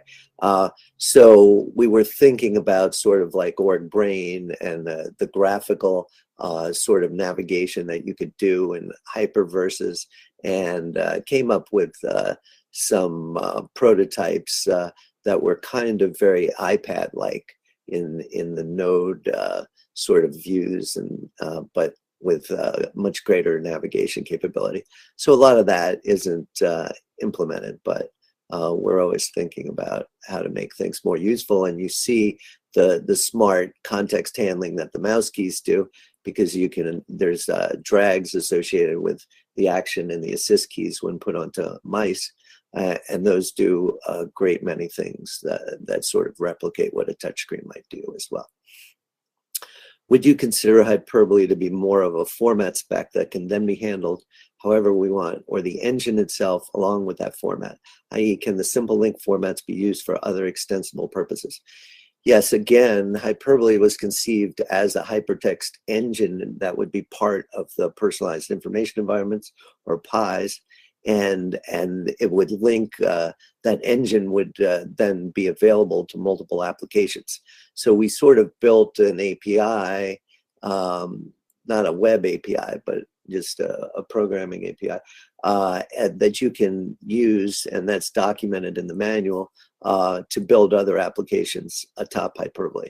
It turned out that a lot of people didn't have that capability to program it, so we just kept programming a lot of these default features that you see today with all the button types to show people what was possible. How is the integration with org-roam? We're just starting to look at that. You know, again, I just find with hyperbole, there are no external required packages. You just load hyperbole, and whatever Emacs has, that's all that it needs. So that's kind of unique for such a big package like this. There are optional things like Ace Window that you can add on, and then hyperbole will work with them, but they're not required.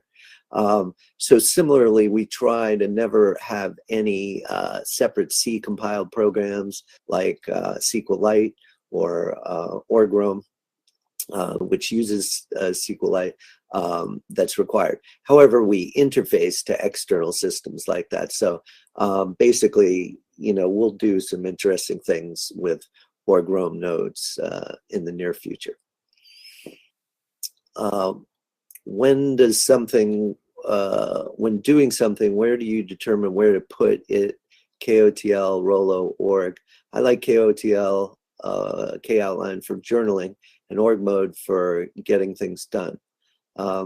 Sure, I mean, you know, org and K-outliner are both outline formats, so I like K-outliner for like requirements gathering. Anytime I need things numbered quickly, I'm making lists or hierarchies, I want those IDs there.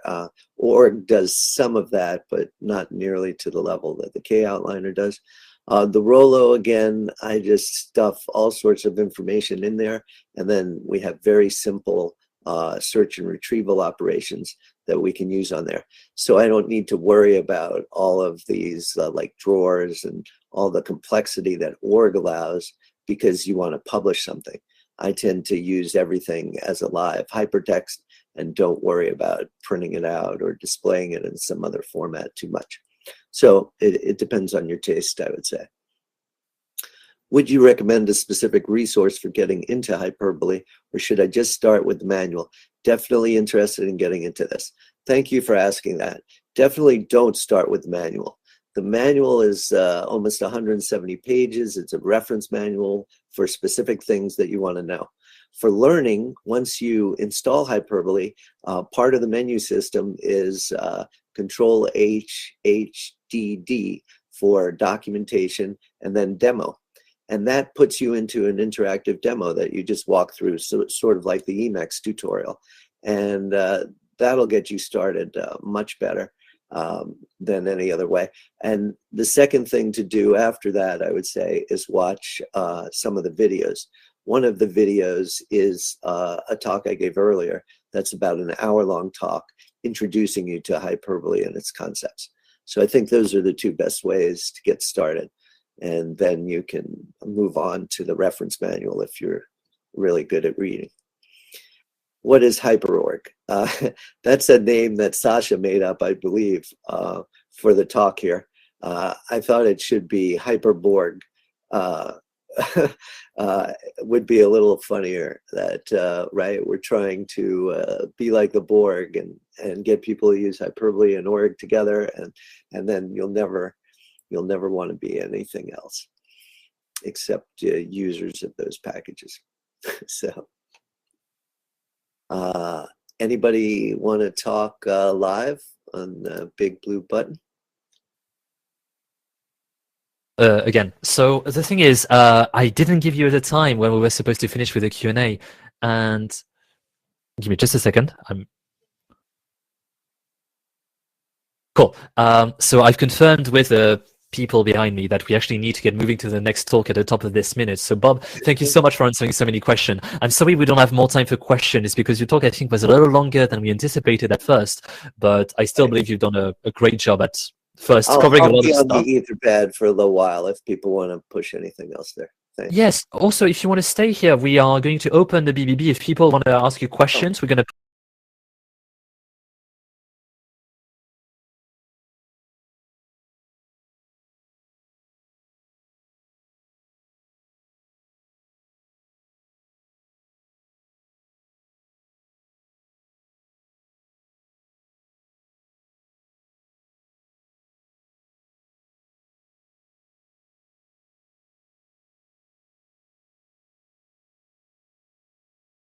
The next talk is called Org Workflows for Developers. In this talk, George Maurer demonstrates several ways that org mode can help people explore and develop code. Afterwards, he will handle questions via Big Blue Button. Hello. Welcome to my first ever EmacsConf talk. This is really exciting for me. I've done lots of conferences, but rarely ones this technical and this nerdy. I also feel like I have something interesting to share. I come to Emacs relatively late in my career, only about 6 years ago, but I've been absolutely amazed at the innovation and commitment of the community to do things their own way. Oftentimes, these become things that are not readily available anywhere else. So as I've been using Emacs and org mode specifically a great deal in my day-to-day workflows, I've been leaning more and more into some of these tips and tricks, and I find that there is almost every day that I discover some useful tweak that can make my development better. I want to share them with you now. Hey, hold on. Who are you? I'm you from the future. Oh, nice. Good. No, I'm you from like a month from now. Look, you know how these talks are pre-recorded, and you know how you've spent the last 2 years criticizing conference speakers for trying to do the same old thing and not creatively adapting to the online conference medium? Well, you are recording this back in November. I'm in December when everyone is watching this for the first time. That is something we can do now. Okay, so this is a gimmick. Cool. And I see you still haven't figured out how to remove backgrounds with OBS. Oh my god, it's such a pain. I have to get a plugin or something. So, yes, it's kind of a gimmick, but I also have a cool point. You know how you just said that you discover something new every day? Well, your talk isn't that long, and I found a bunch of cool new workflows since. Oh, okay, that makes sense. I'm starting a new job in the intervening time. Exactly! So I have more stuff I want to add. Oh, and I bet that once we set the ground rules, the audience might have some of their own suggestions. That is a good idea. Okay, go away now. Fine, but aren't you going to explain the dino? This is EmacsConf, dude. You think a dinosaur built out of boxes and old dishwasher parts is the weirdest background thing we'll see? Roar! Okay, bye now. So hey everyone, you heard the idea. This is going to be a thinly veiled attempt to show you stuff about Emacs and org mode specifically that I think is super cool and immediately useful while you're doing development. Let's define the scope of org development workflow as something specific you do with org mode that helps in certain common development related activities. Now, Tie-Dye Me from the future said he's got some more ideas beyond what I'm presenting here. I'm sure many of you have ideas as well. So we're going to share a collaborative document. And let's all, as we're listening to this, be talking and chatting and entering our own ideas and workflows so that we can learn and improve together. And now with that, let's begin. I've got a ton of ground to cover, and I want to start by talking about note-taking. Shrink down! Note-taking is incredibly important. can't keep all this stuff in our heads. So, for example, I find myself with the need to learn about the solid project. This right here is the solid project, and I want to play around with it. I am going to start by creating a node for it. Now, one of the things that I want to do is explore one of their tutorials. That's the site I just saw. I can go ahead and create a node for myself. Right. Solid React example, and maybe a subheading on there. I'm going to clone this project, which I've already done. And I can pull it up right here. So I can pull it up right here, and I can now start to explore it. So, for example, this code base seems interesting. I'm going to want to store a link to this in my code. I'm going to run org store link. And I can come in here and say, let's export the structure.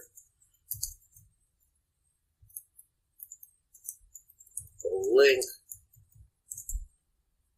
Here, I'm going to put that right there. So now at any given time, I can come into this node and be thrown right into the structure. Right. So I want to go and now start investigating the code. But before doing that, I'm going to take an extra step and customize the org capture system. So I'm going to create a playground node here where I can do whatever. Now, what does this template do? Well, it's just going to create a new template that whenever I hit the S key, it is going to go ahead and add a new heading to which I will enter, and it's going to grab a link to wherever I'm pointing at, and any highlighted code will also be inserted into the source block, and eventually drop my cursor where I can look. So we can grab our template, and the one thing I'm going to need to add here is to say what file this goes into.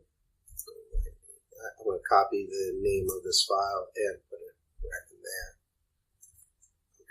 And I'm going to go ahead and now run this template. Now we can explore our code. So, for example, I can look in the server and say, oh yeah, this slide looks interesting. Go ahead and capture that. There you can see our template. You see, yeah, this is Next.js app. And you can see it got added right in here, right next to my other code. So that's interesting, and I can always go ahead and click that link and get thrown directly to where in the code it was. I'm kind of building up my own dashboard as I explore this project of interesting points within the project. One of the things I noticed here by looking at the file structure is that there is an area for certificates. That's a little unusual, so we'll make a note of that by again running org store link. This comes with certificates. And so we'll put that there. One of the good standbys, right, is just to use our regular shell commands. So we will go ahead and say the default directory for this is our project, and we can go ahead and say cat certificates localhost.key, and it'll output the first 5 lines of it, right, just to make sure it's a regular certificate. Now, notice this got broken up a little bit. This is due to Emacs auto formatting. We can come in here and tell it to format it as code, which will be the same as this block right here. Now, there are other options available. If, for example, we don't want to be a shell block, we wanted a Python block for some reason, we do wrap src Python and execute that. And note is now wrapped as a Python block, but I like it as a shell. Let's, for example, go down into pages here and look at this document file. We're saying, okay, well, this looks interesting. If you highlight that, and we'll go ahead and capture that template and say, grab all this code and paste it in here. Now, there is a bug at the moment where if you highlight more than one lines of code, the link will not work. And that's, honestly, might be something I look into fixing, but one of the things that might be useful here would be to check out how this file has evolved over time. And to do that, I'm going to use Mogget. I'll pull up a log. And so look, there's only a single change. I'm going to run a command called orget store link. And now I can come in here and say it's only changed once. Go ahead and insert that link. Now, this file, the arguments here are kind of weird. And in fact, if I click this, it will actually go to the full log of that branch. However, we can fix that pretty easily. Grab the path of our file, and this right here is really just the arguments that are passed into the log command. So here we go. We put that in there. And there we go. We get the full file history. Now, I want to actually build the program. So, build the app. Now, I could, of course, run it as a shell, right? npm CI. The problem with that is that Emacs is single-threaded. So if I were to do that, the entire time while it was running, it would be locking out my Emacs. Additionally, I might not actually want all that scroll, npm CI produces a lot of it, actually in my document. So instead, what we could do is use an Emacs Lisp function. It's called async shell command. And when you run something in async shell command, it's going to comment buffer with a process attached to it and run it in there. I will need to set the directory here first. And since, again, this is going to be opening up in a new buffer, I don't need to see that. I'm going to run it, and what's going to happen is it's actually not going to work. And it doesn't work, not for any particular reason I can control. It's unfortunately that the repo is broken. But that is a totally valid result of our investigation. One of the things that I really love to do with org mode is to actually use it for literate programming. Because org mode has a pretty capable code generation facility built into it. It's called tangling. So if I go ahead and take my document, this is for a little Arduino project where I was figuring out to spin things around from using an old Arduino. I can go ahead and write a script like this, right? And then notice I use the tangle variable. That is just going to determine where that file gets written when we call the command org babel tangle. So if I go ahead and run this, you can see down in the mini buffer, it's going to write to temp, go batsy playground, and INL. That's where this right here would write, and then I can go up run commands on it. Then I want to start being able to use this to build out a program. So I'm going ahead and writing in prose and interspersing it with code. Right? So it's the inverse of code in which you intersperse comments. You write prose, and then you intersperse code where as needed. Tangle is implicitly defined up at the higher level in this property block right here, which I will talk about in a little bit. But if you want to see what properties are available at any given time, you can hit or Babel view source block info right there, and you can see that tangle is enabled. All of these blocks have the exact same tangle. Right? If I run and see what it is, okay, it's just going to write to this directory to the go batsy INO or Babel tangle. It's going to go ahead and tangle all these source code blocks. And I can go ahead and look at my file, and here it is. This is a full Arduino file that was generated from there. I start writing code here, and I'm basically doing it in a prose way. As I'm thinking about it, I write down what I'm going to do. Now, these braces, we haven't seen these before. This is an aspect of org called NoWeb, which again is not too much of a templating system too, but it does one thing, which is insert code, which turns out to be enough. So this right here basically says take that the block with that exact name and just insert here. If you want to see exactly what a block expands to, you're going to come in here. You're going to run org babel expand source block. And there you go. That's what this block expands to. That's what all those bits and pieces expand to. So that becomes really useful. And notice basically we just take these little blocks that are not going to be tangled directly, but we have this other block, and we turn off their tangling. So now that you have some sort of tangling, you want to be able to interact with those files up here that are written to that directory. So right here, I have an area where I can do things like run a compiler. Now, what does that compiler do? Well, this right here references a source code block that appears in another org file. And I find that when doing these sort of things, it can be useful to have a little utility org directory. So here it is, org, ci.org. This is just part of my repo. We open up, and here we go. I have a compile function.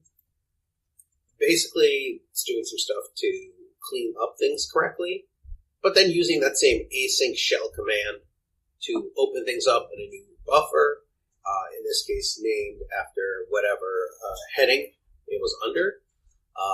And then we're going to go ahead and inside of it run Arduino CLI command to compile and pass that into watchexec, which is a little Rust program that watches INO files for any changes, and when they detect them, it will run this. So if I were to, for example, add a line here and now run org babel tangle, you can see watchexec immediately picks it up and restarts it. Now it's kind of a pain to remember to run org babel tangle all the time, so I can come here and click this button. It asks me to execute it. There. And what does that do?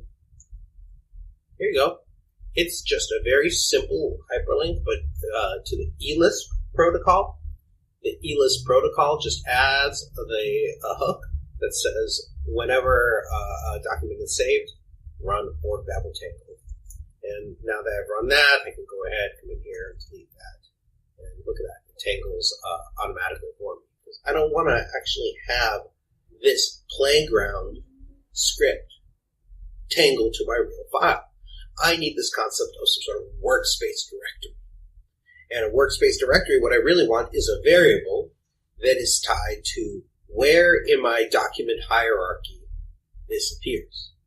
I want a dynamically scoped variable that's scoped to my document. And you can do that.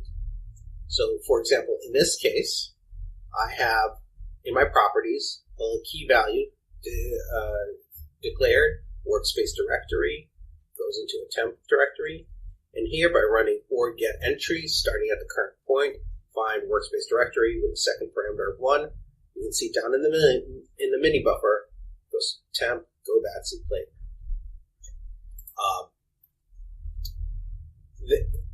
This right here is going to override the workspace directory at the top level, which is dot. Dot means here. That's what makes sure that the rest of these tangle to that go.ca file right relevant to here. And that does mean that we need a little bit more complex thing here. So we're saying go ahead and org entry get the workspace directory. If anyone hasn't seen this syntax, this dash arrow is from the dash.l library, which is basically a big library of all the utility functions that you wish Emacs Lisp had that were well named.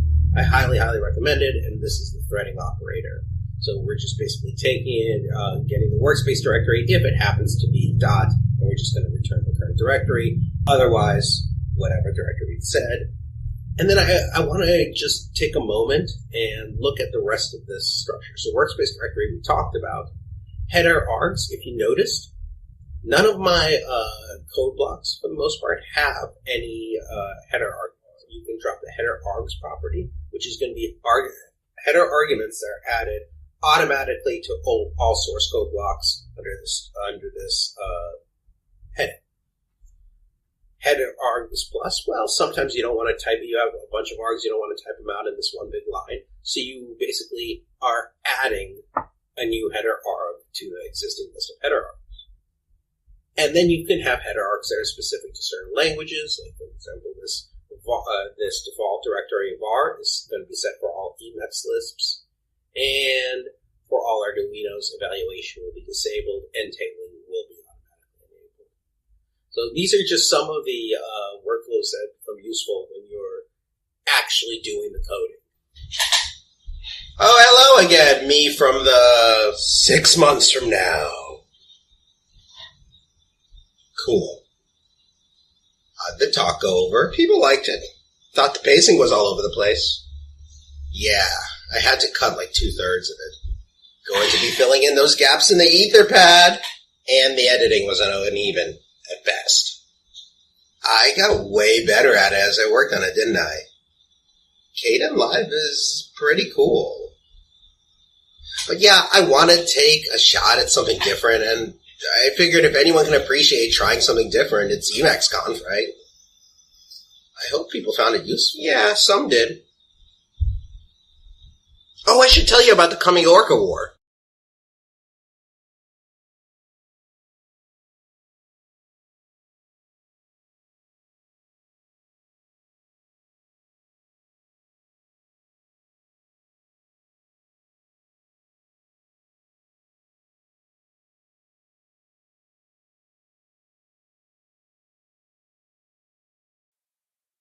In 2 seconds. Yeah. Sorry for the...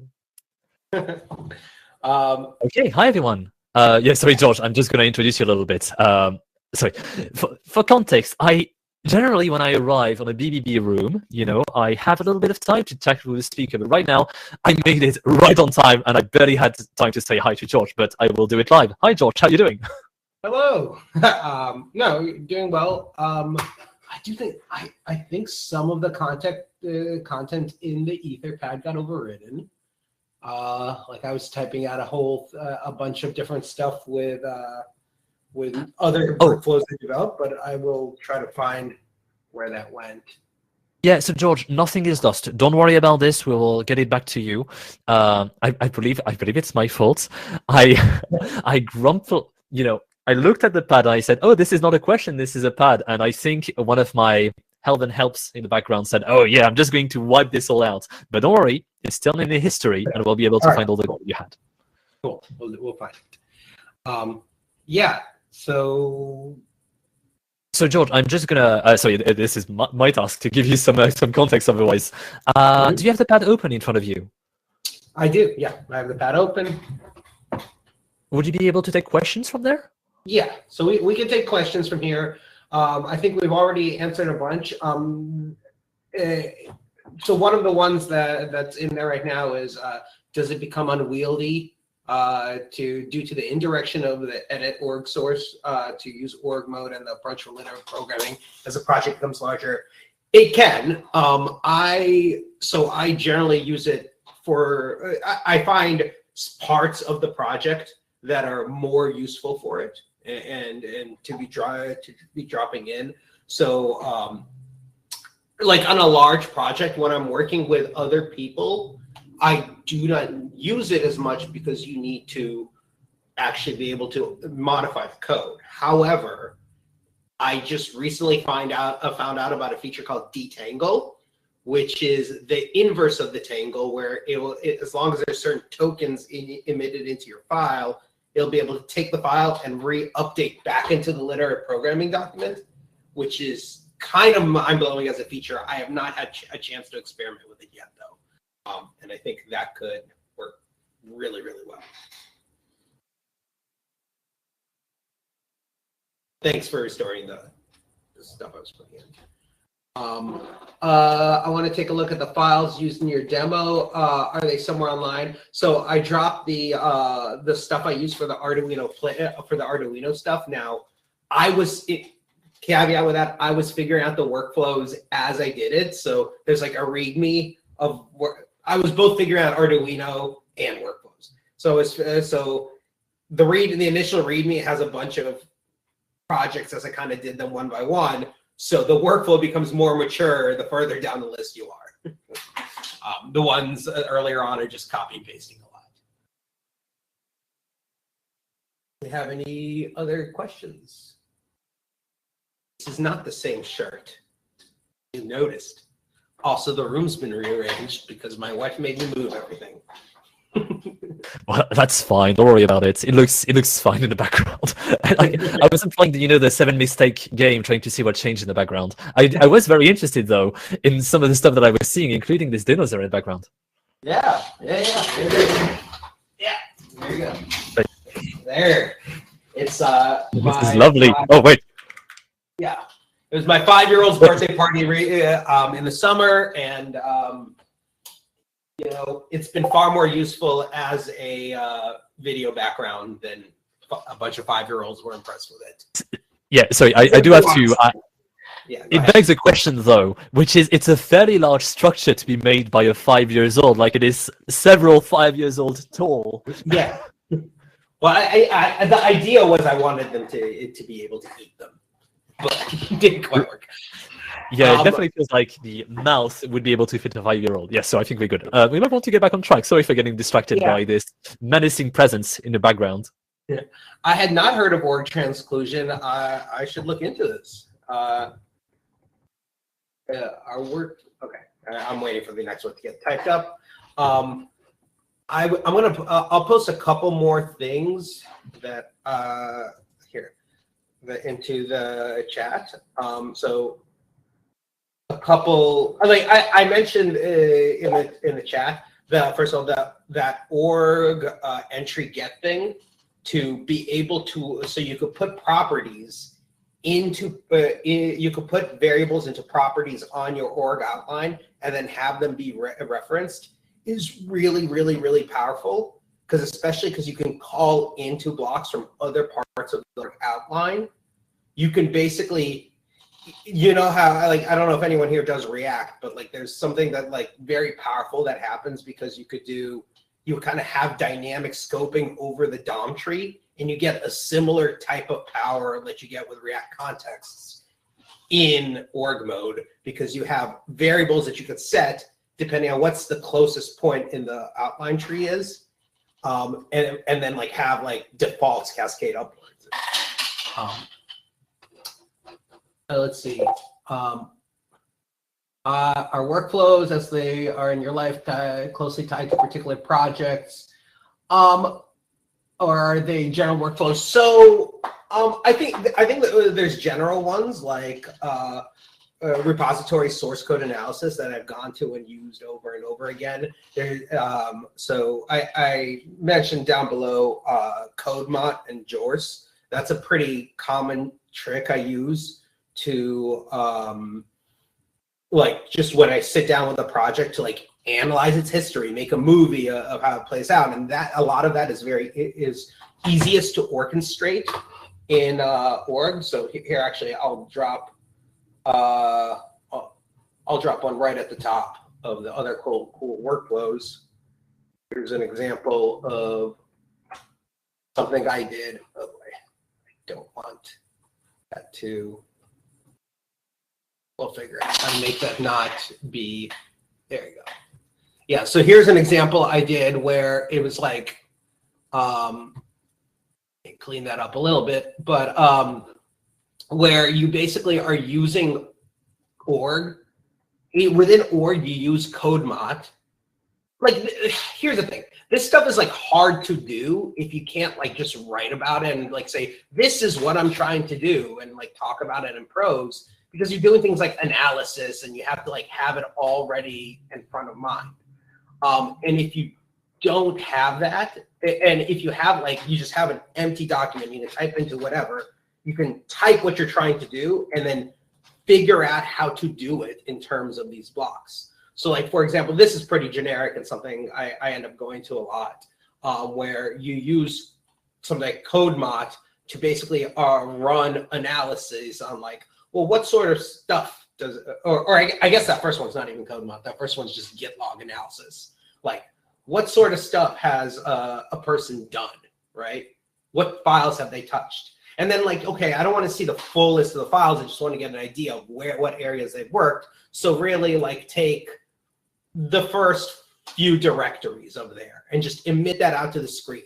And now we can kind of go by each like author and like figure that out. And then like the next example is me using the CodeMot project to do something like, well, let's look at coupling. So whenever one file within this project changes, what other files are likely to change? Oh, and I don't care about test files, and I don't care about doc files, and I don't care about package lock or whatever. And then you get that analysis. It's very useful. Sorry, Josh. Interjecting real quickly to say two things. First, we have opened the Q&A if you want to join and ask questions to George, or just like I'm doing right now. And also, George, I am a little lost. You are the green color on the pad, right? I'm the what? Oh, I am now the, yes, I am the green color. Okay, so I've lost. You're the green color. I am now, goodness. Okay, can you tell me at which line you were? Because I was a little lost in the pad on what you were commenting on right now. Okay, yeah. That was, I'm purple color now. So that first block under other cool workflows is what I just put in there. Okay, cool. It is on screen now. Yep. And then there's a question possibly weak understanding here, but why direct use of Tangle versus org babel? So take something like Arduino CLI. That is running at the file system level. Oh, well, okay, no. Arduino CLI works with like the file system. It's like you're telling it, here are some files, go do some stuff with those files. So in order to do that and you have to have like a specific type of file system. So in order to do that directly in org babel, I'd have to like write an org babel extension, which are not super easy to write, that kind of writes files into a temp directory in a certain format, blah, blah, blah, which is hard. What's a lot easier is just tell Tangle to just dump the file and have a file watcher running, and whenever it happens, it just deploys to the Arduino, for example.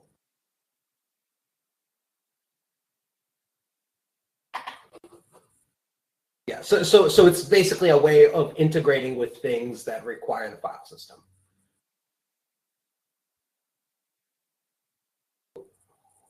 Sorry, George, was there a question for me? I'm not sure. I was. Oh no! I know. I think that was the answer to the question. I'm now looking to see if there's. Okay, sorry. Yeah, if we have any more George, questions. I don't know that we. To give you a little bit of a heads up, we have opened the Q&A right now, and people should be able to join. But we only have about 3 more minutes until we need to go on a little bit of a break. Yeah. So feel free to answer as many questions from the pad as possible. I don't see anyone in the chat on BBB right now, so questions on the pad. Yeah, so I'll just put a couple more things. I'm a big fan of PlantUML, and I will regularly use PlantUML to do both like architecture diagrams and like wireframes using their SALT language for mockups. So I'll write like an entire technical document being like, here's what we should do, and be putting stuff directly in it. People see it and they're like, oh, mockups, great. Not directly about tree sitter integration, because you can now use tree sitter. So you can use tree sitter to analyze other code files. So for example, I recently wrote a little tree sitter script that would pop open a TypeScript file, analyze all the exports, and grab everything that's exported along with its doc comment and just dump it into my document so I can review it and kind of update it just with a keystroke as that file evolves. And just an honorable mention, I would say, I recently found out org Roam UI.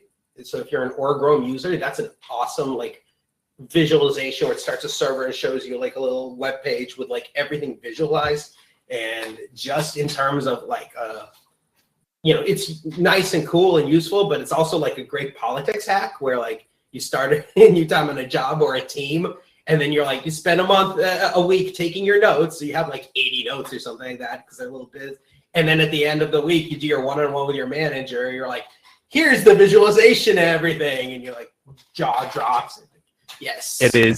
It is amazing. Allgrown UI is amazing. I'm a little biased, so I won't talk too much about it because people in the know will know that I've actually helped with the development of Allgrown. But yes, Allgrown UI is so great. I also worked in a team where we were presenting Allgrown and Allgrown UI to people who had no idea of what was Emacs or org mode, but they could see atoms and they could see them being linked, and it was so amazing. It's just it just works, and it's great when things just work. Yeah. All right, George. Any last thing you'd like to say to the stream before we wrap up? Nope. Put more workflows in the document if you have any other ideas too. I'll cool, amazing. We'll be on the lookout for this. So, George, thank you so much for your presentation and for your questions, and we will see you later probably. Thank you. Bye-bye. Bye-bye.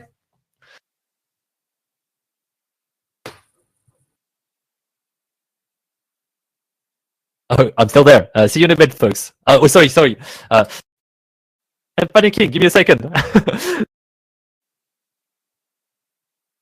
Sure. You saw me whisper right now. We will be going on a little bit of a break right now. The next talk will be due in about 10 minutes. So at 35 of the current hour, we will be reconvening on Gen for the next talk. So see you in a bit and enjoy the break.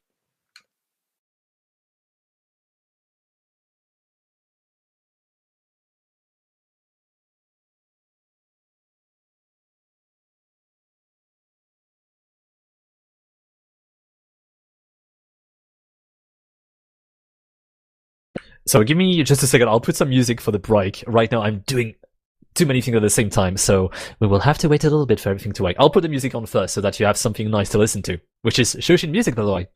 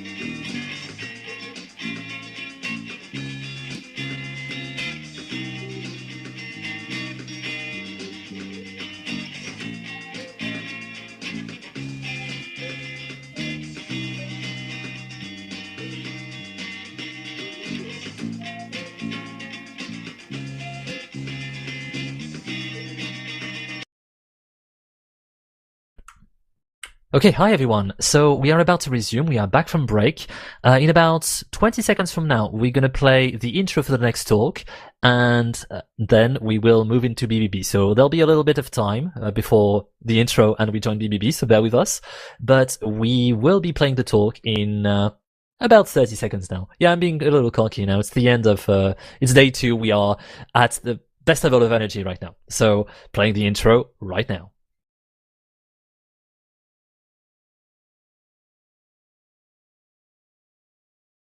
The next talk is called Grail, a generalized representation and aggregation of information layers by Samir Pradhan. Afterwards, he will answer questions via Big Blue Button.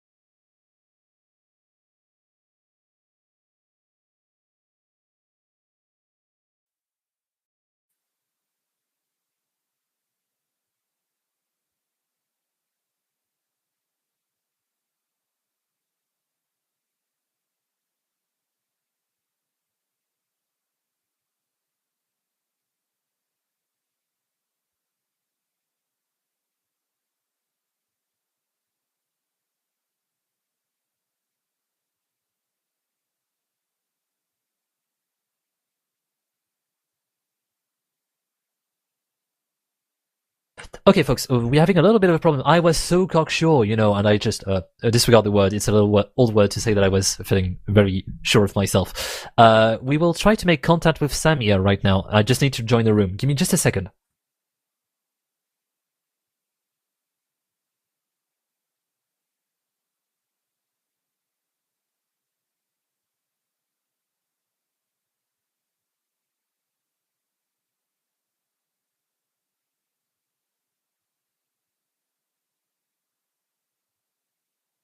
Back. Oh, okay, we are playing the talk. Great.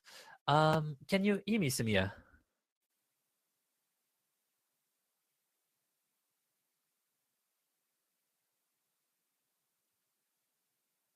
Wait. So there is a little something though. How are we gonna get the audio? Give me just a second.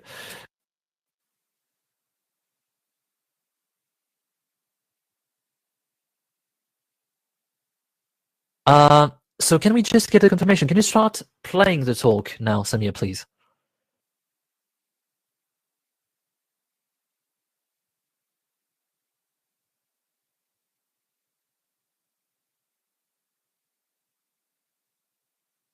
So for everyone on the stream, bear with us just a little bit. We're trying to get it working. Right now, I'm not getting any audio from you, Samir. Samir, you might want to unmute yourself onto BBB. So if you could pause the video, go to BBB and unmute yourself.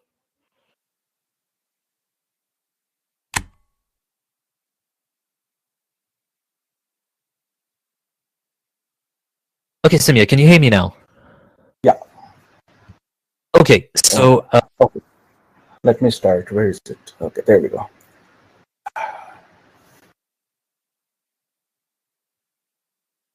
That sounds great. Okay, we'll give you just a second to get squared away here. And thanks everybody on the stream for bearing with us. Okay, sure. Samir, can you now start playing your talk? Yeah. Complex linguistic structures. Okay, it is working. Can you... Thank you for joining me today. I'm Samir Pradhan from the Linguistic Data Consortium at the University of Pennsylvania. Samir, I'm sorry for interrupting. Can you pause the talk just for a second? Uh-huh. What happened? Oh, you don't have audio. The thing was... No, audio is...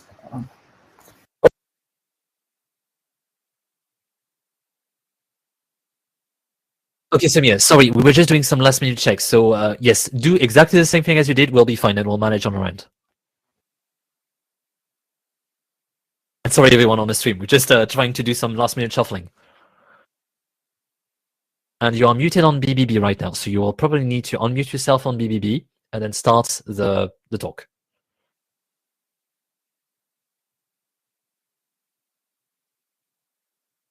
So Samir, right now, sorry, could you? No, it's not working. You need to unmute yourself on BBB. So right now, you need to click the button, the microphone. Some area. Yes. You toggled it off again. Toggle it on again, please. What am I doing wrong? So do not unmute yourself now. Leave your microphone on and go back to the beginning of your video and press play.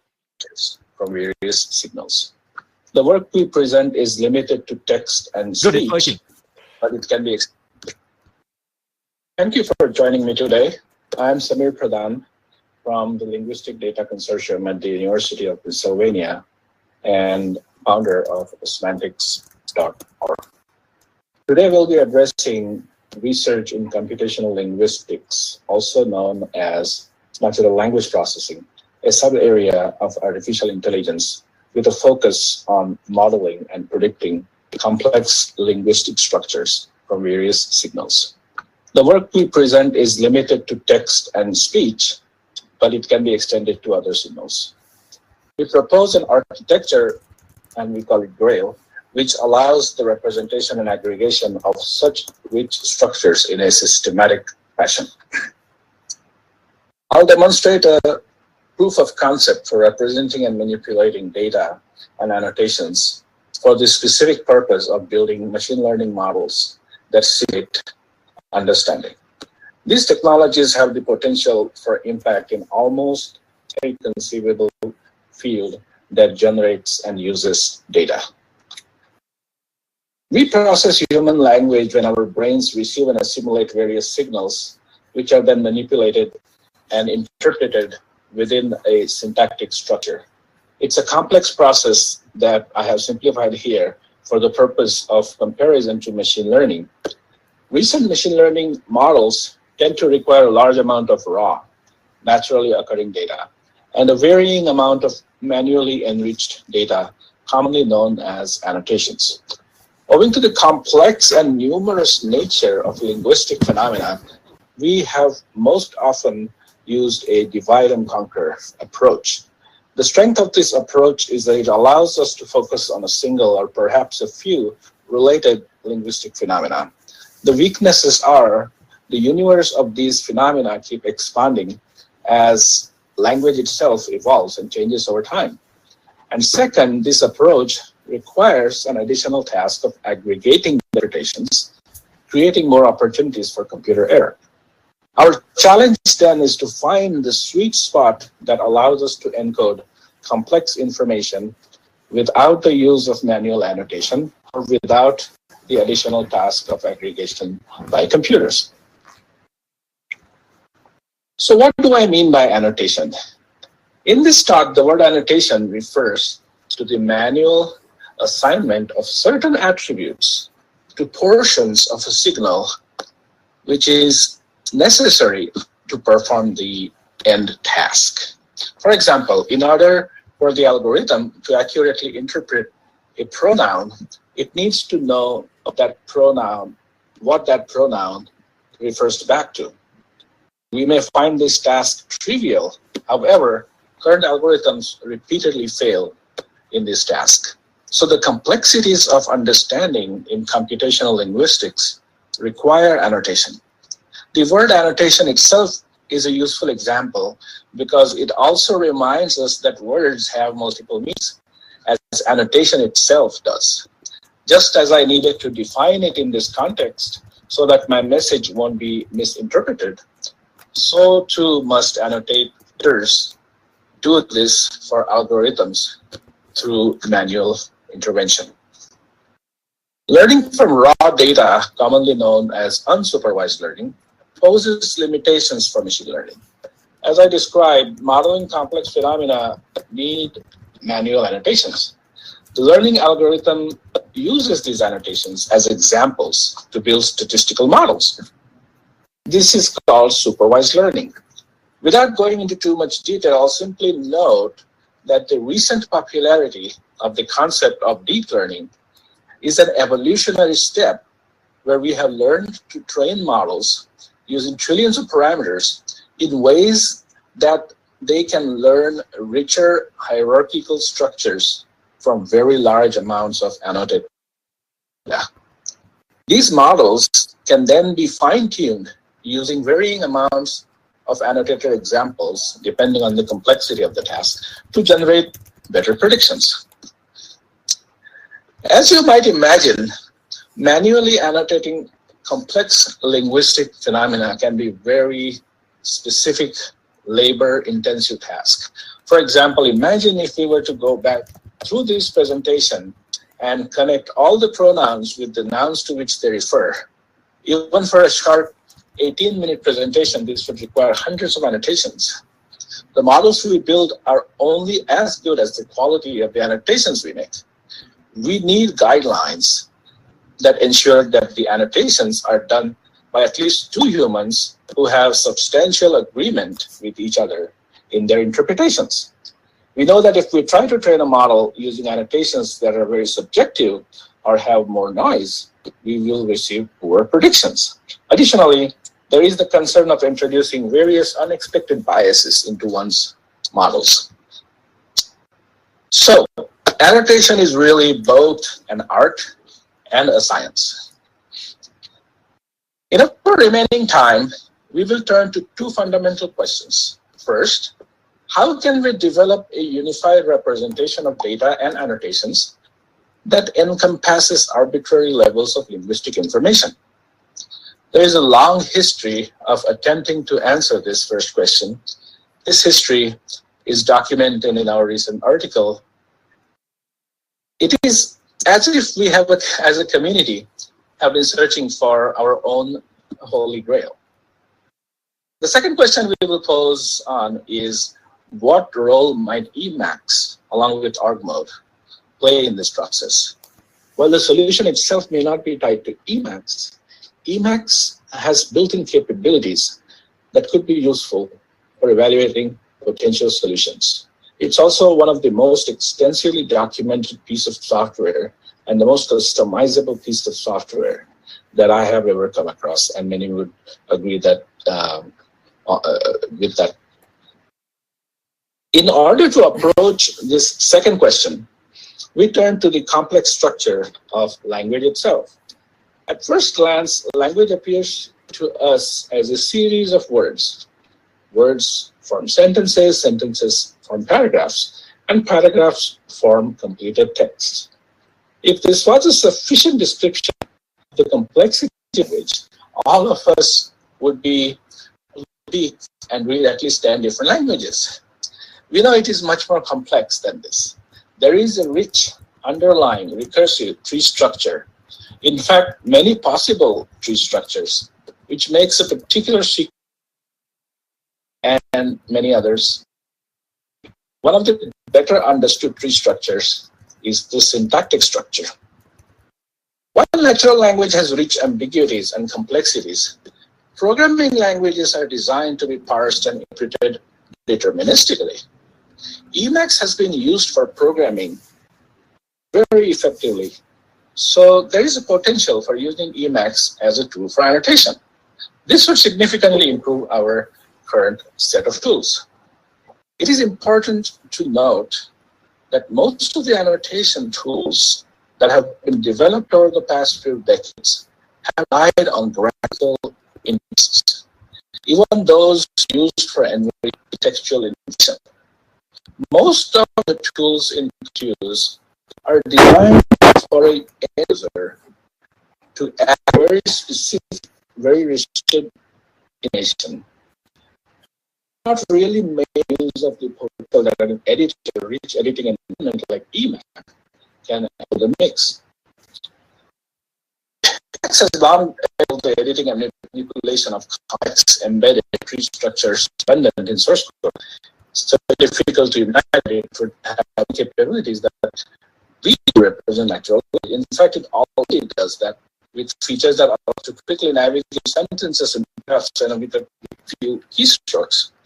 Add various text entities, to text bands, to create overlays, to name but a few. Emacs has figured out way to handle Unix, so you don't have to worry about the complexity of managing multiple languages. Its into Emacs. In fact, this is not the first time Emacs is used for linguistic purposes.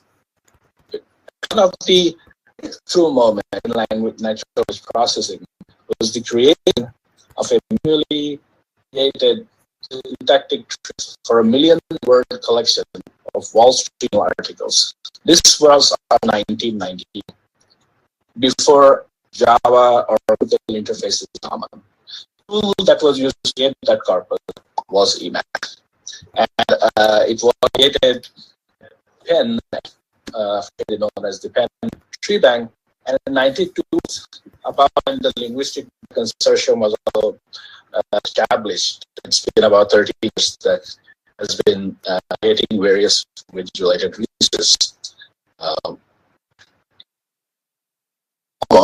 In the outlining, rather enhanced outlining mode, allows us to create outlines, attaching properties to nodes, and provides command easily customizing some of various pieces of information as per one's requirement. This is also a very useful tool.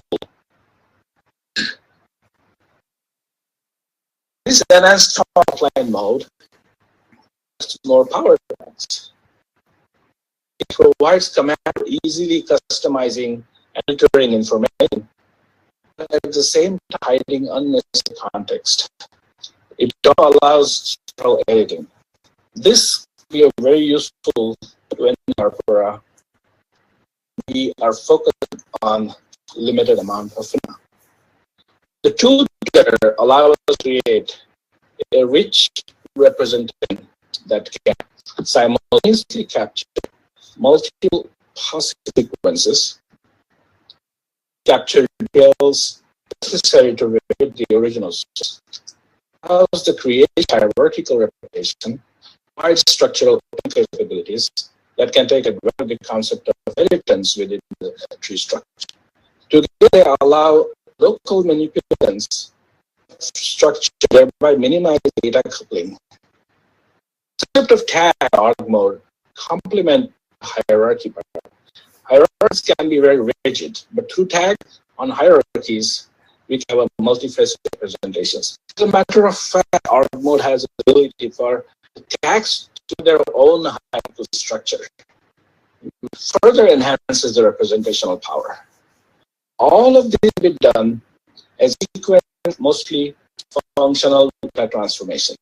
Because most capabilities be configured and customized, it's not necessary to do everything at once. Instead, it allows us to incrementally in complexity of representation. Finally, all of this is done in plain text representation, its own advantages. Now let's take an example. Sentence is the thought the moon with a telescope. Let's just make a of the sentence. And we do now is to see what the sentence compares. It has a noun phrase I followed by a verb saw. And the moon is another phrase, and the telescope is a positional phrase. Now, one that you might remember from grammar or syntax is that there is a syntax structure, and if you, in this particular case,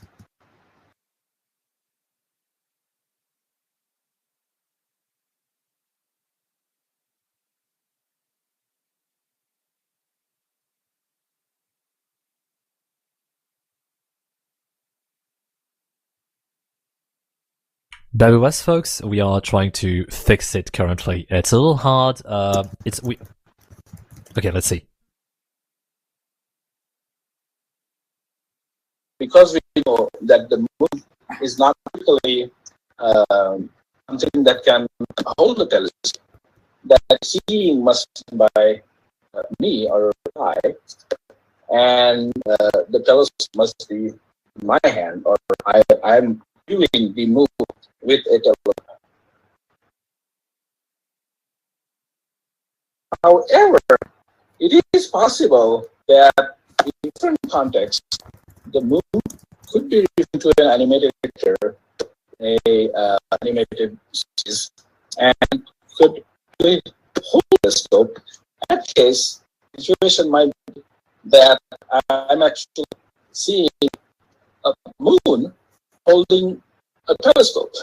The moon is holding a telescope, and I'm seeing the moon holding the telescope. And this is one of the oldest, one of the most complex linguistic ambiguity, linguistic phenomena that requires world knowledge, and it's called the P attachment, where the positional phrase attachment can be ambiguous, and various different cues have to be used to reduce the ambiguity. So in this case, as you saw, both the readings are technically true depending on the context. So one thing you could do is the tree and duplicate it, and then create another node and call it an art node.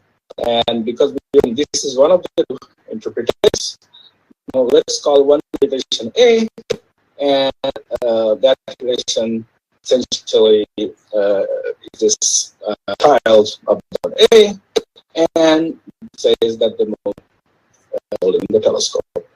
Now we get another representation B, where we capture the other interpretation where the moon, or I am holding the Sorry, telescope. everyone, to interrupt the audio here. Samir, can you move your mouse a little bit? Just move it to the corner of your screen. Thank you. Now we have two separate interpretations in the same structure, and all the do is very quick a few keystrokes. Now, what I added, we add another interesting thing. This tool that represents it can be he, be she, it can be the children, or it can be the people. Basically, any entity that has the capability to see would can be substituted in this particular code. And let's see what we have here. Now we just are getting sort of a zoom view of the entire structure we created. And essentially, you can see that by just using a few strokes, we're able to capture two different interpretations of a simple sentence. And we also add various alternate pieces of information that could help machine learning algorithms generalize. All right. Let's go to the next thing. In a sense, we can use the power of functional structures to represent very potentially conflicting and structured reads for that piece of it. In addition to it, we can also create text each with different structure and have them in the same place. This allows us to address the interpretation of sentence that appear occurring in the word, while simultaneously giving information that had more value. This makes the enrichment process all very efficient. Additionally, we can envision that a power user of the feature or person who can not only expand but also them in information into a way that could help algorithms generate better by making efficient use of their actions. Together, Emacs and Argmo can speed the enrichment of nodes in a way that allows us to focus on certain aspects and ignore others. Extremely complex landscape structures can be kept consistent in a fashion that allows computers to understand language. we can then use tools to enhance the tasks that we do in our everyday life. Grammar is the acronym or the type specification that we are creating to capture this new rich representation. Now look at an example of spontaneous speech that occurs in spoken conversations. Conversations frequently contain errors in speech, interrupts this fluency, verbal sounds such as stop or lag, and other noises. Since spontaneous speech is similar to a functional data stream, we cannot take back words that come out of our mouths. We tend to make mistakes and correct ourselves as soon as we realize we have spoken. This process manifests through a combination of a handful of mechanisms, including immediate action after an error, and do this consciously. Computers, on the other hand, we taught here is an example document or outline or part of a document that illustrates various different aspects of the representation. We don't have a lot of time to go through many of the details. I would highly encourage you to play. I'm making some videos or ASCII cinemas that I'll be posting, and you can, if you're interested, you can go through those. The idea here is to try a slightly more complex use case, but given the time constraint and the amount of information that we fit in the screen, this will be very informative, but at least it will give you some idea of what can be possible. And in this particular case, you're saying is that there's a sentence which is what I am telling now. Essentially, there is a repetition of the I am. Then there is a word somebody tried to say something, but start saying true, and then themselves telling now.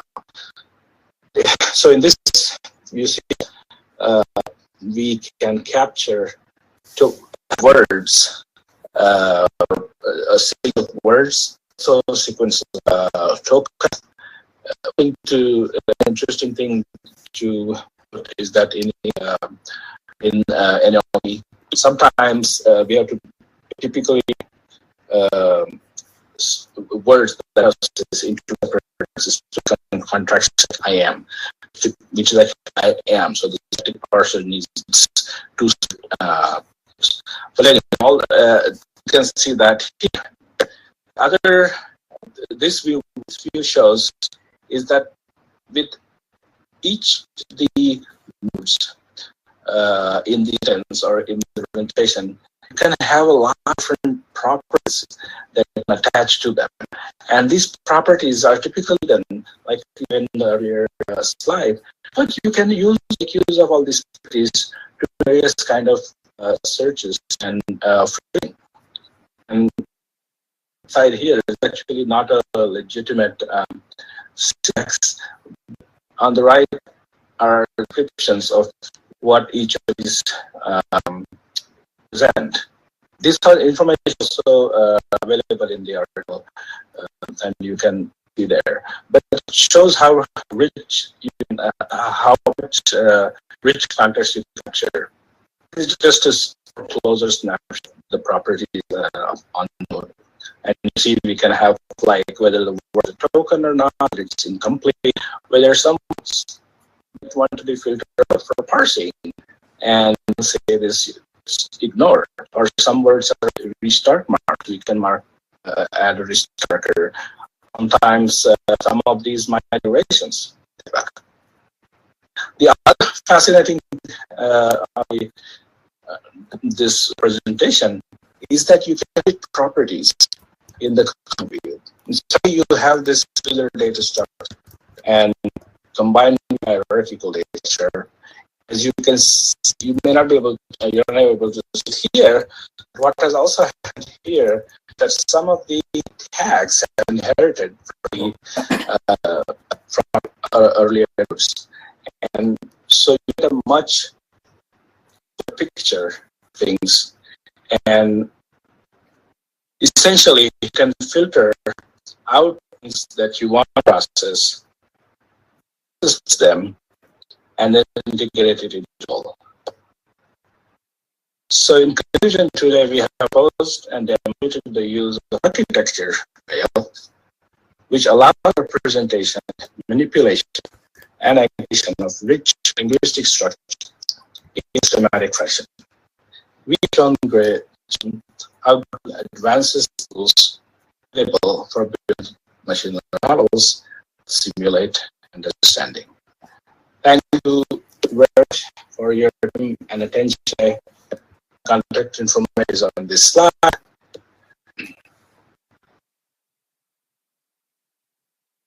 If you are interested in an additional example that demonstrates the representation of speech and text together, continue. Otherwise, stop here. Is it okay to stop? Yes, Amir, it's okay to stop now.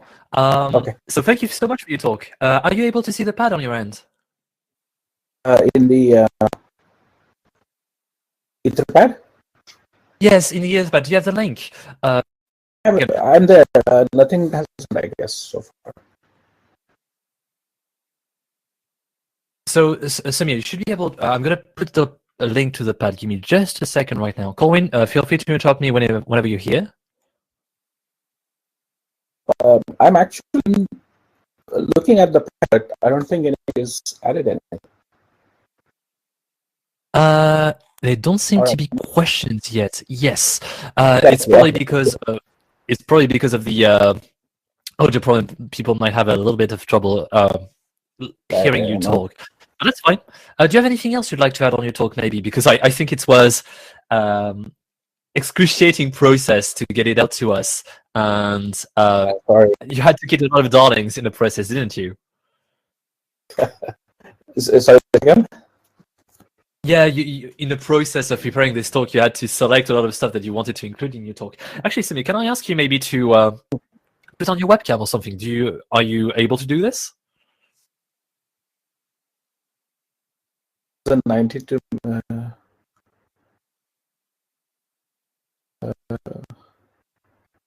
All right, and I am starting to see a few questions come in. Yeah, it looks like it. Can I stop your screen now? Just let us know when you're ready. Sure, go in. I'll let you take over. Can you hear me? Yeah, I hear you. The audio is just a little bit choppy, but we'll just talk slowly, and hopefully that'll work fine. Okay. Well, thanks for the great talk. That was just kind of mind blowing. Actually, I'm looking forward to rewatching it probably 2 or 3 times. Who is this? This is Corwin again. Okay. So we do have a few questions coming in. Yeah, I'm just I'm going to answer them. Okay. Well, I can read them to you, and then we'll transcribe your answers if you'd like to answer them live. I see. That might be. Let me do that. The 92 OpenCom is the pen tree. But yes, that has been to depth, and people are putting all perfect scores on. But that's not quite. I mean, sometimes communities. Speak slow. Sometimes the research community goes too far during numbers and reuses evaluations and doesn't. I mean, improve don't really transfer to domains, but are richer and newer data that are available, and so it's always. We are in the process. I am only, and a couple of my colleagues, we're getting new data so that you can actually make sure the learning model is better.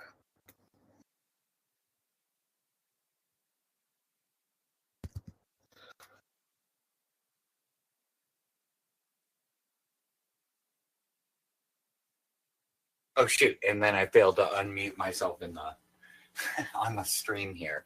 Okay. And I think you're answering in text right now, one of these, so I'll just let you drive. So please, one thing I'll add is please read the question that you're answering when you read out your answers. Oh, I see. Yes. And we're showing the pad on the stream, so people are seeing the text, and that's probably a good approach considering we're having a little shakiness with the audio.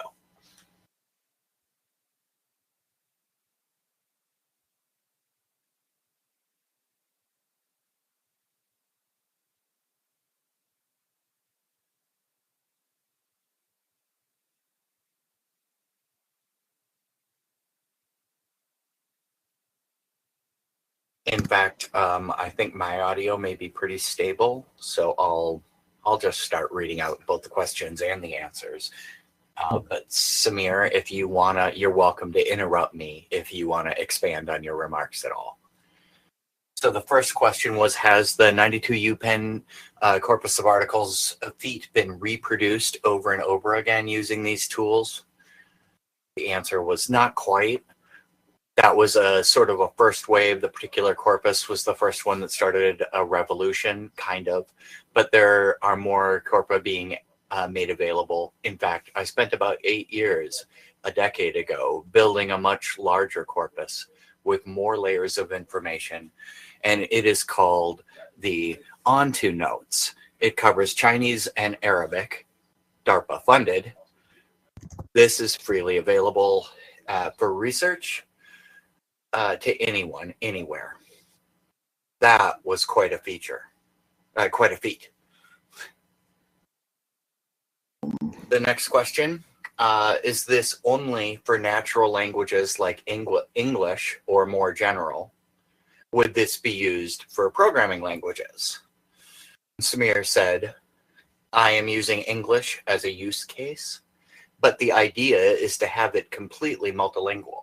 I cannot think why you would want to use it for programming languages. In fact, the AST in programming languages is sort of what we are trying to build upon, what we are trying to build upon.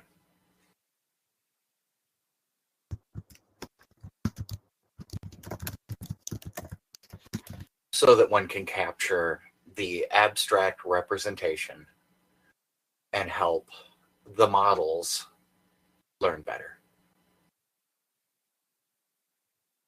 These days, the models are trained on a boatload of data, and so they tend to be overfitted to the data.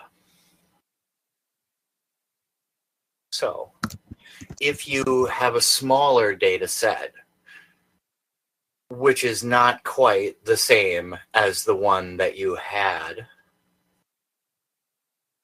the training data for, then the models really do poorly.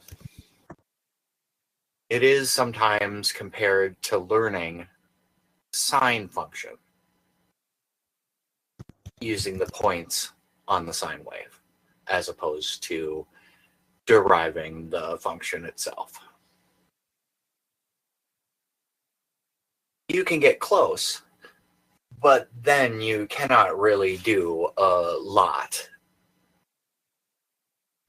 You cannot do a lot, really do a lot better with that model.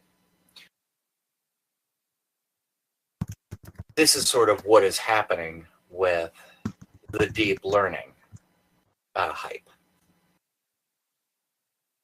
It is not to say that there hasn't been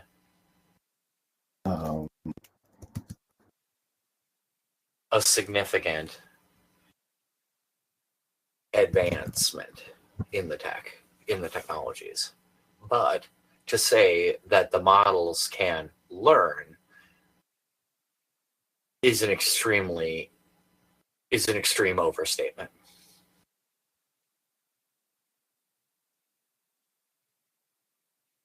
Awesome answer. I'm going to scroll my copy of the pad down just a little bit. And we'll just take a moment to start looking at the next question. So I'll read that out. Reminds me of the advantages of pre-computer copy and paste. Cut up paper and rearrange, but having more stuff with your pieces. Right. Kind of like that, but more intelligent than copy paste, because you could have various local constraints that would ensure the information is consistent with the whole.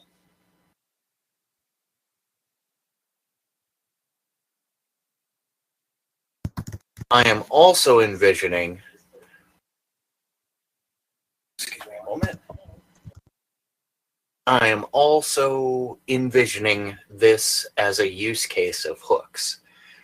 And if you can have rich local dependencies,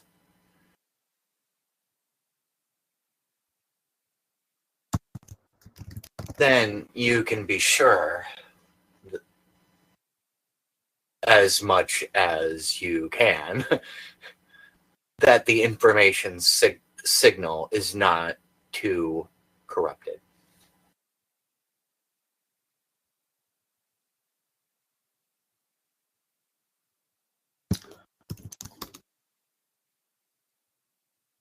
Have you used it on real life situations? No. I'm probably the only person who is doing this crazy thing.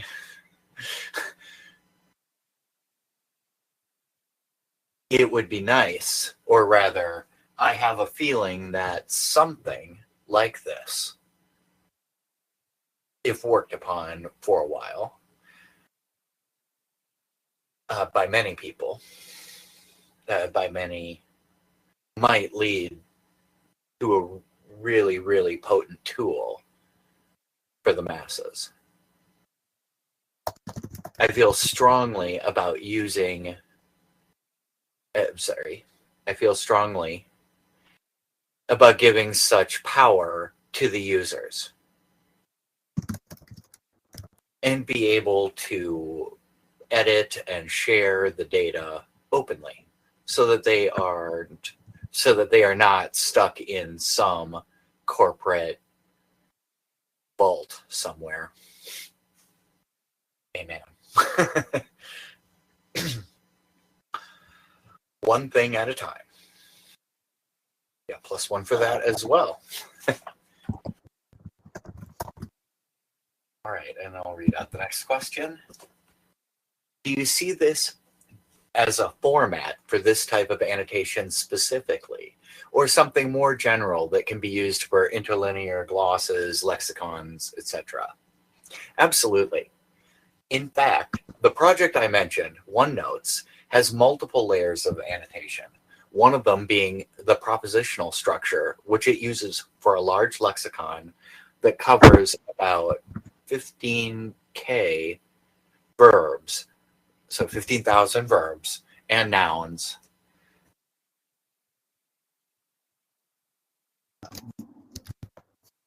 In all their argument structures that we have been seeing so far in the corpora. This is about 1 million propositions that have been released recently. We just recently celebrated a 20th birthday of the corpus. It is called the Prop Bank.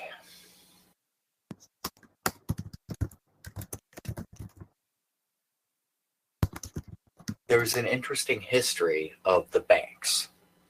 It started with Tree Bank, and then there was Prop Bank with a capital B.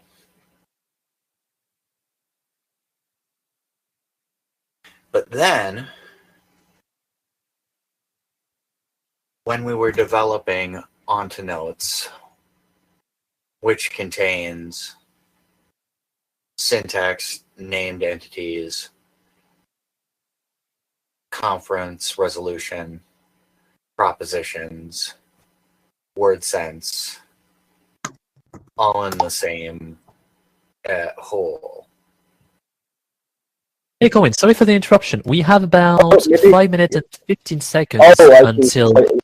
I can add the stuff later. That sounds good. If you want to just read it out then, and I think that would be the most important thing, that people can hear your answers, and I and the other volunteers will be going through and trying to transcribe this. So go for it.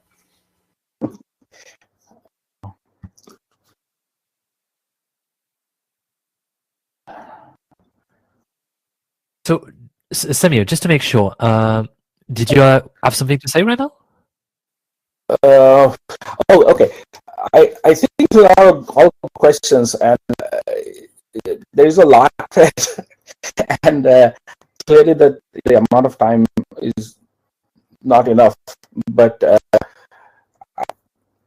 I'm trying to figure out how, could it have a community that pitch and help such a one of the best one of the things that I'm getting that this could make possible is to take all of disparate resources that have inconsistent or not quite compatible additions on them, and which are right now just island data, small island data floating in the seas, like but representation could really them all sort of together, and then they could be much rich, full, and consistent, and sort of would.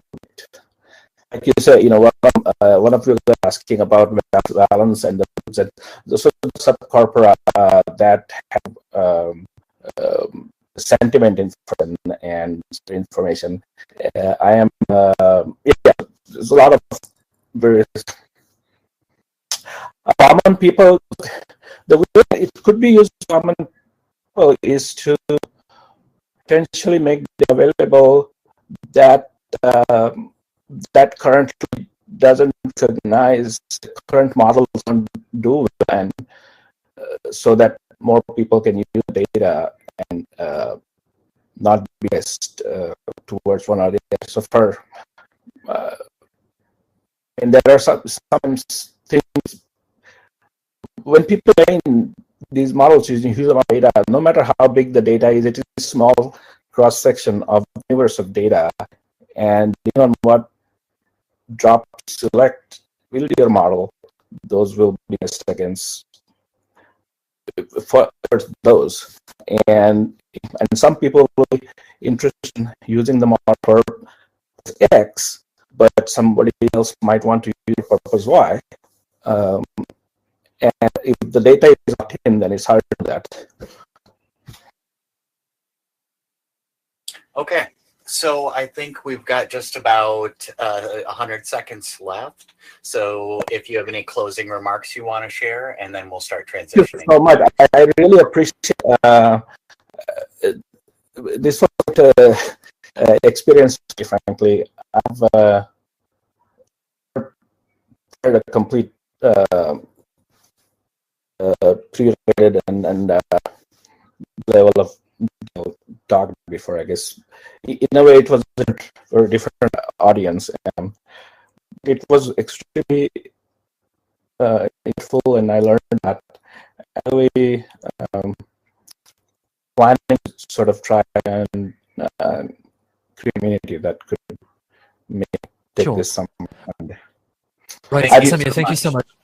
Colin, I'll take it over. We are going to move to the next talk. Thank you so much, Samir, and sorry for the technical difficulty. As Colin said, we will try to manage as much of the information that was shared during this Q&A. We will file everything away where we can use it. We can use it and make captions and all this, so don't worry about the difficulty. And for now, we're going to move to the next talk in about 1 minute. Samir, one last time, thank you so much, and we'll be getting the next talk soon. Okay. Okay, bye-bye, Samir. Bye.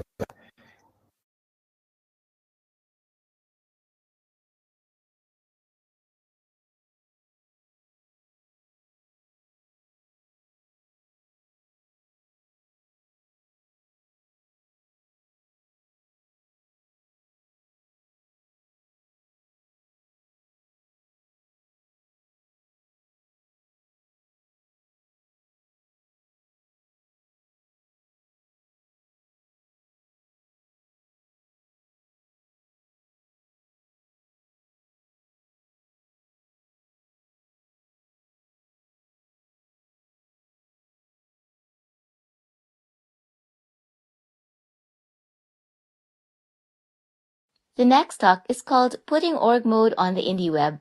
In this talk, Michael Herstein shows how to set up org mode for sending and publishing web mentions as part of the Indie Web. Afterwards, he will handle questions via Big Blue Button. You can join using the URL from the talk page or ask questions through Etherpad or IRC. Hey everyone, I'm Michael, and I'm going to be talking about org mode and the Indie Web. I am located in the San Francisco Bay Area, where I'm a developer as well as a longtime Emacs user. So, I maintain a personal website using org mode. If you're watching this talk, I'm going to guess that you probably are too. For anybody who isn't, let me explain exactly what I mean by that. I have a static website. I author the pages in org mode's markup language, otherwise known as orgdown.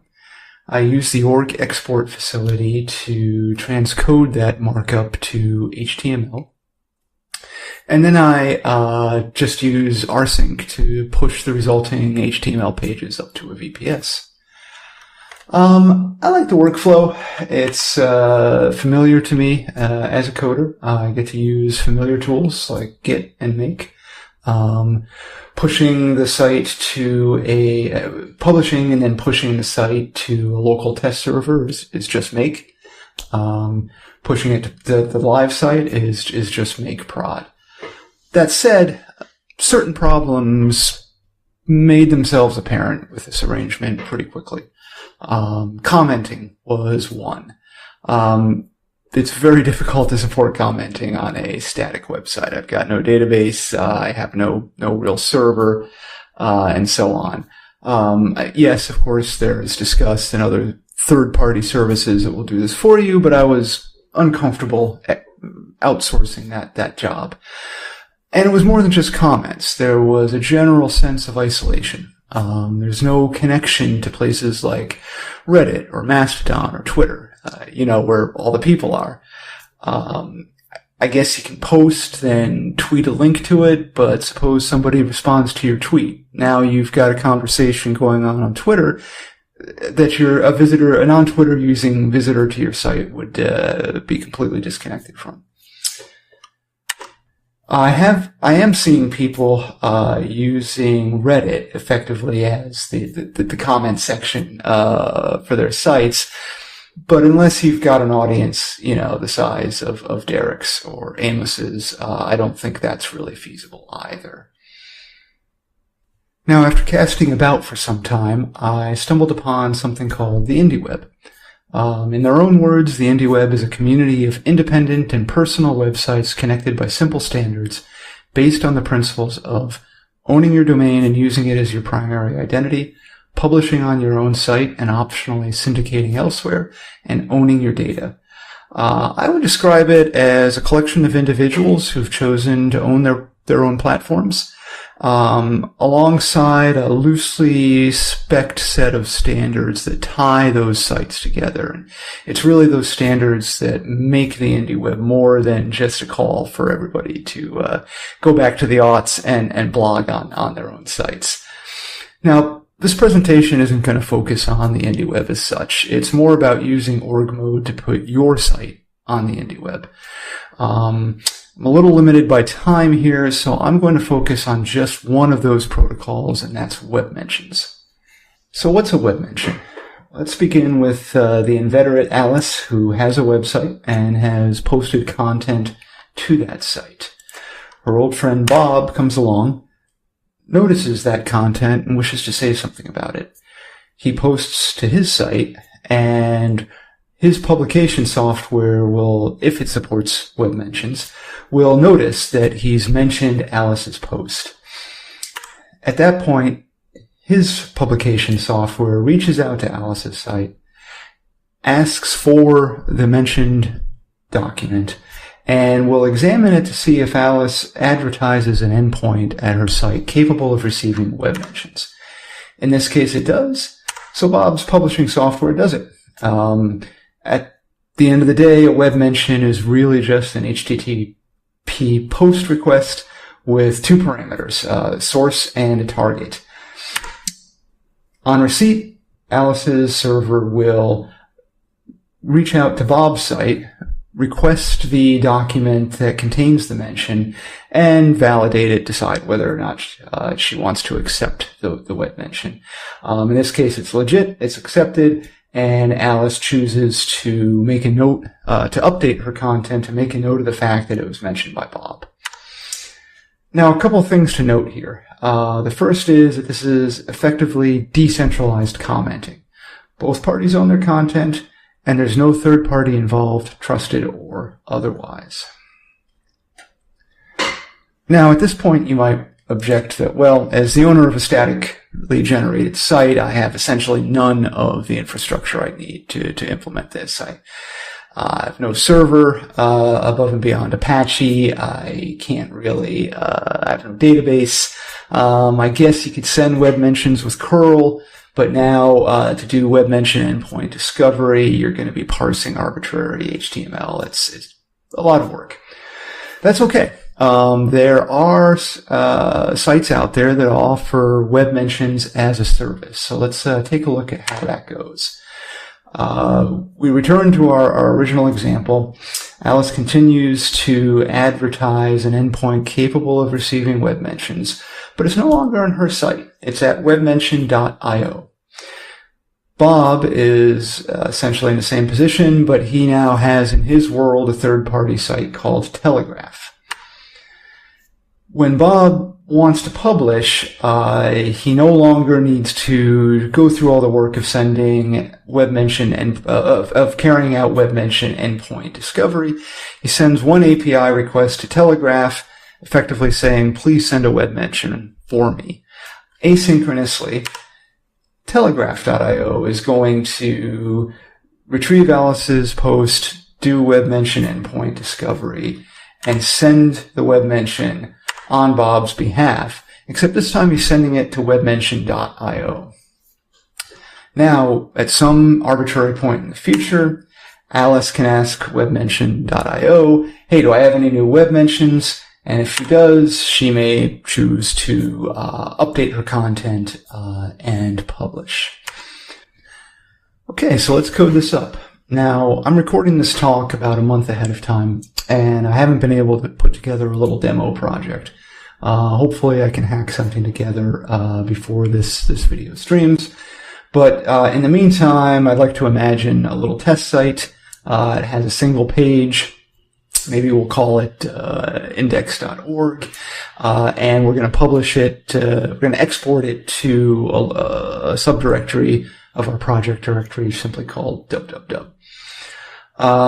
So the entry point to the org export system is the function org publish, whose docstring helpfully says it publishes all projects.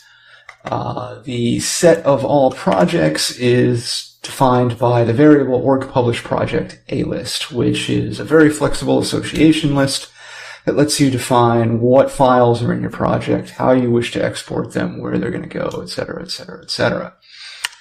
So great. This is actually pretty straightforward. We just give ourselves a little eLisp file and a single function. I'll call it publish. And all it will do is define org publish project a list and invoke org publish all. At that point, exporting is a one-liner. We just invoke Emacs, load up our site.l file, and invoke the publish function. And if we want to publish, to the live server, that's just another one-liner of ours. So that's the publication framework. Now let's take a look at sending web mentions. The idea is that we're going to get our fingers into the publication process, note when we see a web mention in the process of exporting our org down, and write it out to disk for sending later on. Now, I didn't want to send a web mention for every single link in the post. I wanted this to be an intentional choice. And it turns out there are different sorts of web mentions you can make on a page. For instance, if you add the CSS class uInReply to your link, the recipient will interpret this web mention as a reply. There are similar CSS classes for likes, reposts, and generalized mentions. when the recipient gets your web mention, if they want to know who's talking to them, they need to parse your page and look for DOM elements with certain CSS classes defined by the protocol as well. So I'm a visual thinker, so I kind of drew out the process of publication and exactly where we're going to get our fingers into this. So this is me invoking make, which of course fires up Emacs. Just as before, my publish function will define org publish project A list, with one difference. There is an attribute, a property in the list called publishing function, and we're going to need to customize that.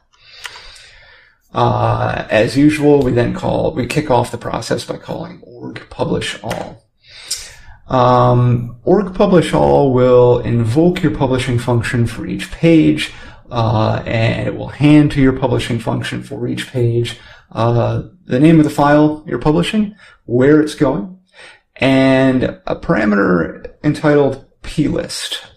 This is not super well documented. There are points in the docs that refer to this as a communication channel. What I discovered by simply reading the code was that it's a property list that is initialized for each invocation of your publication function. The initial properties are inherited from your project, but you are free to add properties as you go to communicate between different portions of the publication process. My publication function really does one thing, and that's simply swap out the HTML template that's passed to org publish to. Now, in order to take note of each web mention that I send, I took advantage of another org mode extension point called defining new link types. So here you can see I've created a new link type called reply. One of the attributes that you can attach to this is the function that is used to export your link. And I've deleted the code for mentions, likes, and reposts. If you look at my export function, you can see that it ultimately yields the appropriate HTML for this link.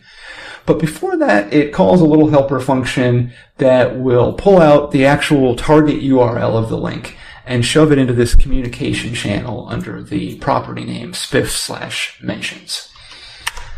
So org publish to is really the workhorse of the publication process. The first thing it's going to do is transcode from the parsed org down, which is an intermediate representation known as org elements, to HTML. And in particular, for every one of my new links that I'm using to mark web mentions, it's going to invoke my little export function. And so as we work our way through the post, I'm going to accumulate all the web mentions that I've made in the property list. The second step is to actually render the final, the HTML document, and that's where my specialized template comes in. All I do there is use it to get my authorship information into the page. And then the last step is called finalization. At this point, we have the rendered HTML document, and org mode gives you an extension point here where you can do arbitrary post-processing on that document. I arguably abuse it to retrieve all the web mentions I've made out of the communication channel and write them to disk.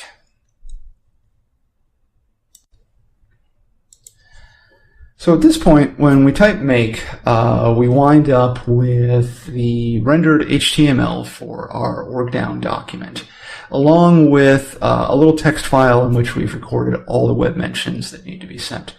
The next step is to send said web mentions.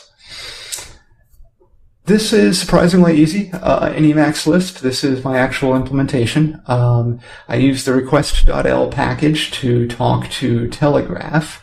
And at this point, we really don't need to add a lot to our little site elisp file. I sketched out a send web mentions implementation that just goes through in a loop.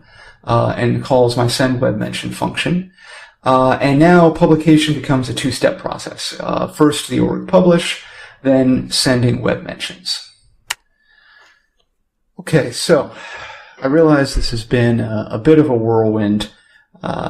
So where are we now?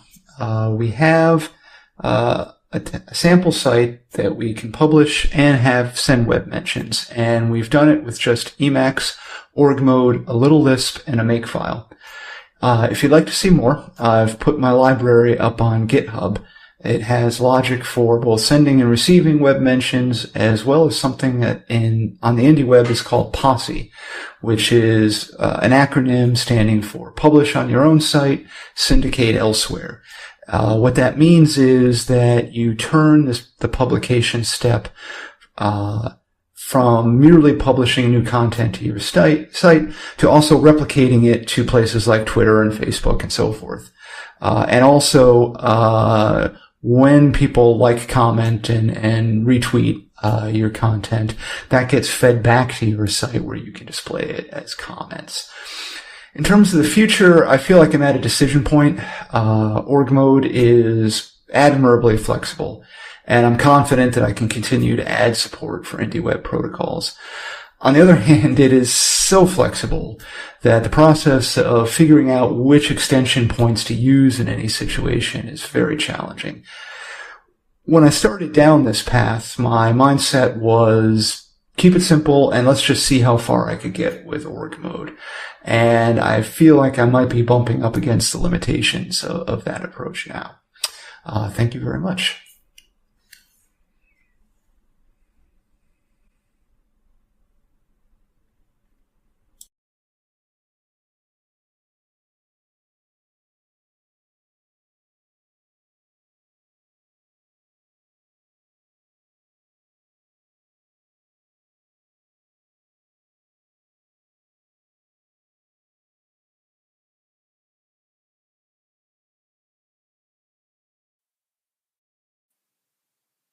And we are live. Hello again, everyone. And hi, Michael. How are you doing?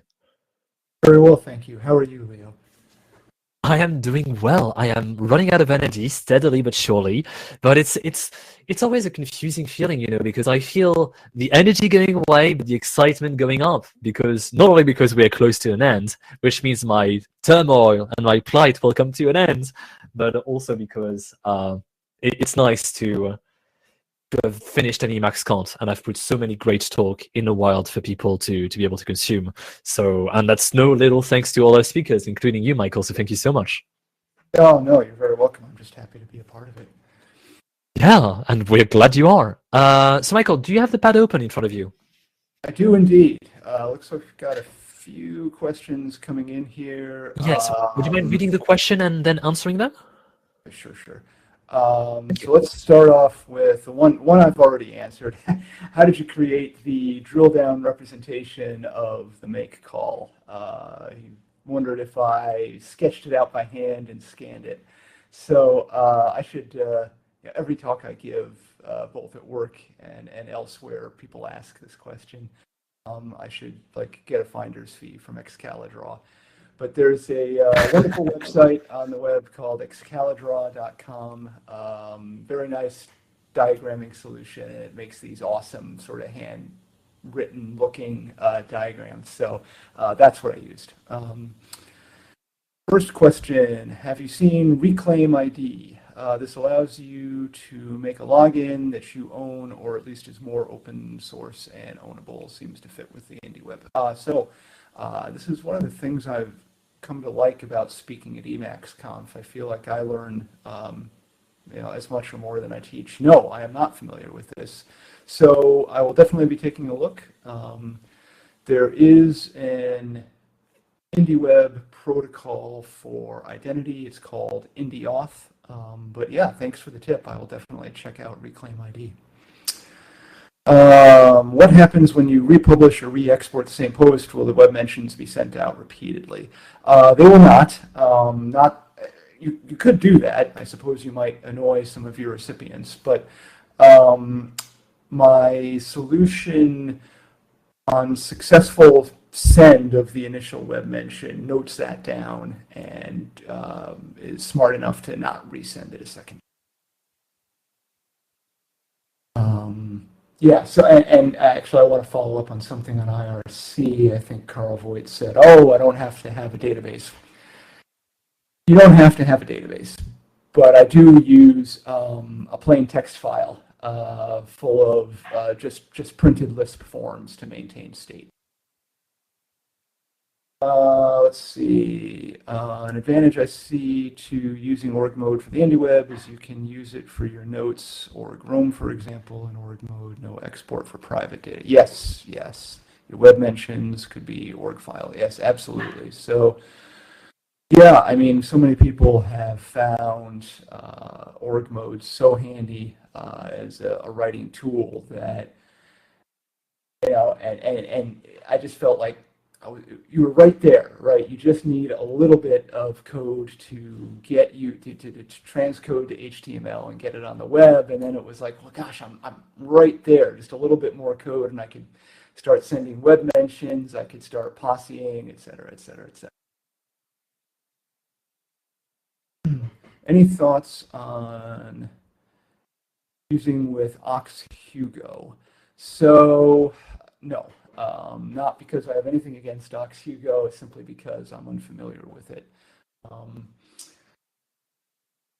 There's a couple of static site generators out there that you can use with org mode.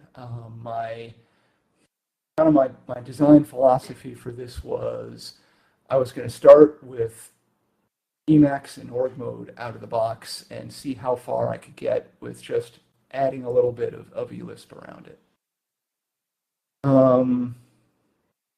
This a Web3 approach? PS former, not former military, just losing my hair. I don't know that I'd call this a Web3. Well, I don't know what Web3 means. To some people, it seems to be a decentralized approach, and IndieWeb is all about reclaiming your identity and your data from a few, you know, they call them silos, right? We're talking about the big social media. Oh, cool, great, help me.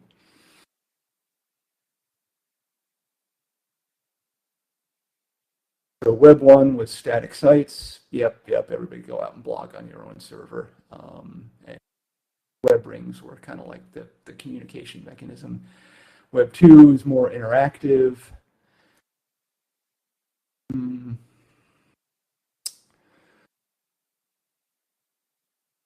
Yeah, I mean, Web 2 certainly was more interactive. I guess I see it as we're going to,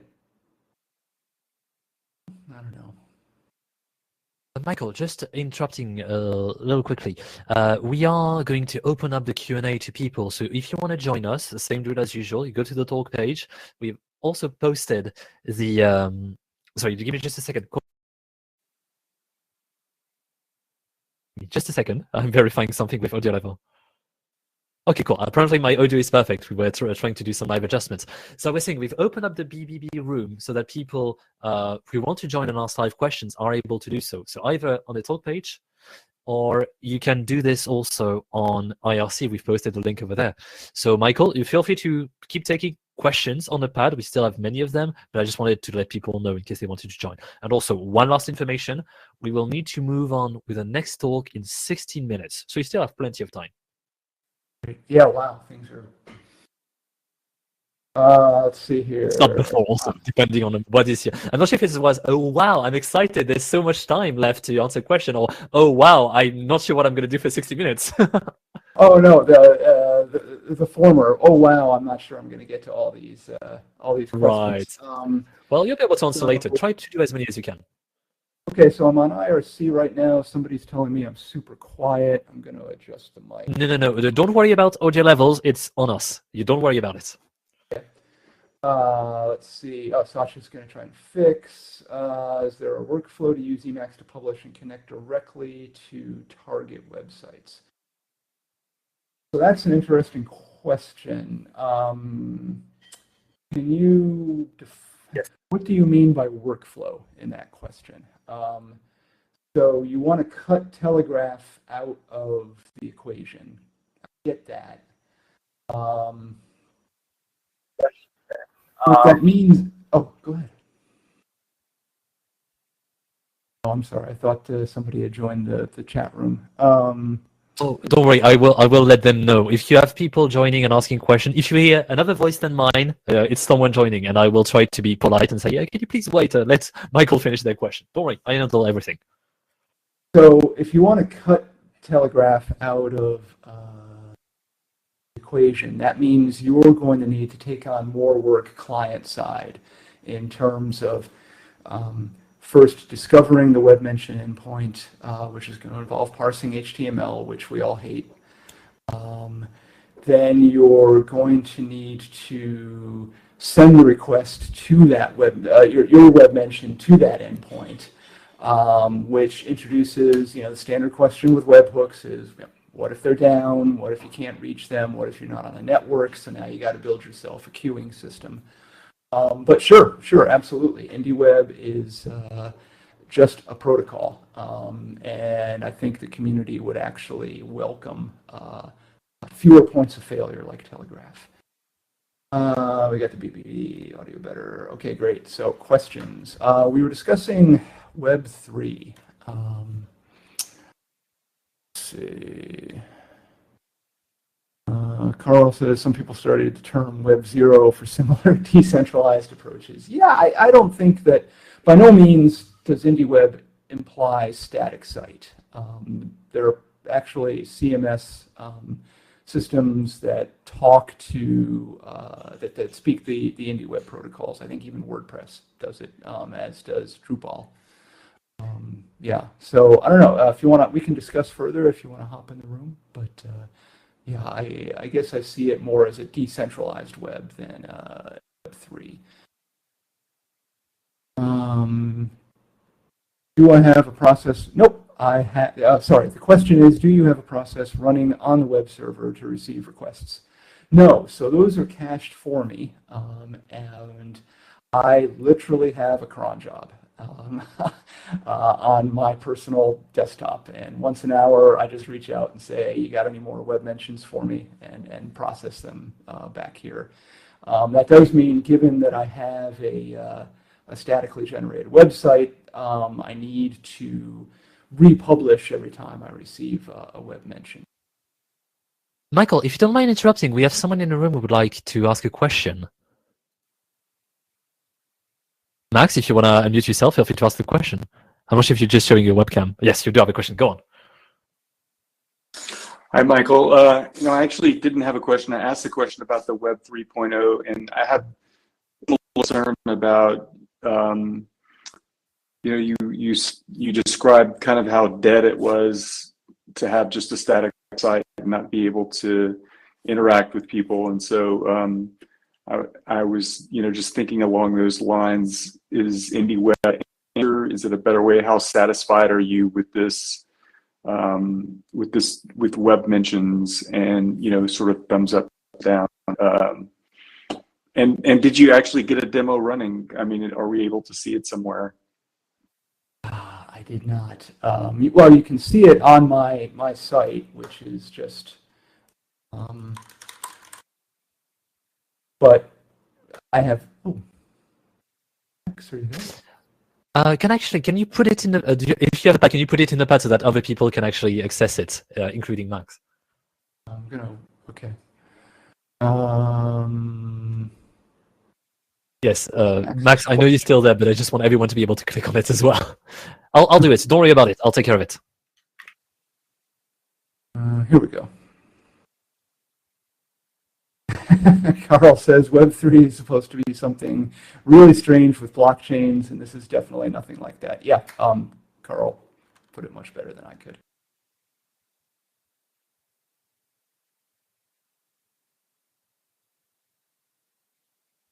And well, I'll just kind of, okay, cool, Max is still here. I'll just finish answering the question. How satisfied am I? It's work in progress. I'm initially happy. I was limited by time for this talk, and as you can see, maybe I got too far into the weeds, but it was fairly involved just describing how to send and receive web mentions. There's a second IndieWeb protocol called Posse, publish on your own site, syndicate elsewhere, in which you can say, okay, I want to publish this post to my site. And at the same time, fire off a tweet referencing it and fire off a Mastodon toot referencing it.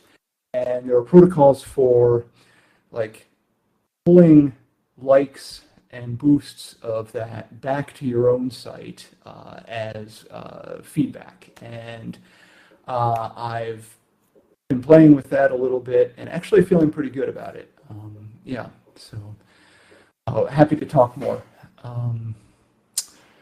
Other questions? Okay, right, so do I have a process running on the web server to receive requests? Nope, just a cron job.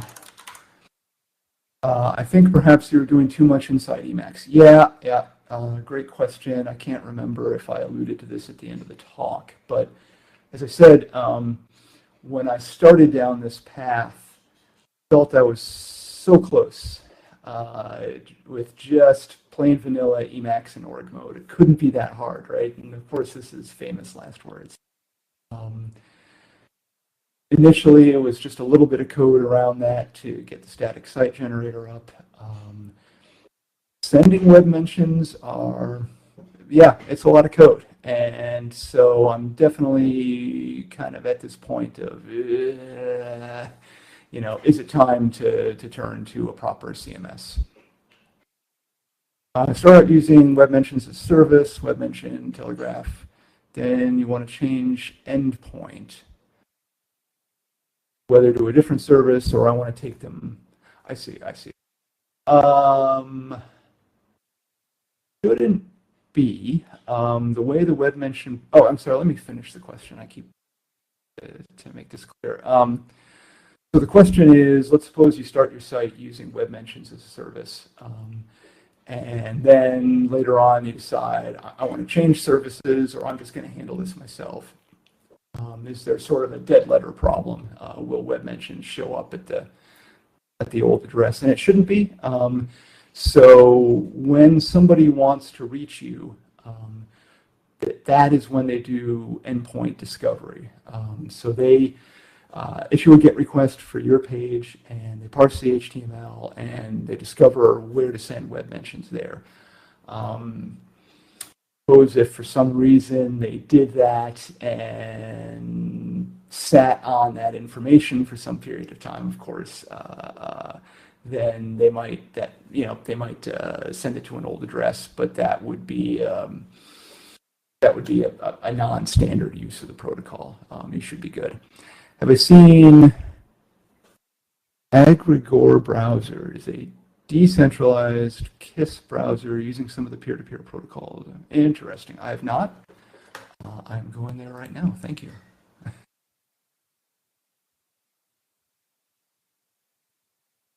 Somebody points out some things are better done outside of Emacs. I have built something similar at bystar.net.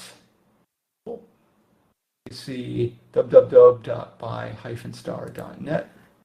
Okay, let's go see it. This is interesting. Thank you. I will definitely take a look. Yeah, so like I say, I'm kind of on the cusp of saying, okay, this has been a fun experiment. Now I need to go code it up outside of Emacs. I like the fact that, the discussion we were having, the question about, am I doing too much in Emacs is literally a question that could be asked to every single presenter at all the EmacsConf we've ever had. Because, the whole point of EmacsConf is showing what type of stuff you can do in Emacs. So naturally the question is going to follow. That is, are you just doing too much with Emacs? And that's always a great question to take. And I think you did splendidly. Yeah, it's the old joke, right? It's a good editor and an awesome operating system. Yes, I will allow you to do the usual jokes about Emacs. I will not allow you to refer to our core enemy.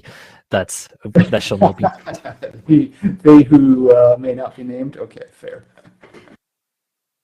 Okay, so Michael, we do have about 5 minutes of questions left. I think you've answered all the questions, and I don't see anyone else with a microphone on in BBB. So we might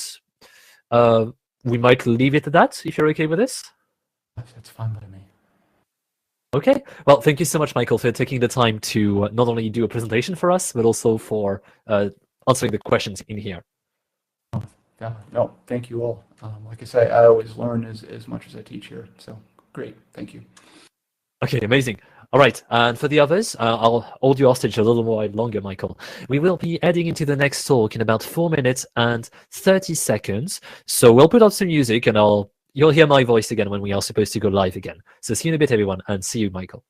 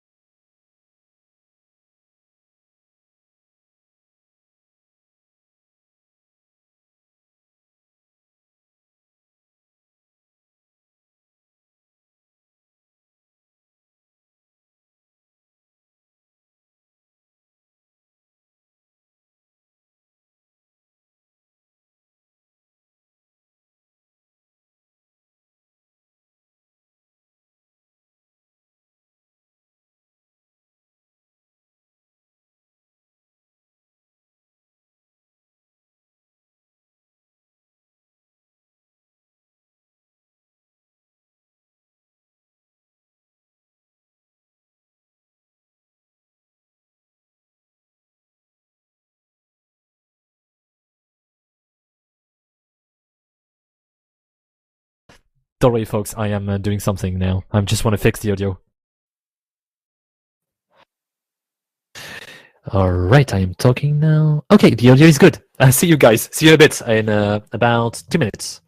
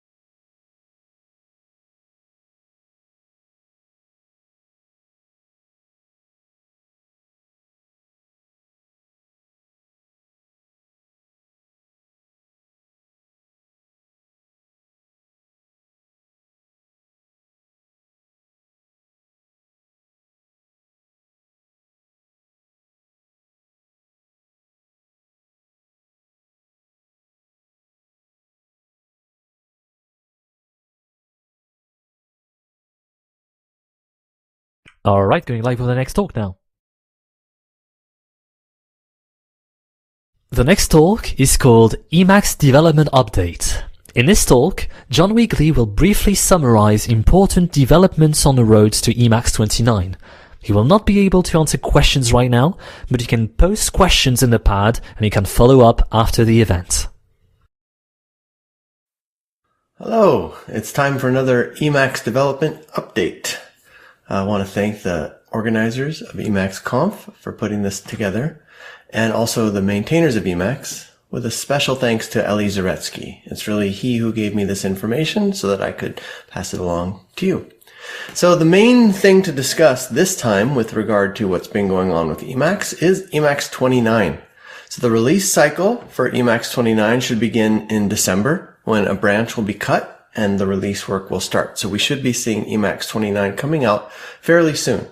So here's just a brief overview of some of the things to look forward to coming up in Emacs 29.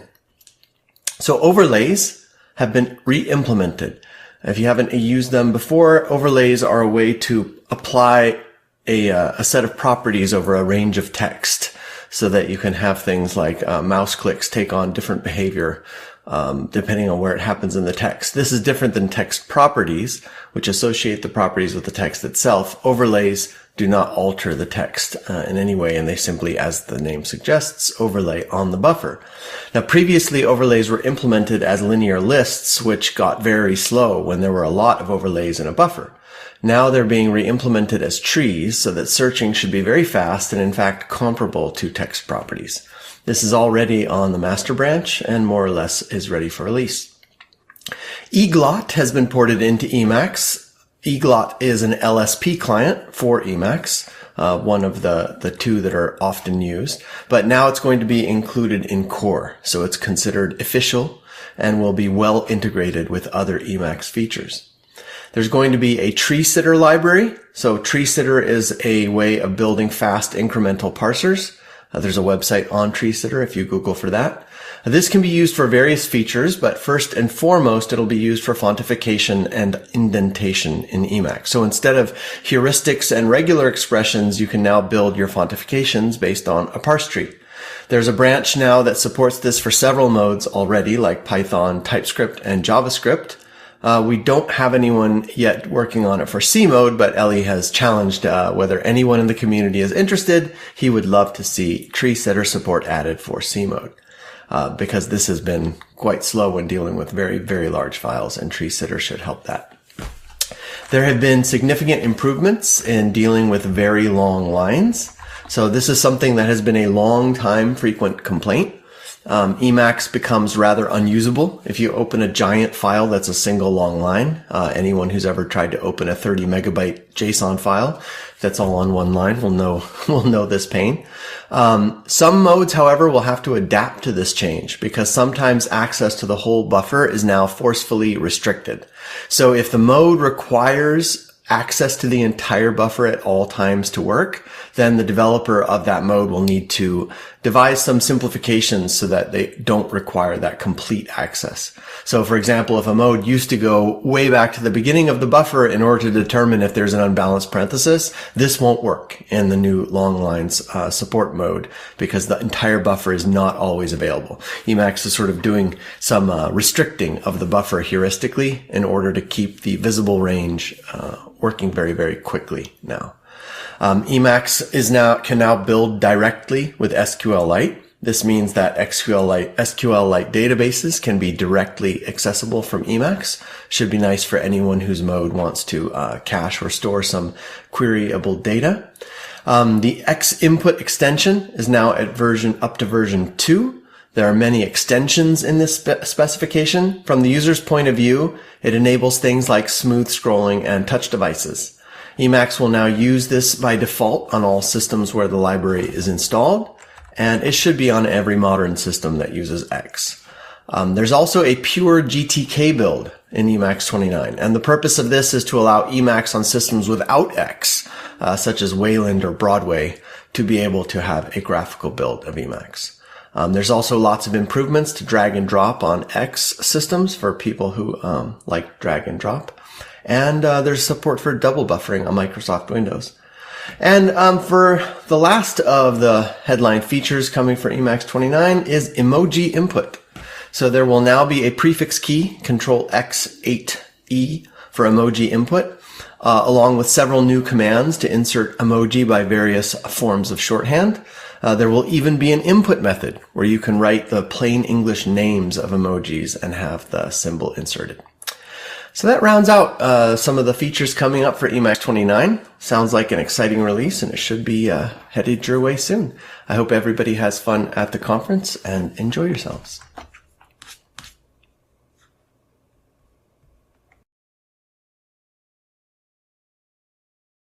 Okay, everyone, so that was John Wigley. Sadly, we'll not be able to take questions now because I believe he is traveling. However, if you type your questions in the pad, we will send it to John Wigley for him to answer in his own time, and we will put all the answers, as usual, on the talk page. In the meantime, we will be going on a little bit of a break. We will reconvene on Gen in 14 minutes at 25 of the current hour, and we will put a little bit of music in the meantime. So, see you in a bit.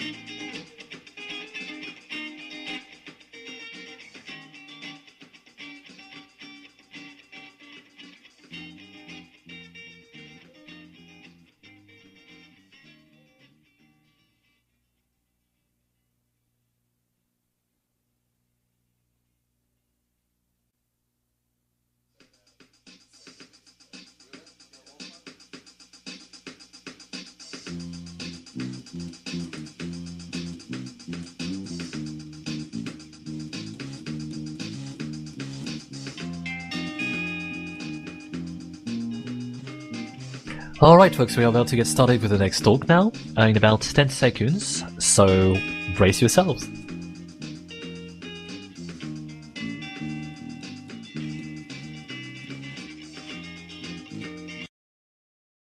The next talk is called Fanfare for the Common Emacs Users by John Cummings. Afterwards, he will answer questions via Big Blue Button. Hello, my name is John Cummings, and I'm here today to play a fanfare for the common Emacs user. By common, I mean the types of Emacs usage and comfort that are simpler, more mundane, and yes, even imperfect, that some may identify with more than others, or more at certain times.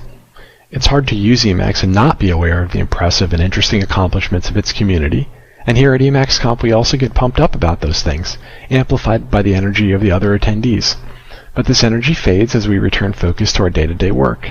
And in these circumstances, we may unfairly judge our own Emacs usage against the community highlights. So I want to identify and celebrate the ways that we common Emacs users use it, the reasons why it's a good fit for those ways, and some ways that we can take advantage of that. What is Emacs to us common users? Well, we're consumers. We use whatever was available, whatever our OS gave us, or whatever we found when we searched the web. We're not even necessarily aware of what the latest version is or what changes it has. We may not ever think about upgrading. We have what we have and we use what we have. But I think with this simple act, many of us achieve a very significant Emacs milestone. We've committed to having it in our toolkit and our skill set. We'll probably install it on every system that we can, eventually. We know it has a use for us today, and that it will solve some problems that we don't even know about yet. It will not just be one tool, it will be many. And we know that it will be more than just useful, it will also be challenging, puzzling, and frustrating. But we still keep it as a permanent part of our toolkit, and we should be proud of that. And regardless of what exactly we've installed, it was a good choice. It will almost certainly do what we need it to do. Old versions are not inert dead ends, they're still functional tools. And that's a key aspect of Emacs. It's a tool to get our work done. That sounds obvious, but it's easy to get distracted by the great things that it can accomplish and think that it requires the same accomplishments from us. But it requires no advanced state of mind, no level of expertise to start using it or use it correctly. It just requires that we have it and use it. And with a little effort, we can get results early on, and those results are not just preparations for better things to come later. They have value for us today, and we're already using it right. And when we do need to tweak whatever we've installed, we might again be consumers, finding some snippets out on the web and pasting them in and moving on. We don't necessarily understand what we did, but we got some value out of it. Over time, we may participate more and take it day by day, and one day we may find that our config has become a disorganized pile. Maybe it's mixed haphazardly with some of the output from the customize feature, and eventually we start to feel like it's a shameful mess. It's hard to manage. We may think of it as append only or read only. We can't deny there's problems here, but it happened for a good reason. It was quick, easy, and effective for us to enhance our experience this way and then move on. We were using Emacs as it was designed here. It just wasn't sustainable indefinitely. We may continue doing things this way even though we realize it's not a good idea. But I think there are some ways to mitigate the downsides that let us embrace our tendencies and continue to benefit from them. If we allow and encourage ourselves to capture our thoughts and circumstances along with the work that we do on our config, and do so without judgment or the responsibility to do it right, we give ourselves the context to understand and manage it later. This should be done however works for us, whether it's rambling inline comments, keeping a separate journal or notes, or even a more advanced literate programming technique if we want to make an investment like that. Or putting our config into source control, even if it's nothing more than a simple daily record of changes along with our contextual notes, will make things a lot easier for our future selves. But regardless of how well or how sloppy we manage it, we should also realize that our messy config is a personal artifact with inherent value, even if it's just amusement value or sentimental value. Emacs is not only a tool to get our work done, it can also be a very personalized experience. And if so, then our Emacs config is our experience in written form. You can see it as a log of your journey through Emacs and the mark that you made on it along the way, mistakes and all. We may see our config as a record of failure, the things that we did wrong, the things that we repeated or never finished. But it's important to realize that a record of failure is a record of persistence. In that sense, it's kind of like our genome, a set of unique, disorganized, and somewhat accidental properties that, on the whole, makes us fit to survive in our Emacs usage. It's also interesting to think of it as an archaeological record, where we can sometimes get some insight into our ancient times. Just being able to see what we were doing years ago is interesting, and see how things changed and hopefully grew over time. And sometimes we find some buried treasures that we forgot were there. And of course it's interesting to realize that when we start Emacs, this pile of config also executes in roughly the same order that we created it in. Our journey through Emacs happens again and again every time that we start it up, and it's ready for us to keep working on it. Now when it comes to packages, we may not make extensive use of them, if any at all. We probably have different reasons for this. We may feel like we need to reach some level of mastery before we start using them. We may not have the mental room to think about packages, or may not want to take on the administrative burden required to keep track of which packages we have, the dependencies and versions, and their compatibility. Some of us may just be uncomfortable letting new third-party code run in our environments. It could also just be the case that our needs haven't driven us to need a package yet. We're already doing what we need and doing it efficiently enough. Just a moment, because and here we find more alignment between Emacs the tool and our common mindset. They work well when they stay needs-driven. We're not obligated to use as much of Emacs's functionality as we can, or every package that we're aware of, if we don't have a need to. And in fact, that's a great way to stay overwhelmed. But if we stay aware of our needs, and then find that there is a package that might address what we need, then we can deal with it. And a need to explore and a need to be curious is a valid need. And if we do need some extra confidence to do that exploration, then the things we talked about before, like keeping good notes of our experiences and needs, or version controlling our config, will help us keep that connection to our needs that gives us the freedom to experiment in the wide world of packages. And if we really do just need what's built into Emacs, the vanilla out-of-the-box experience, then we can also be proud that we're making use of all the work that went into that experience, because a lot did. And when we report any problems that we find, we're also working to keep that experience smooth for future users. Of course, some of us may find this intimidating, and if so, feel free to reach out to me and probably anyone in the community that can help you navigate that process.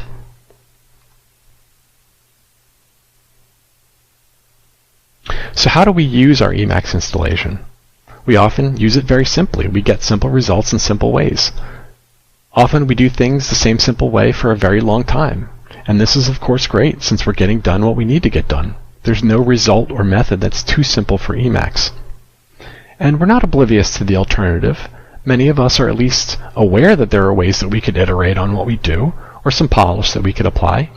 And we may even quite enjoy reading about more advanced Emacs possibilities and thinking about how they could apply to our own workflow, but at the end of the day we still keep our own usage the same and basic. And this is another fundamental aspect of using Emacs. You can work simply and successfully, but you'll always be conscious of the possibilities for far more complexity. And many of us do try to iterate on our ways, and sometimes we succeed, but often we run into trouble and we stop or we defer. A lot of times we're intimidated by the scope of things. We're not sure how to make measurable progress. We may find that the first ways that we learned are so ingrained in us that learning even a second way is many times harder. And sometimes we do make sudden progress after years of sameness and wonder why we waited so long.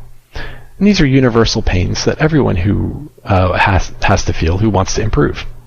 But this is again where we can benefit from letting our needs drive us. Sometimes they'll tell us that it's okay keeping things the way they are, and sometimes they'll tell us that it's good to keep pushing because there's a reason for it, and we'll be glad that we did. And what are the ways that we do learn and grow and create within Emacs? One constant is that we forget a lot. We learn something and then remember that we already learned and forgot it once before. Sometimes we just hope to learn more than we forget. And staying driven by our needs can also help here because it's easier to learn something when we have a reason to and an application for it. In Emacs, it can be tempting to do this backwards and want to learn all there is about Emacs first and then apply it. But again, that's a surefire way to stay overwhelmed. And when we code and build things, we might tend to create many small, quick things, but never really integrate them deeply into our environment or workflow. We leave things half-finished once we get bored or find ourselves in over our head. And this is natural because we're curious and creative, and Emacs makes it relatively easy and actually fun to experiment and get these quick results. But it's less clear how to see them through, and inherently less fun to do the follow-up grunt work. But if we embrace our ways here and structure our workflow to support them, we might find ourselves more satisfied. So let's give ourselves permission and a logical place to put all our fun little quick experiments without having to worry about integrating or polishing them unless we find a need to later. Let's use source control wisely to give ourselves a place to experiment and a place for stability.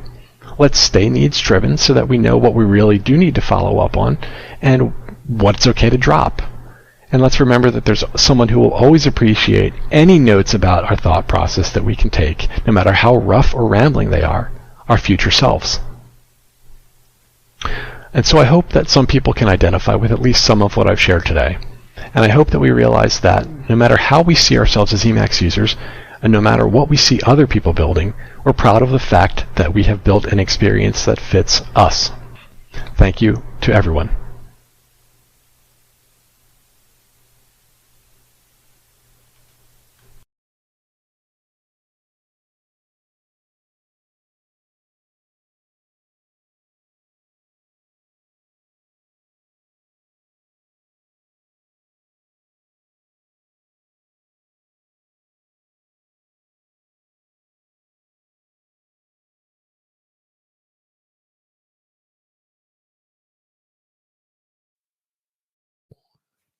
Now, okay, hi. We seem to be back. Sorry for the little interruption. So, John, you might not have realized, but I was supposed to send a broadcast message to the dev track, and I submitted it to the gen track instead. So I spoke over you for like 20 seconds. I apologize humbly, deeply, and sincerely. But, John, I have apologized. Now I will say hi to you. How are you doing? Hello, I'm doing good. I know I'm just saying you harmonized with me. You didn't talk over me. You talked with me. So. You know, as much as I would like to say, yes, that is possible, the fact that I did not have the sounds on your talk makes it very difficult for me to harmonize. You know, it's like try to have barber shop quartet and they cannot hear one another. Try to tell them to harmonize. I'm not sure if it's going to work. I actually sang in a barbershop chorus for a while, and I know the pain that you're talking about. But anyway, it's water under the bridge. Yes, what a serendipitous discussion. I wasn't expecting this. Okay, you have the pad open in front of you. Do you want me to read the question, or do you want to take them on your own? I'd be glad to do it. Right. All right, I'm just going to start from the top here. I have not only one config, but multiple configs in different locations. .emacs and net.el, and .emacs.net.el, and different Python installs in different places. This is something I should take care of earlier rather than later. I need to pay someone to consult on my config. Is this an existing business? Is there a place to barter a screen share for something else of value in exchange? In any case, thank you for giving permission to have fun without the need for too much structure. I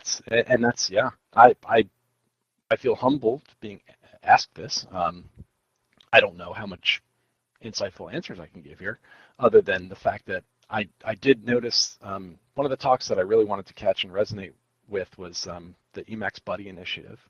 That was actually one of the points that I wanted to include in my talk, but it turned out that 10 minutes goes by incredibly fast when the ideas are flowing. And I think that's probably one of the best advice to sources is to find some kind of buddy who probably would be especially someone who is maybe at a similar or even a different experience or comfort level. May be able to, be a good exchange of value there. But yeah, I mean, it's something I'll think about more. I might not come up with the most interesting answers live. Oh, it's fine. Don't worry. You don't have to worry about making the most exhaustive answer. The whole point of... sorry, let me move myself to the left. Okay, never mind. I'm trying my best to composite the shot live. Yeah, you don't have to worry about making very exhaustive answer right now. Also, we have about 11 minutes. We might open up the chat. So you have a lot of questions, so I think a lot of people are very interested. I think, when you have the arguments that you're trying to valorize the box standard user of Emacs, I think everyone is feeling very invested into the talk and might want to ask questions. So I'm giving you a heads up, people. Now is the last chance you have. We are the last talk of the day, barring the closing remarks. If you have questions to ask, now is the time to join the BB. We'll be opening it in 2 minutes, and in the meantime, John, feel free to go back to the question and answer as many as you can. Thank you, and I would love to talk about this with people in the community forever. So this is not the last chance to talk about it. All right, how would you suggest Emacs developers, including package developers, interface with non-developer users and get their insights to help in shaping future Emacs functionality?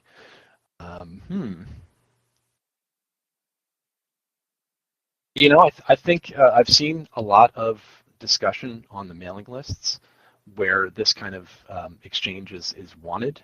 You know, I think this is one of those things that may always be difficult because I have some participation on both sides of this, if there are sides to it. And I think that most people agree that there's maybe could be a more tighter communication. So I don't think there's anybody out there who thinks that there's work to be done here. There's definitely effort that should be dedicated here. But it seems to me like it's happening. I mean, the survey, Emacs survey, was developed pretty closely from what I could see with the core maintainers. So I think that it's out there. I mean, maybe perhaps the mailing list is a good place to start. The several ones of them. I think that you'll certainly get an answer, and hopefully it will start a dialogue that can continue. All right, next one.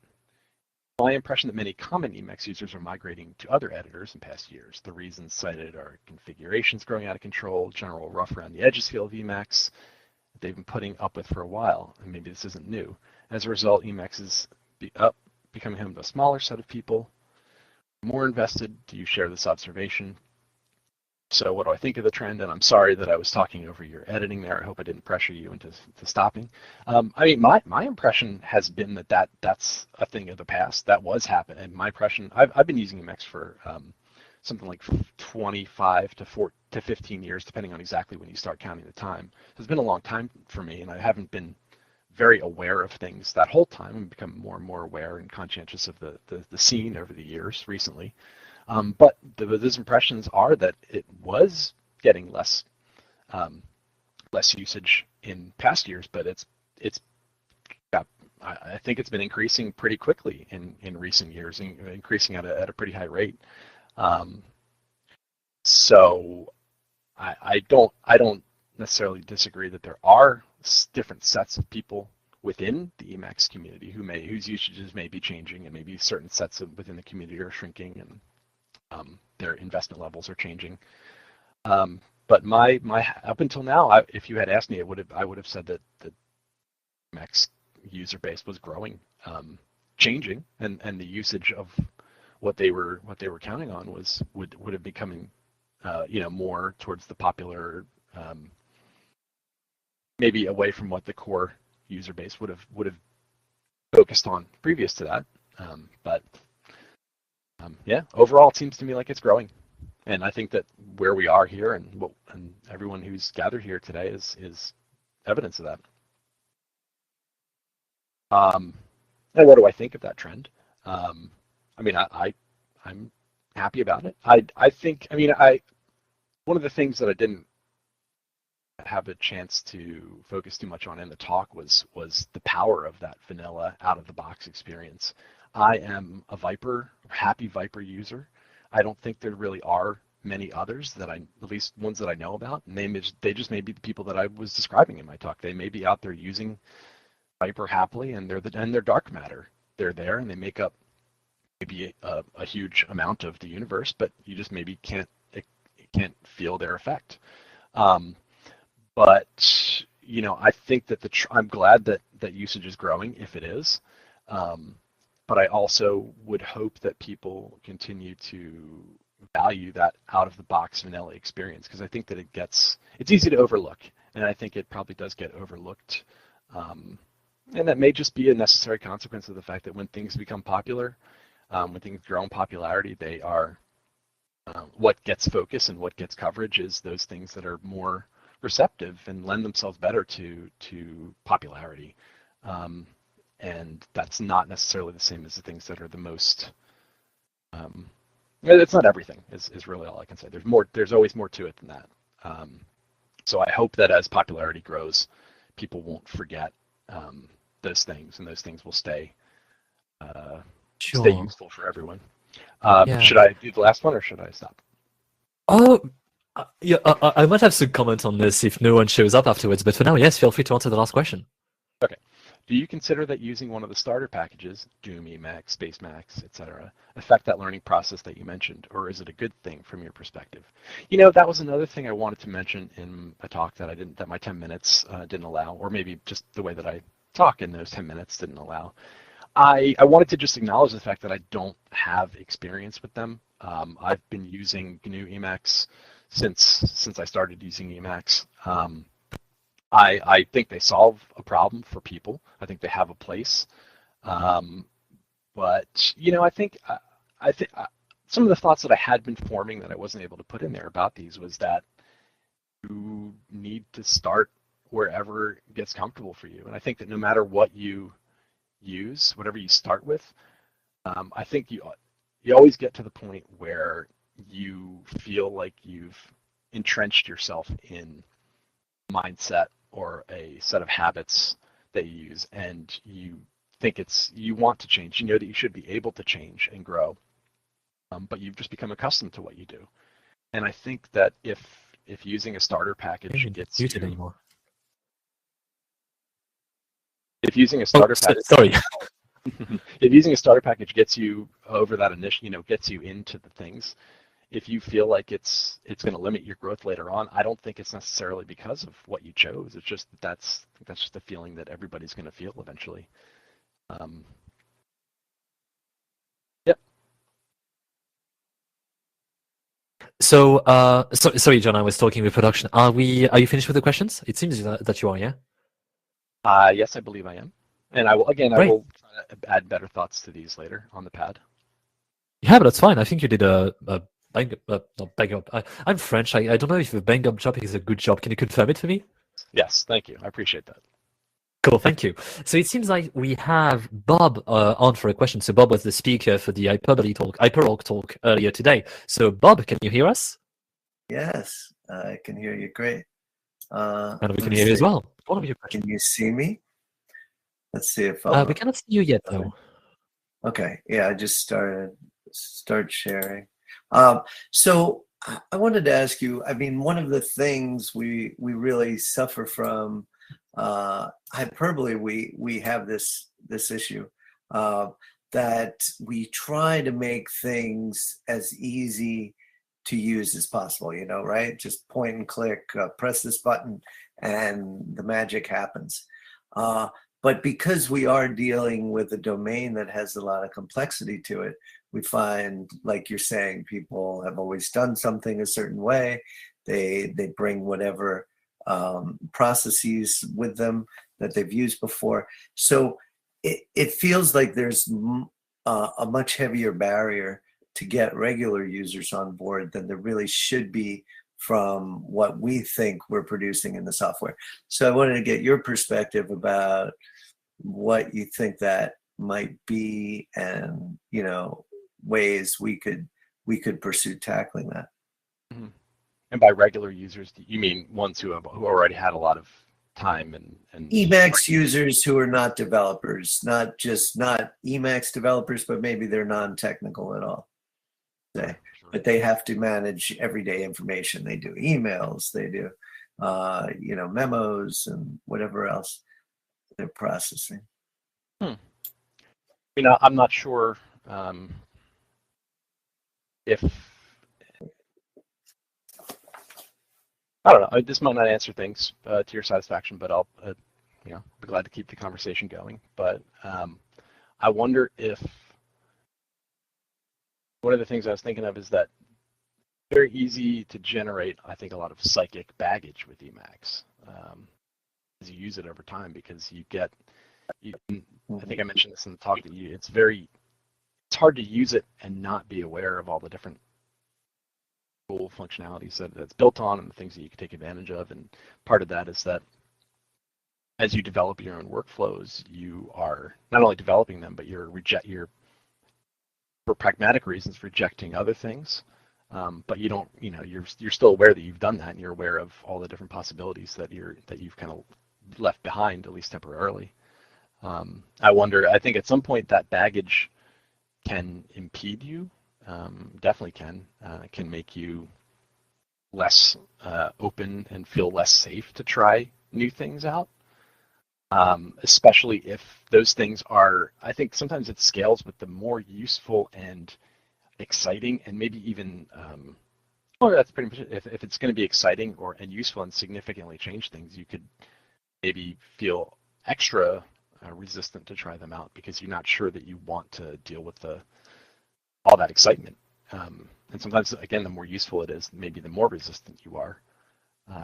In the programming environment, you might consider the difference between like Smalltalk and C. And, Smalltalk has all this, like Lisp, and all this great interactive capability, but you have the baggage of like carrying this big image around that people didn't want many years ago when it was popular. And C had nothing and still largely has nothing, right? Except you've got Unix there. And so people like stare at a blank screen. They have no dynamic support, maybe they have tags, but very little tooling. And yet, C dominates over Smalltalk. So I think we're talking about a similar kind of problem, that maybe the leap is so far for people that you need to give them a series of steps in between to transition them from their very weak initial environment to something much stronger. That's a good point, and that's actually something that I think of for myself, and thus something I was thinking about in regards to my talk of when you know that you want to, let's consider the kind of user that you're talking about and hyperbole. And by the way, I enjoyed your hyperbole talk, your hyperorg talk, but I'm not, up until now I hadn't been familiar with it, so I may say things that don't make any sense. But let's say this user that you're talking about who you want to become more comfortable with hyperbole. I'll start from the perspective of how let's say they know they want to become more comfortable with it, but they also are having trouble getting comfortable with that process. And so I mean that's certainly something I thought about building for myself and suggesting in this talk of when you know that you want to accomplish something, when you know that you want to change some of your habits, to call them out and really put your habits on display for yourself, and rather than trying to remember them and ingrain them into your finger muscle memory and all that, is to make some space to have your habits be public, not public necessarily, but just explicit in your environment, and allow yourself to be uncomfortable with new habits for a while, and that break out of the habitual space, give yourself some kind of mnemonic structure that lets you do these things habitually, that will eventually kind of become that mold into which the habits will grow on top of, rather than just trying to go from one set of habits to a new set of habits. And I think Emacs is one of those things that is great for that, because it's the text, and especially what you demonstrated in hyperbole, and that it seems like it's very easy to just write some text up that can generate for you a cheat sheet, and say, I've been using this on the left side. Instead, I want to use this on the right side, or maybe two buffers or something. And you don't have to worry about what it's called. You don't have to worry about how to execute it or the key sequence or the function. You can just, when you find, one day find yourself, you're using something on the left side, I'd rather use this on the right. And maybe over time you can move away from that and try to make it be more automatic. But at least I think maybe the key there is just acknowledging that the things that are habitual, or that you want to become habitual, can start. Give yourself training wheels, I guess. Right, gents, I'm very sorry. I'm gonna have to pause the conversation now. But don't leave quite yet. This was a very interesting discussion, and I would love to participate a little more. But we are actually preparing for the closing remarks in the background. But what I'm going to suggest, because I don't want you both to lose steam, and the closing remarks, you can watch them in your own time. We're just going to thank everyone, really. So by all means, if you want to continue the discussion, you can stay in a room. We are still going to be recording, and if you want to continue the discussion for as long as you want, it's going to be all good for us. And it just won't be streamed now, but it will eventually be available. Great. Thank you, Leo. Yeah, I mean, all right. Well, thank you so much. Sorry, go on, please. Well, I was just going to say, I'd be glad to, or if people want to go, I'm also glad to go as well. So,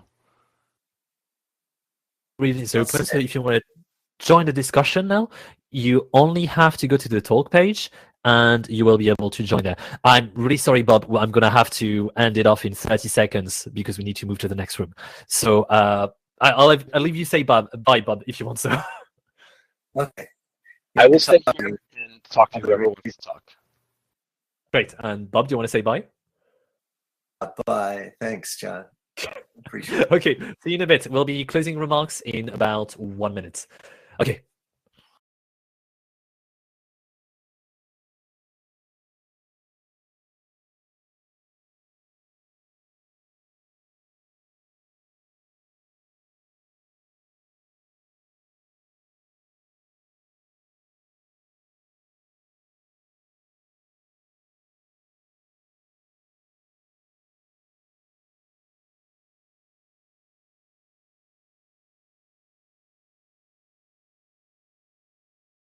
Unfair.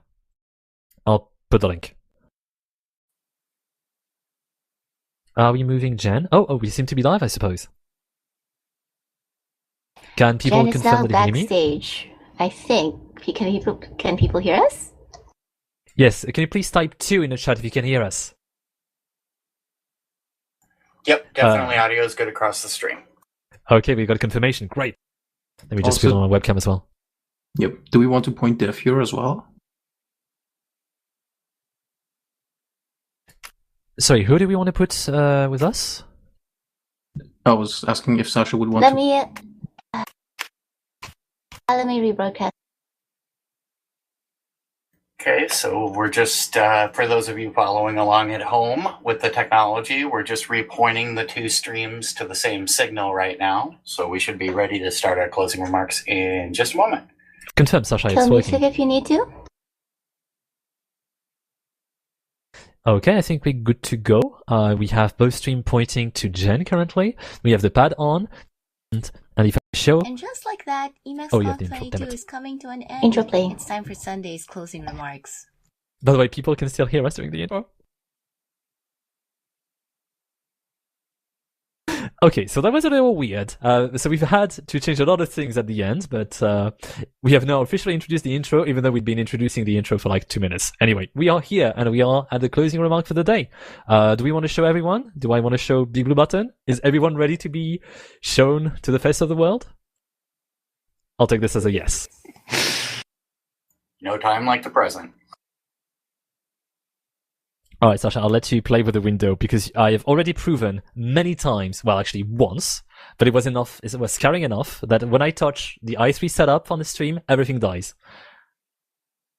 Okay, everything seems to be working. That's great. Hello, everyone. Hello. Hello. So Hi, everybody. Yeah, all this group of fancy people are, you have the host, you have the check-in persons, you have Sasha, the streamer, you have everyone here that has contributed to making EmacsConf 2022 happen. So a round of silence applause. Some people are gone. No, some people had to go to sleep. Yes, I'm forgetting a lot of people, but we're going to get into the details. So, just to be clear, basically we have a lot of notes for those closing remarks, and we didn't really assign who should be saying what. So I'm not going to make it a free-for-all. Anyone wants to start reading the pad for all the thanking and all the stuff we have to say? I guess I can take some of the closing thanks, but the other ones, anyone wants to go for it, go for it. In order to resolve this Canadian standoff in which we are currently, I will give you permission to read the first few notes. Okay, let me pull it up 1 second. All right, so yeah, if you have questions or comments related to EmacsConf 2022 as a whole, you can go to pat.emacsconf.org/2022 and put them there, and we'll get to them after the conference. We much appreciate it. And for pre-recorded talks, they should already all be up, thanks to a lot of hard work and magic by Sasha, Leo, and everyone. Yeah, so for folks who missed some of the talks, you can go and enjoy them right now. And you have been able to actually, because they were set live as soon as their pre-recording started. Let's see. So yeah, you can go to media.emacsconf.org, and from there, there's the folders for all the different years, and yep, you can get started there. And we'll also upload them to TubeNix and YouTube as well in the coming weeks. Some are already available there. And we'll also collect the recordings from the Q&A sessions and post them. Those need some processing, I guess, but Sasha and Leo have a pretty good workflow for that, I believe, from the previous year. So yeah, you can look forward to those in the not so distant future, in the near future as well. Yes, what else? Mailing list. Right. Yes, you can subscribe to our EmacsConf-discuss mailing list for just general discussions and announcements about the conference there. Let's see, there's also our EmacsConf-org list for those of you who might want to sort of, I guess, get a bit of a peek into some of the organizational aspects of the conference. And I think with that, I'm supposed to pass it on to Corbin, I believe. Oh, thanks. Thanks, Eamon. Love the conversation in the community. Here's how to keep going. We have a lot of meetups, both online and in person. You can find those on the Emacs wiki on the user groups page. If you like the IRC conversations, we've also got a number of Emacs channels. There's Pound Emacs, Pound Org Mode, Pound Emacs-beginners, and those are all on the same network we've been using for the conference. That's irc.libra.chat. Put Pound Emacs into the channel field if you're using chat.emacs.conf.org, or you can use an Emacs client like any of the cool Emacs clients built in, or IRC clients built into Emacs. If you blog about EmacsConf or Emacs, please let Sasha know. Sasha at sashachua.com, and she'll include it in Emacs News. You can also check us out on Lobsters at the topic Emacs. So that's lobstr.rs/t/Emacs. Also Reddit, r/Emacs, and r/org mode. There's also a lively community on Mastodon at emacs.ch. Cool. I will go on then. If you want to help on the next Emacs conference, then it's so easy. Just email emacs-org at gnu.org. I can say we'll do it again. So I did it this year. I will probably also want to help next year. On the Emacs.org private email list. The cool thing, as a volunteer, you get early access to the talks, and you pretty much learn very, very much about Emacs or organizing in general. You don't really need to be so technical, but all levels of experience are good to be here, I think. And yeah, any interest and also availability is like pretty welcome. Would be great if the webpage timezone could be localized. Okay. To say thank you to many of the people who helped here. So at first, thank you to all like speakers, volunteers, and participants, and like all other people who would make us this happening. So every friends and so on.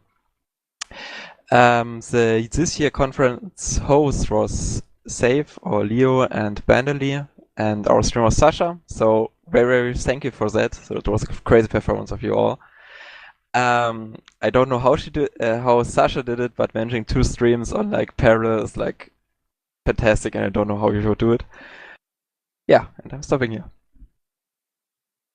Thanks also to all the people who helped us caption the talks. You were able to stream most of the talks with captions, and we'll follow up with them afterwards. So Bhavin, Tom Pearl, Hannah Miller, Triko, Anush, and the speakers who captioned their own talks as well. Kuliro translated one of the talks into Spanish subtitles, and I think MaxCan has also just sent in some Spanish subtitles for another talk. You can be able to find those on the talk page afterwards.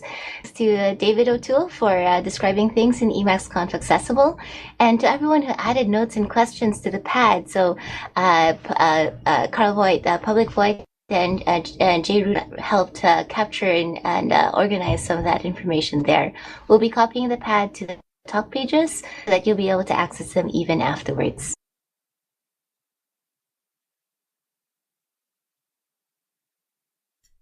Sorry, I'm getting lost. It's my turn, right? I did write this was my turn, but I completely forgot about it. I assume this is my turn. Hi everyone. It's like I've been a perfect host for the entire 2 days, and now that it's about to finish, I've lost steam. But yes, there is one special thank I need to make, and it is to Bavin192, who did a talk for what was the name again? For the user groups. Meetups, thank you.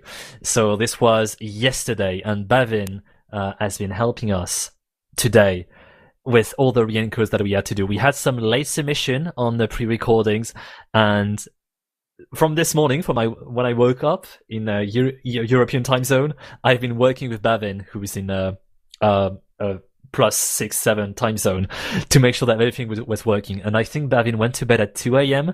to help us as much as he could today. So a very silent round of applause. It's really hard for me to press my push to talk button and applaud at the same time, so I'll do it with my shoulder. But thank you so much, Bavin, for all the time and effort that you put into this. And also, thanks to Bavin's brother, who has provided us with a beefy server to do the re-encodes, because when we were streaming, we could not use the infra to both stream and re-encode. So thank you so much, Bavin, for all this.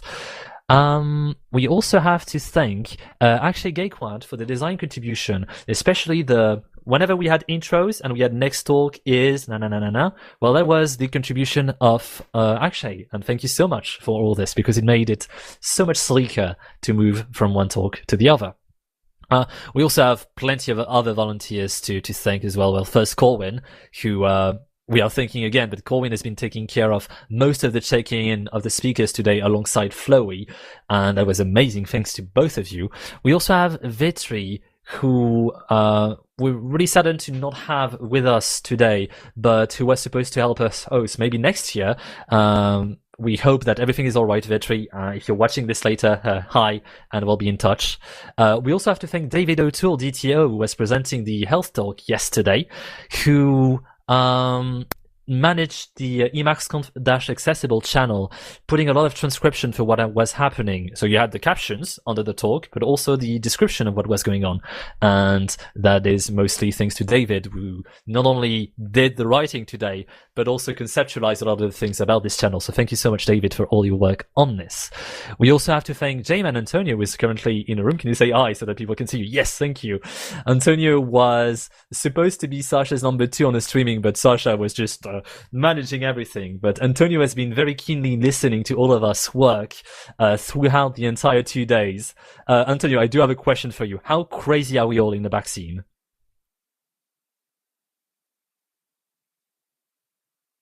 So just to be clear, because you should be talking with Mumble, so you should unmute yourself on Mumble if you want. All right. Completely crazy. Okay, that's a good summary, I suppose. That's the best I could hope for. But yeah, Flowey, same question for you. You were joining us for the first time this year. How crazy are we? Very crazy. I'm sorry, but it is crazy. Okay, I'm asking you the question, hoping that somehow you're going to make more people want to join us in the team for next year, because, so I think someone is unmuted. I hear some sound going into the talk. Antonio, I think it's you. Okay, there we go. I think. I can't see Mumble because I have the chat on. Okay, I don't see any sound anymore, so we're back online. But yeah, we had 2 new volunteers this year help us on the actual 2 days of the conference. We had more volunteers helping us throughout, but it's the first time we had 2 more people in the backstage with us, and that was amazing because you've been able to, fill roles that needed doing very last minute sometimes, and thank you so much. It feels like this year it was a 6-person job for the live event, plus, you know what, I'm just going to go back to the thanking, otherwise I'm going to thank people, I'm going to hate myself for this. By the way, I'm hoping to see at some point. No, am I the last person to talk? Oh, damn it. Yeah, well, I will finish. To the end, so you can let people in here, Leo. Okay, cool. I'll finish my line at least. So yes, we had Vitri. Where was I? Flowey. Yes, I did tell you were helping us with the checking in. Okay, we also have next line. We have to thank Zenmonk Alain M. Lafont, so Alain Lafont, for the Switzerland event. I'm not sure if they're still watching. It might be slightly late in Switzerland, but if you're still watching, hi! I hope you sold a lot of FSF merchandise, provided you managed to receive them in time. You'll have to let us know about this. We also have to thank Alex Mikoff, Phil Hoffman, and all the friends from 200OK, the website where it was doing. You can click on the link. It's right there on the pad. I think I can't see it. Where am I in the tab? There we go. I'm pointing over the mouse right now. We also have to thank Ardeo for organizing. Oh, damn it, it's the same thing. I'm confusing myself. This is why usually I read the text before going on to slide rants. But yes, they were organizing the satellite event in Switzerland, and thanks to all the person I've just mentioned for all the lovely work they've been doing. We also have to thank Shoshin for the music. I've seen a lot of people being pleased with the track that we chose to play during the downtime. That was Shoshin music, and we will have links up so that you can access Shoshin's page and download the music. And thank you again, Shoshin. We were supposed to have a talk for Shoshin, but sadly not this year. You can look at Shoshin's talk from 2 years ago, I think. We also have to thank the GNU project and the Free Software Foundation for Emacs and the mailing list. It feels weird to be thanking the FSF for Emacs, but it's been instrumental. This entire conference would not happen if not for the FSF originally. So thank you so much, the FSF. And we also have to thank LibreChat, who once again this year managed to listen to a request, a very late request, to increase the population allowance for the Emacs channel that we have. Normally you're supposed to do it like a week before. It's the second year in a row that we do it maybe 6 hours before going live, and they still managed to do it. Yeah, I think it was. Yeah, but it doesn't matter. We managed to do it in time, and next year, I promise, if you're watching, we will try to do a better job at warning you with due diligence. No, it is going in our organizer's notebook, because like you said, I just remember last year I did the same. It was actually worse because we sort of saw things crash right at the beginning of the event, and that wasn't good. And this year it was very last minute. So thank you so much, all the Libera staff folks, especially Fox, who was the person who helped, give us the eyeline for our IRC client, and keep things going. So thank you. Yeah. Okay, we are almost done with the thanking. We have a lot of people to thank, but this is just, to show just how many people are making this event possible. On top of the people you see in this room currently, on top of all the people we mentioned, there's a lot of people allowing this to happen.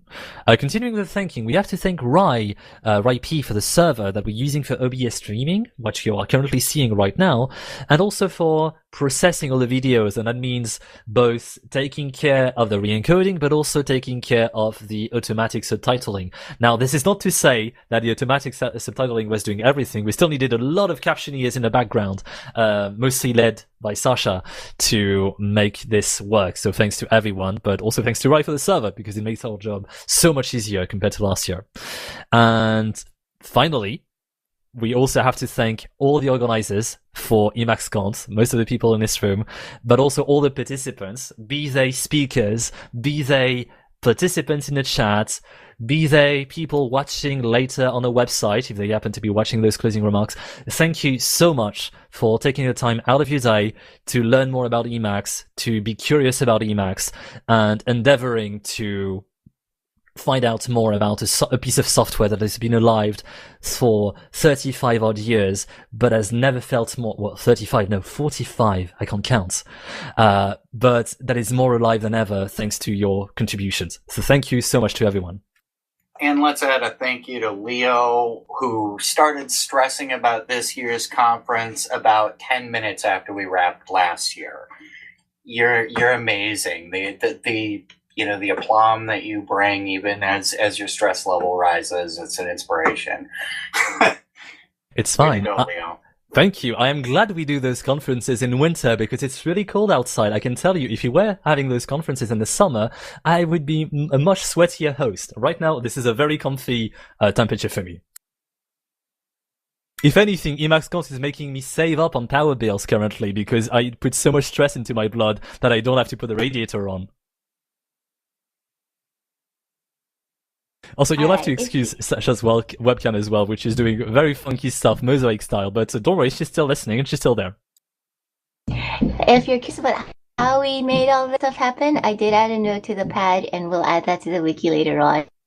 But it's basically all free, Libre, and open source tools, mostly running off a big org file and another org file that's public, and an Ansible repository for configuration, and lots of Emacs Lisp and Tramp for writing files and running commands.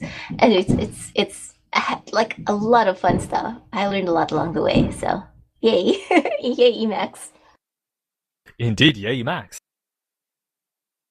Also, we do have to say something. This year we managed to have 2 tracks. Last year we only had 1 track and a half. The second track was mostly for Q&As and stuff like this. But this year we have 2 tracks. Do not expect next year to have 4 tracks. This is not exponential growth. If we manage to have 2 tracks that are slightly more full, that will be already a good objective. Let's not aim for exponentiality at this point. I think the experiment worked out really well.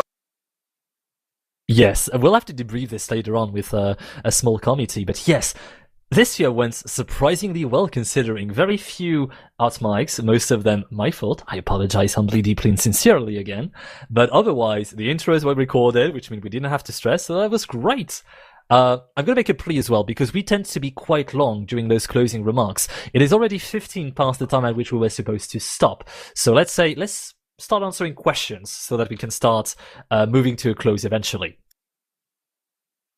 So I think the first question was about the peak level of users we saw for this year's convention. I'll just mention, as I put into the pad, that it's a little difficult to be sure what the high water mark is, because running 2 streams was new for us. So we have no idea at this point how many people might have been watching both streams at the same time, with one of them muted, for example. So with that preface, anybody want to take the question? I can say that I was looking at the IceCast stats yesterday. For today, I also have some screenshots, but for yesterday, I think the peak viewers we had on the Gen stream was 200 something, about maybe 240, I like to say. That's correct. Right. Yeah, and 100 something on Dev. So I think the two combined, give or take 400 people or 400 connections. But like Corbin was just saying, that's not necessarily that doesn't necessarily mean it's 400 people. It could be people sort of watching both streams at the same time. Yeah, and I think we had similar numbers today. Yeah, pretty much. Yes, definitely. Also, there's one thing that we forgot to apologize for. So we did a lot of thinking. Let's do a little bit of apology. It's towards the people who are watching us on a 480p stream. You will have noticed that frequently the stream was dying, and Sasha needed to kick it every once in a while to make sure that it was still working. So we're really sorry for the drops, and it will be fixed for next year. We will kick it even harder, or we will, while true, kick 480p alive. We will find a way. Yeah, we might, just decide to use a separate VM just for those lower resolution streams, so that they don't end up racing with each other or other processes and hog the CPU and kill each other. So yeah, things to improve for the future one, the next one. And I want to echo. Gone. I was just going to echo the comment I saw in chat. I'm sorry for butchering your name, Villandios, and Edgar Vincent, saying it was a lot less of a hurry this year. That's the way it felt backstage too. Although we added a number of volunteers this year, the couple of folks that are joining us on screen, but also those who aren't able to be here, they've gone to bed, etc. And it leaves you wondering how we ever managed this last year, when it seemed even higher and higher pace and so on, even though we were doing less program. So it's just amazing how this comes together. Okay, I just want to say that compared to last year, I did provide the context last year in closing remarks, but we changed the entire streaming setup. We shuffled the cards of the roles the day before going live with the conference. This year, we started thinking about it this September, trying to iron everything, and we still managed to make some few changes until the day where we started streaming. But it was much calmer as a result, and I think, Corwin, this played a lot into us feeling less rushed. And we're glad, us feeling less rushed means eventually the speakers feel less rushed, the talks feel less rushed, everyone feels less rushed as a result of this. You and the automation that you and Sasha built there, I think gets a lot of the credit too. Granted, we didn't get that extra mile to the point where we could train each other on the automation and be confident, and share more of the workload that Sasha pulled. But I don't know, Sasha, what are your thoughts on that? It's okay. It was very useful to be able to optimize for the quirks of however I wanted to set things up, since things are changing so quickly. And maybe for next year, if things have settled down a bit more, then I can say, okay, you basically set things up this way and run it. Yes. Okay, as you can tell, we are vying for Sasha's attention. And you have to realize 2 streams. Hello! So we have 2 streams that Sasha needs to manage, and also a family on the side, which is... I couldn't even do just a family, or just even one stream, really. Yeah. I gotta say, I heard you playing my song over there, Sasha.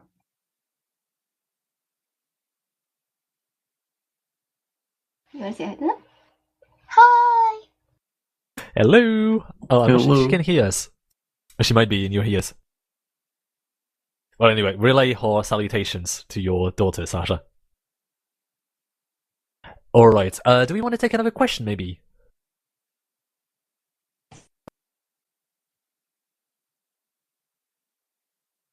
Okay, I'm seeing the word exponentially. It feels like I've introduced the word in the mind of some people, but it's for a question that is completely unrelated to what we were talking about before, thankfully. Shall I take the question, maybe? Sasha's answering already, but I'll read the question for everyone to be on the same page. So, my streaming improved exponentially once I implemented the MPV solution. I could have benefited from a short how-to beforehand for the command line tool. Yes.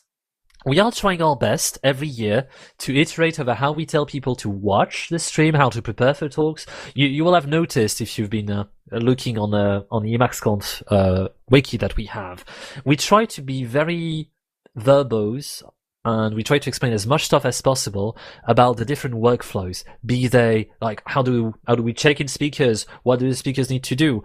Not only for the people attending the conference, but also for us, so that it's much easier on the day of the conference to know what we are supposed to be doing. We just have to open the playbook, and then we do whatever is inside it.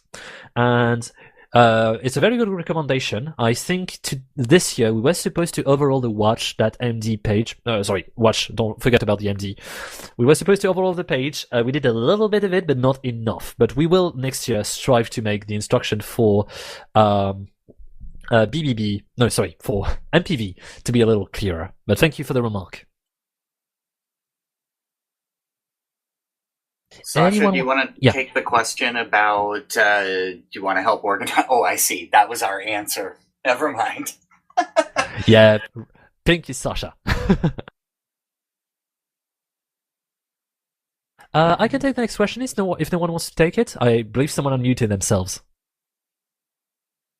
Also, something that I'll stress is that you have to realize that we're not a lot of people running a conference with about 40 speakers, and in order to do this, our monitors are works of art. We have so many windows on every single one of our monitors.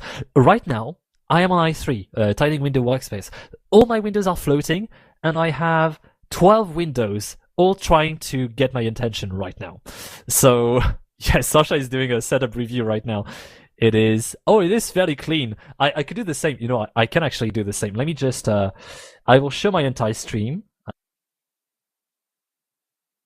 Okay, give me just a second. This is currently my screen right now, so you can see just how much stuff there is there. Okay, we're back. We can go back to the track. I'll make the webcam larger. In the meantime, anyone wants to take the next question that we have, the suggestion, really?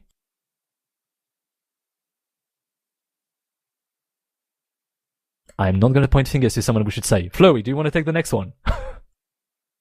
Sorry. Oh, are you eating something? I'm not sure if you're going to hear. Oh, yes, okay, fine. You are excused. Colin, do you want to take the next one? Sure. So I think that's a great idea. The suggestion was that we could record some videos that kind of help orient viewers. We could even do that for presenters. And I think that's a great idea. Recording some talks aimed at our audience is not an unreasonable ask for a conference preparer group, since we're asking dozens of people to prepare a bunch of videos for us. Now, I say this as one of the very few people that didn't manage to pre-record their own talk. So perhaps a greatest hand is necessary there, and there's an implicit acknowledgement of the amount of effort that goes in, that every speaker put into these prereqs. So with the, it's a bit of a heavy lift to record one video, and this would probably be half a dozen. With that caveat, I think it's a great suggestion. Also, I appreciate the plea for helping my load balance for me, but you have to know I live for this. No matter how much complaining I do about receiving prereqs late, it's some people do really crazy stuff. They jump off plane with a parachute at the back. Well, I run a conference and I host and I try to help in the background. This is my way to feel alive, I suppose. If everybody had, completely completed the prereqs perfectly and we'd finished all the captioning, we wouldn't have gotten to use half of the cool automation that we had. So there's that. Yes. I also stress the fact that today is the 1 month anniversary since the deadline for the prereqs. And 1 month ago, how many prereqs did we have? About 30% of the prereqs we needed. So this is not at all to impugn the speakers. It's really hard to do a presentation first, but also to record it. And, even if we get them late, the only thing that matters, and Sasha has been stressing it constantly, it's not necessarily the conference that matters. It's what we get out of speakers. We help speaker by providing a deadline, by providing an event where they can present. We help speaker put their thoughts into the world. Some of them already do this on blog posts. I'm thinking of Carvoid, for instance, and that's great. But some people need this little nudge to just go the extra little bit forward by presenting a talk. And for instance, today Samir was really happy about, the presentation that he was preparing with his colleague. And that was great. It's so great to have been the initial nudge that eventually resulted in something that people can be proud, that is available to everyone, that is easily accessible via subtitles in different languages. It is amazing when you think about it. And that is truly what we are after. We don't care about the fact that prereqs are late. Yes, we're going to sweat a little bit, but as we have already established, we can handle it as long as it's not everyone doing this. It's not a deadline, it's a target date. Thank you for the novlang on this, of reframing it in a better light. Do we have any more questions? I don't see anyone. Do we have anything in the ISC that needs addressing? Vidianos is mentioning that it's pretty hard in Asia. And that's true. In previous years, we had tried to have an alternate stream going on earlier, like 8 hours before the actual conference, broadcasting some of the talks and having a host of their own. This year we weren't able to do it because the persons were not available, but it is something that is on our mind, and we will try to do more of this in the future. It really depends on the persons, really, and how available they are in those time zones. Yep. Shout out to you, Chin. If you'd like to help out, we'd love to get something like that sorted out for next time. There was a comment there was a comment in chat from Quillero. Sorry about that. Yes, Eduardo. Yes. Oh, sorry, not Eduardo. Sorry. Yes, that. Saying really liked Samir's talk on Grail. That even with the problems, I want to echo that too, and I mean that as an encouragement to others, people that might want to speak in the future, and if you're a little hesitant, maybe you think some of the talks are super polished and you would want to achieve that. I think that talk is a great testament to the important thing to all of us in putting together the conference is to get things out of people's heads and out there for posterity so that the soup gets better over time and that we're continuing and increasing our culture of learning from each other. And I think that talk is a really good example of that, Definitely. There is one thing we forgot to address, and thank you, Antonio, for bringing this to my attention, but we did not talk about the publishing timeline for the question and answers and the talks that were broadcast live this year. Mostly Corwin. I think we didn't have all that many this year. It will take us a little bit of time. You have to realize we do prepare a while to get ready for EmacsConf, up until the day, to get the captions working, to get the pre-recording re-encoded and stuff like this. But after, when we are done, we actually take a little bit of a chill pill and we wait, we rest, we sleep, mostly, and eventually we get around to restarting the machine to take care of all the Q&As and all of this. By the way, if you are interested in the process, if you want to get a crash course in how to use subbed.el that Sasha is commentating, now is the time, more than ever, to join us, because we, as you can imagine, we had 8 hours of conference over 2 days. That makes 16 hours. About, I'm going to say 4 to 5 hours of those 16 hours were actually Q&As. And that means we have about 4 to 5 hours of discussion to transcribe, to make them available to as many people as possible. So if you are interested, we do have a page called emacsconf.org/volunteer. It might be 22 volunteer. We'll put everything up. And it would be really awesome if you want to join us. But not only for this year, not only for captioning, it's also another thing that we didn't mention. If you would like to be part of the next EmacsConf, if you would like to join this jolly good crew of fellows working towards all the good ends that I've mentioned before, well, you're more than welcome to send us an email. I believe we've already mentioned, I'm not sure who was reading this, but we have a number of emails for people to get in touch with us, either privately or publicly. Thank you, Amin. And so if you want to participate, you know, it can be at any level. It can be just captioning a talk. It can be, you know, just taking care of the wiki and taking care of the page, answering emails and stuff like this. We really try to adapt to how much time people can put into the project, how much bandwidth they have, how much capabilities they have. And if they want to get better, if they are interested, say, in captioning a talk and they do not know how to do it, we will be more than happy to help you get the skills that you need and get the tools that you need, all free software, by the way, to do your job to your satisfaction and to the satisfaction of everyone when we do EmacsConf the following year. Hear, hear.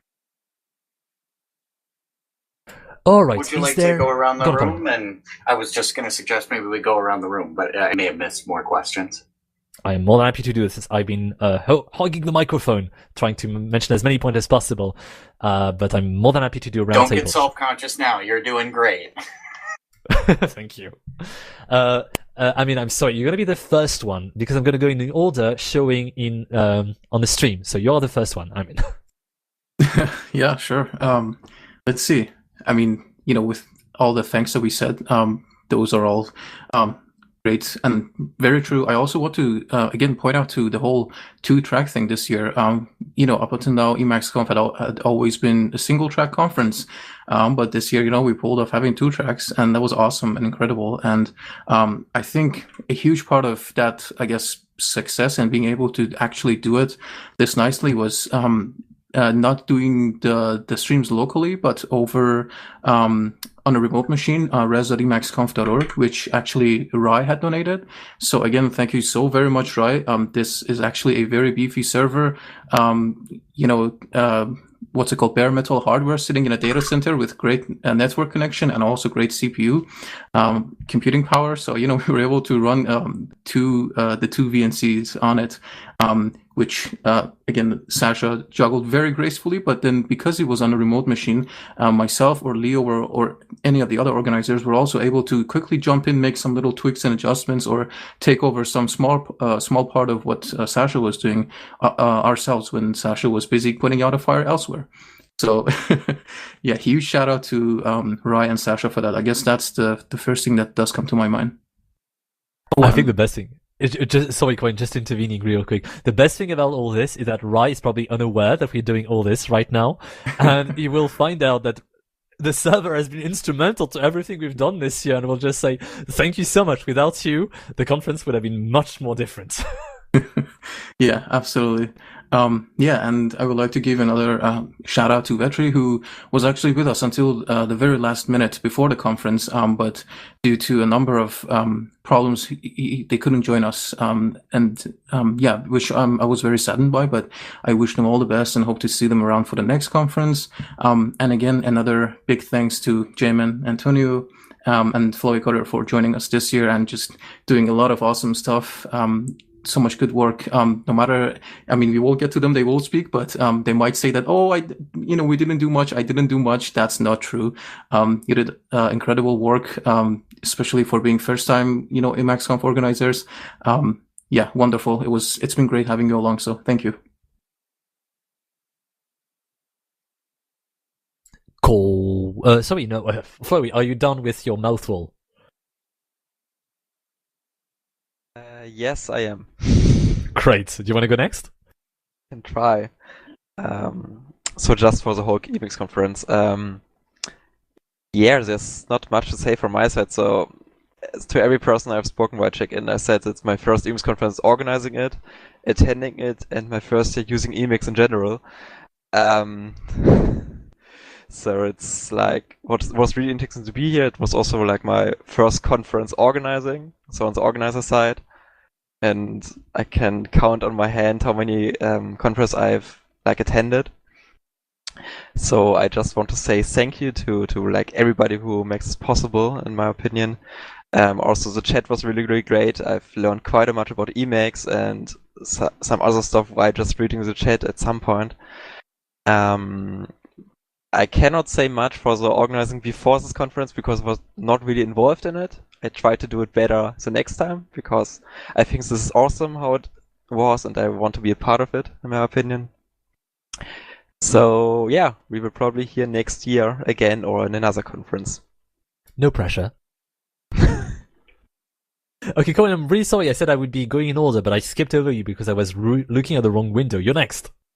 Okay, well, they're in a different order on my screen. But, closing thoughts. Best EmacsConf ever. I probably say that every year, but I mean it. It was really good. Every year I walk away with more homework, and I guess as a dedicated nerd, I can't ask for more than that. There's all kinds of tools I want to play with, and the mind share of Emacs as regard the rest of my life is growing at an impressive clip. So I'm grateful to all the participants, everybody that jumped in chat with questions or just commentary and just kept the kind of the, hey, we're just a bunch of, this is all made out of people. And I really get that feeling from this. This isn't a trade show where we come in and we set up our tables and we try to move soap. This is this is a marketplace of ideas and everything is free.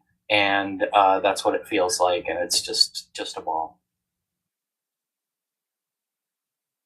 Amazing. Thank you, Colin. Antonio, do you want to go next? I just wanted to echo Floyd and Corwin about the sense of involvement that gets inside when you are into the organization, and also the human experience of helping organizing. And this is something that cannot be described. You just have to do it. So, thank you so much for being so open and giving this experience also to newcomers. So welcoming experience. Thanks to you for coming along for the ride. And sorry, Leo, go ahead. No, exactly. I was just going to say very much the same. I am glad to hear that we were able to have volunteers join us on the backstage, because I'm gonna be honest. Before we were very worried about letting people join us backstage because it can be very crazy sometimes when a lot of stuff is on fire and we have to resolve things. And generally things get a little heated, not in terms of, oh, we are yelling at one another, but the pressure, you can sense the stress rising in the voices, and it can be a stressful experience when you volunteer. So I'm glad you are coming out of the experience feeling like you've had a good one and that you would be interested in joining us again the following years. Absolutely. No pressure again. Sasha, I've already spoken way too much, so you're up for your round table now. I want to think back to the beginning of when we were planning this, and you were like, "Oh, EmacsConf 2022, everyone's kind of busy. People are starting new jobs or worrying about things. Let's keep it just the same as last year. Just try to not change too many things because we're all very busy." And I'm so glad that people have taken this big risk with us. And you said, when I looked at all the submissions and I saw all these cool talks, I said, let's find a way of saying yes to everything. Can we have 2 tracks? And everyone took those risks with me. We figured out how to get the 2 tracks. We figured out how to get more volunteers. The volunteers came on board and helped us with all sorts of things. We got all those talks captioned. It's been a big step forward, I think, and I can't wait to say yes to even more talks next year because now we can do it. So get those proposals ready because that'll be fun. And now, as we wind down with EmacsConf, we've pointed you to other user groups that you can join or even start, as Babin mentioned in his talk. Other communities that you can be part of to keep those conversations about Emacs going on. If you can also go ahead and put cool ideas from other conferences, we would love to hear about them. Apparently, NeoVim is at a conference next weekend, so if anyone wants to go and see what that's like, let us know. And just keep learning for another awesome year, and we look forward to having more of those conversations next year as well. It's been a good conference when Sasha does not leave saying, "Oh yeah, don't expect us to do a second conference in the summer. Oh, but we have all the tools available if you want to do it." Now Sasha is saying, "We will be back here next year with even more talks, with even more tracks, maybe more tracks, but at least more talks." Everything's set up now. I've got my timers. The timers kick off the talks automatically thanks to run at time and other things like that. And you all can figure out what to do when I get distracted by stuff. So it's all good. Yeah, it's been a learning experience for everyone. I think I've been for the longest this year, keeping track of Sasha being able to do what she was able to do on her end. It's been a journey. I'm glad I managed to survive to the end, and now my journey is over, and I feel I'm back at home. All right, and with that, maybe we should wrap up so that Leo can get some sleep.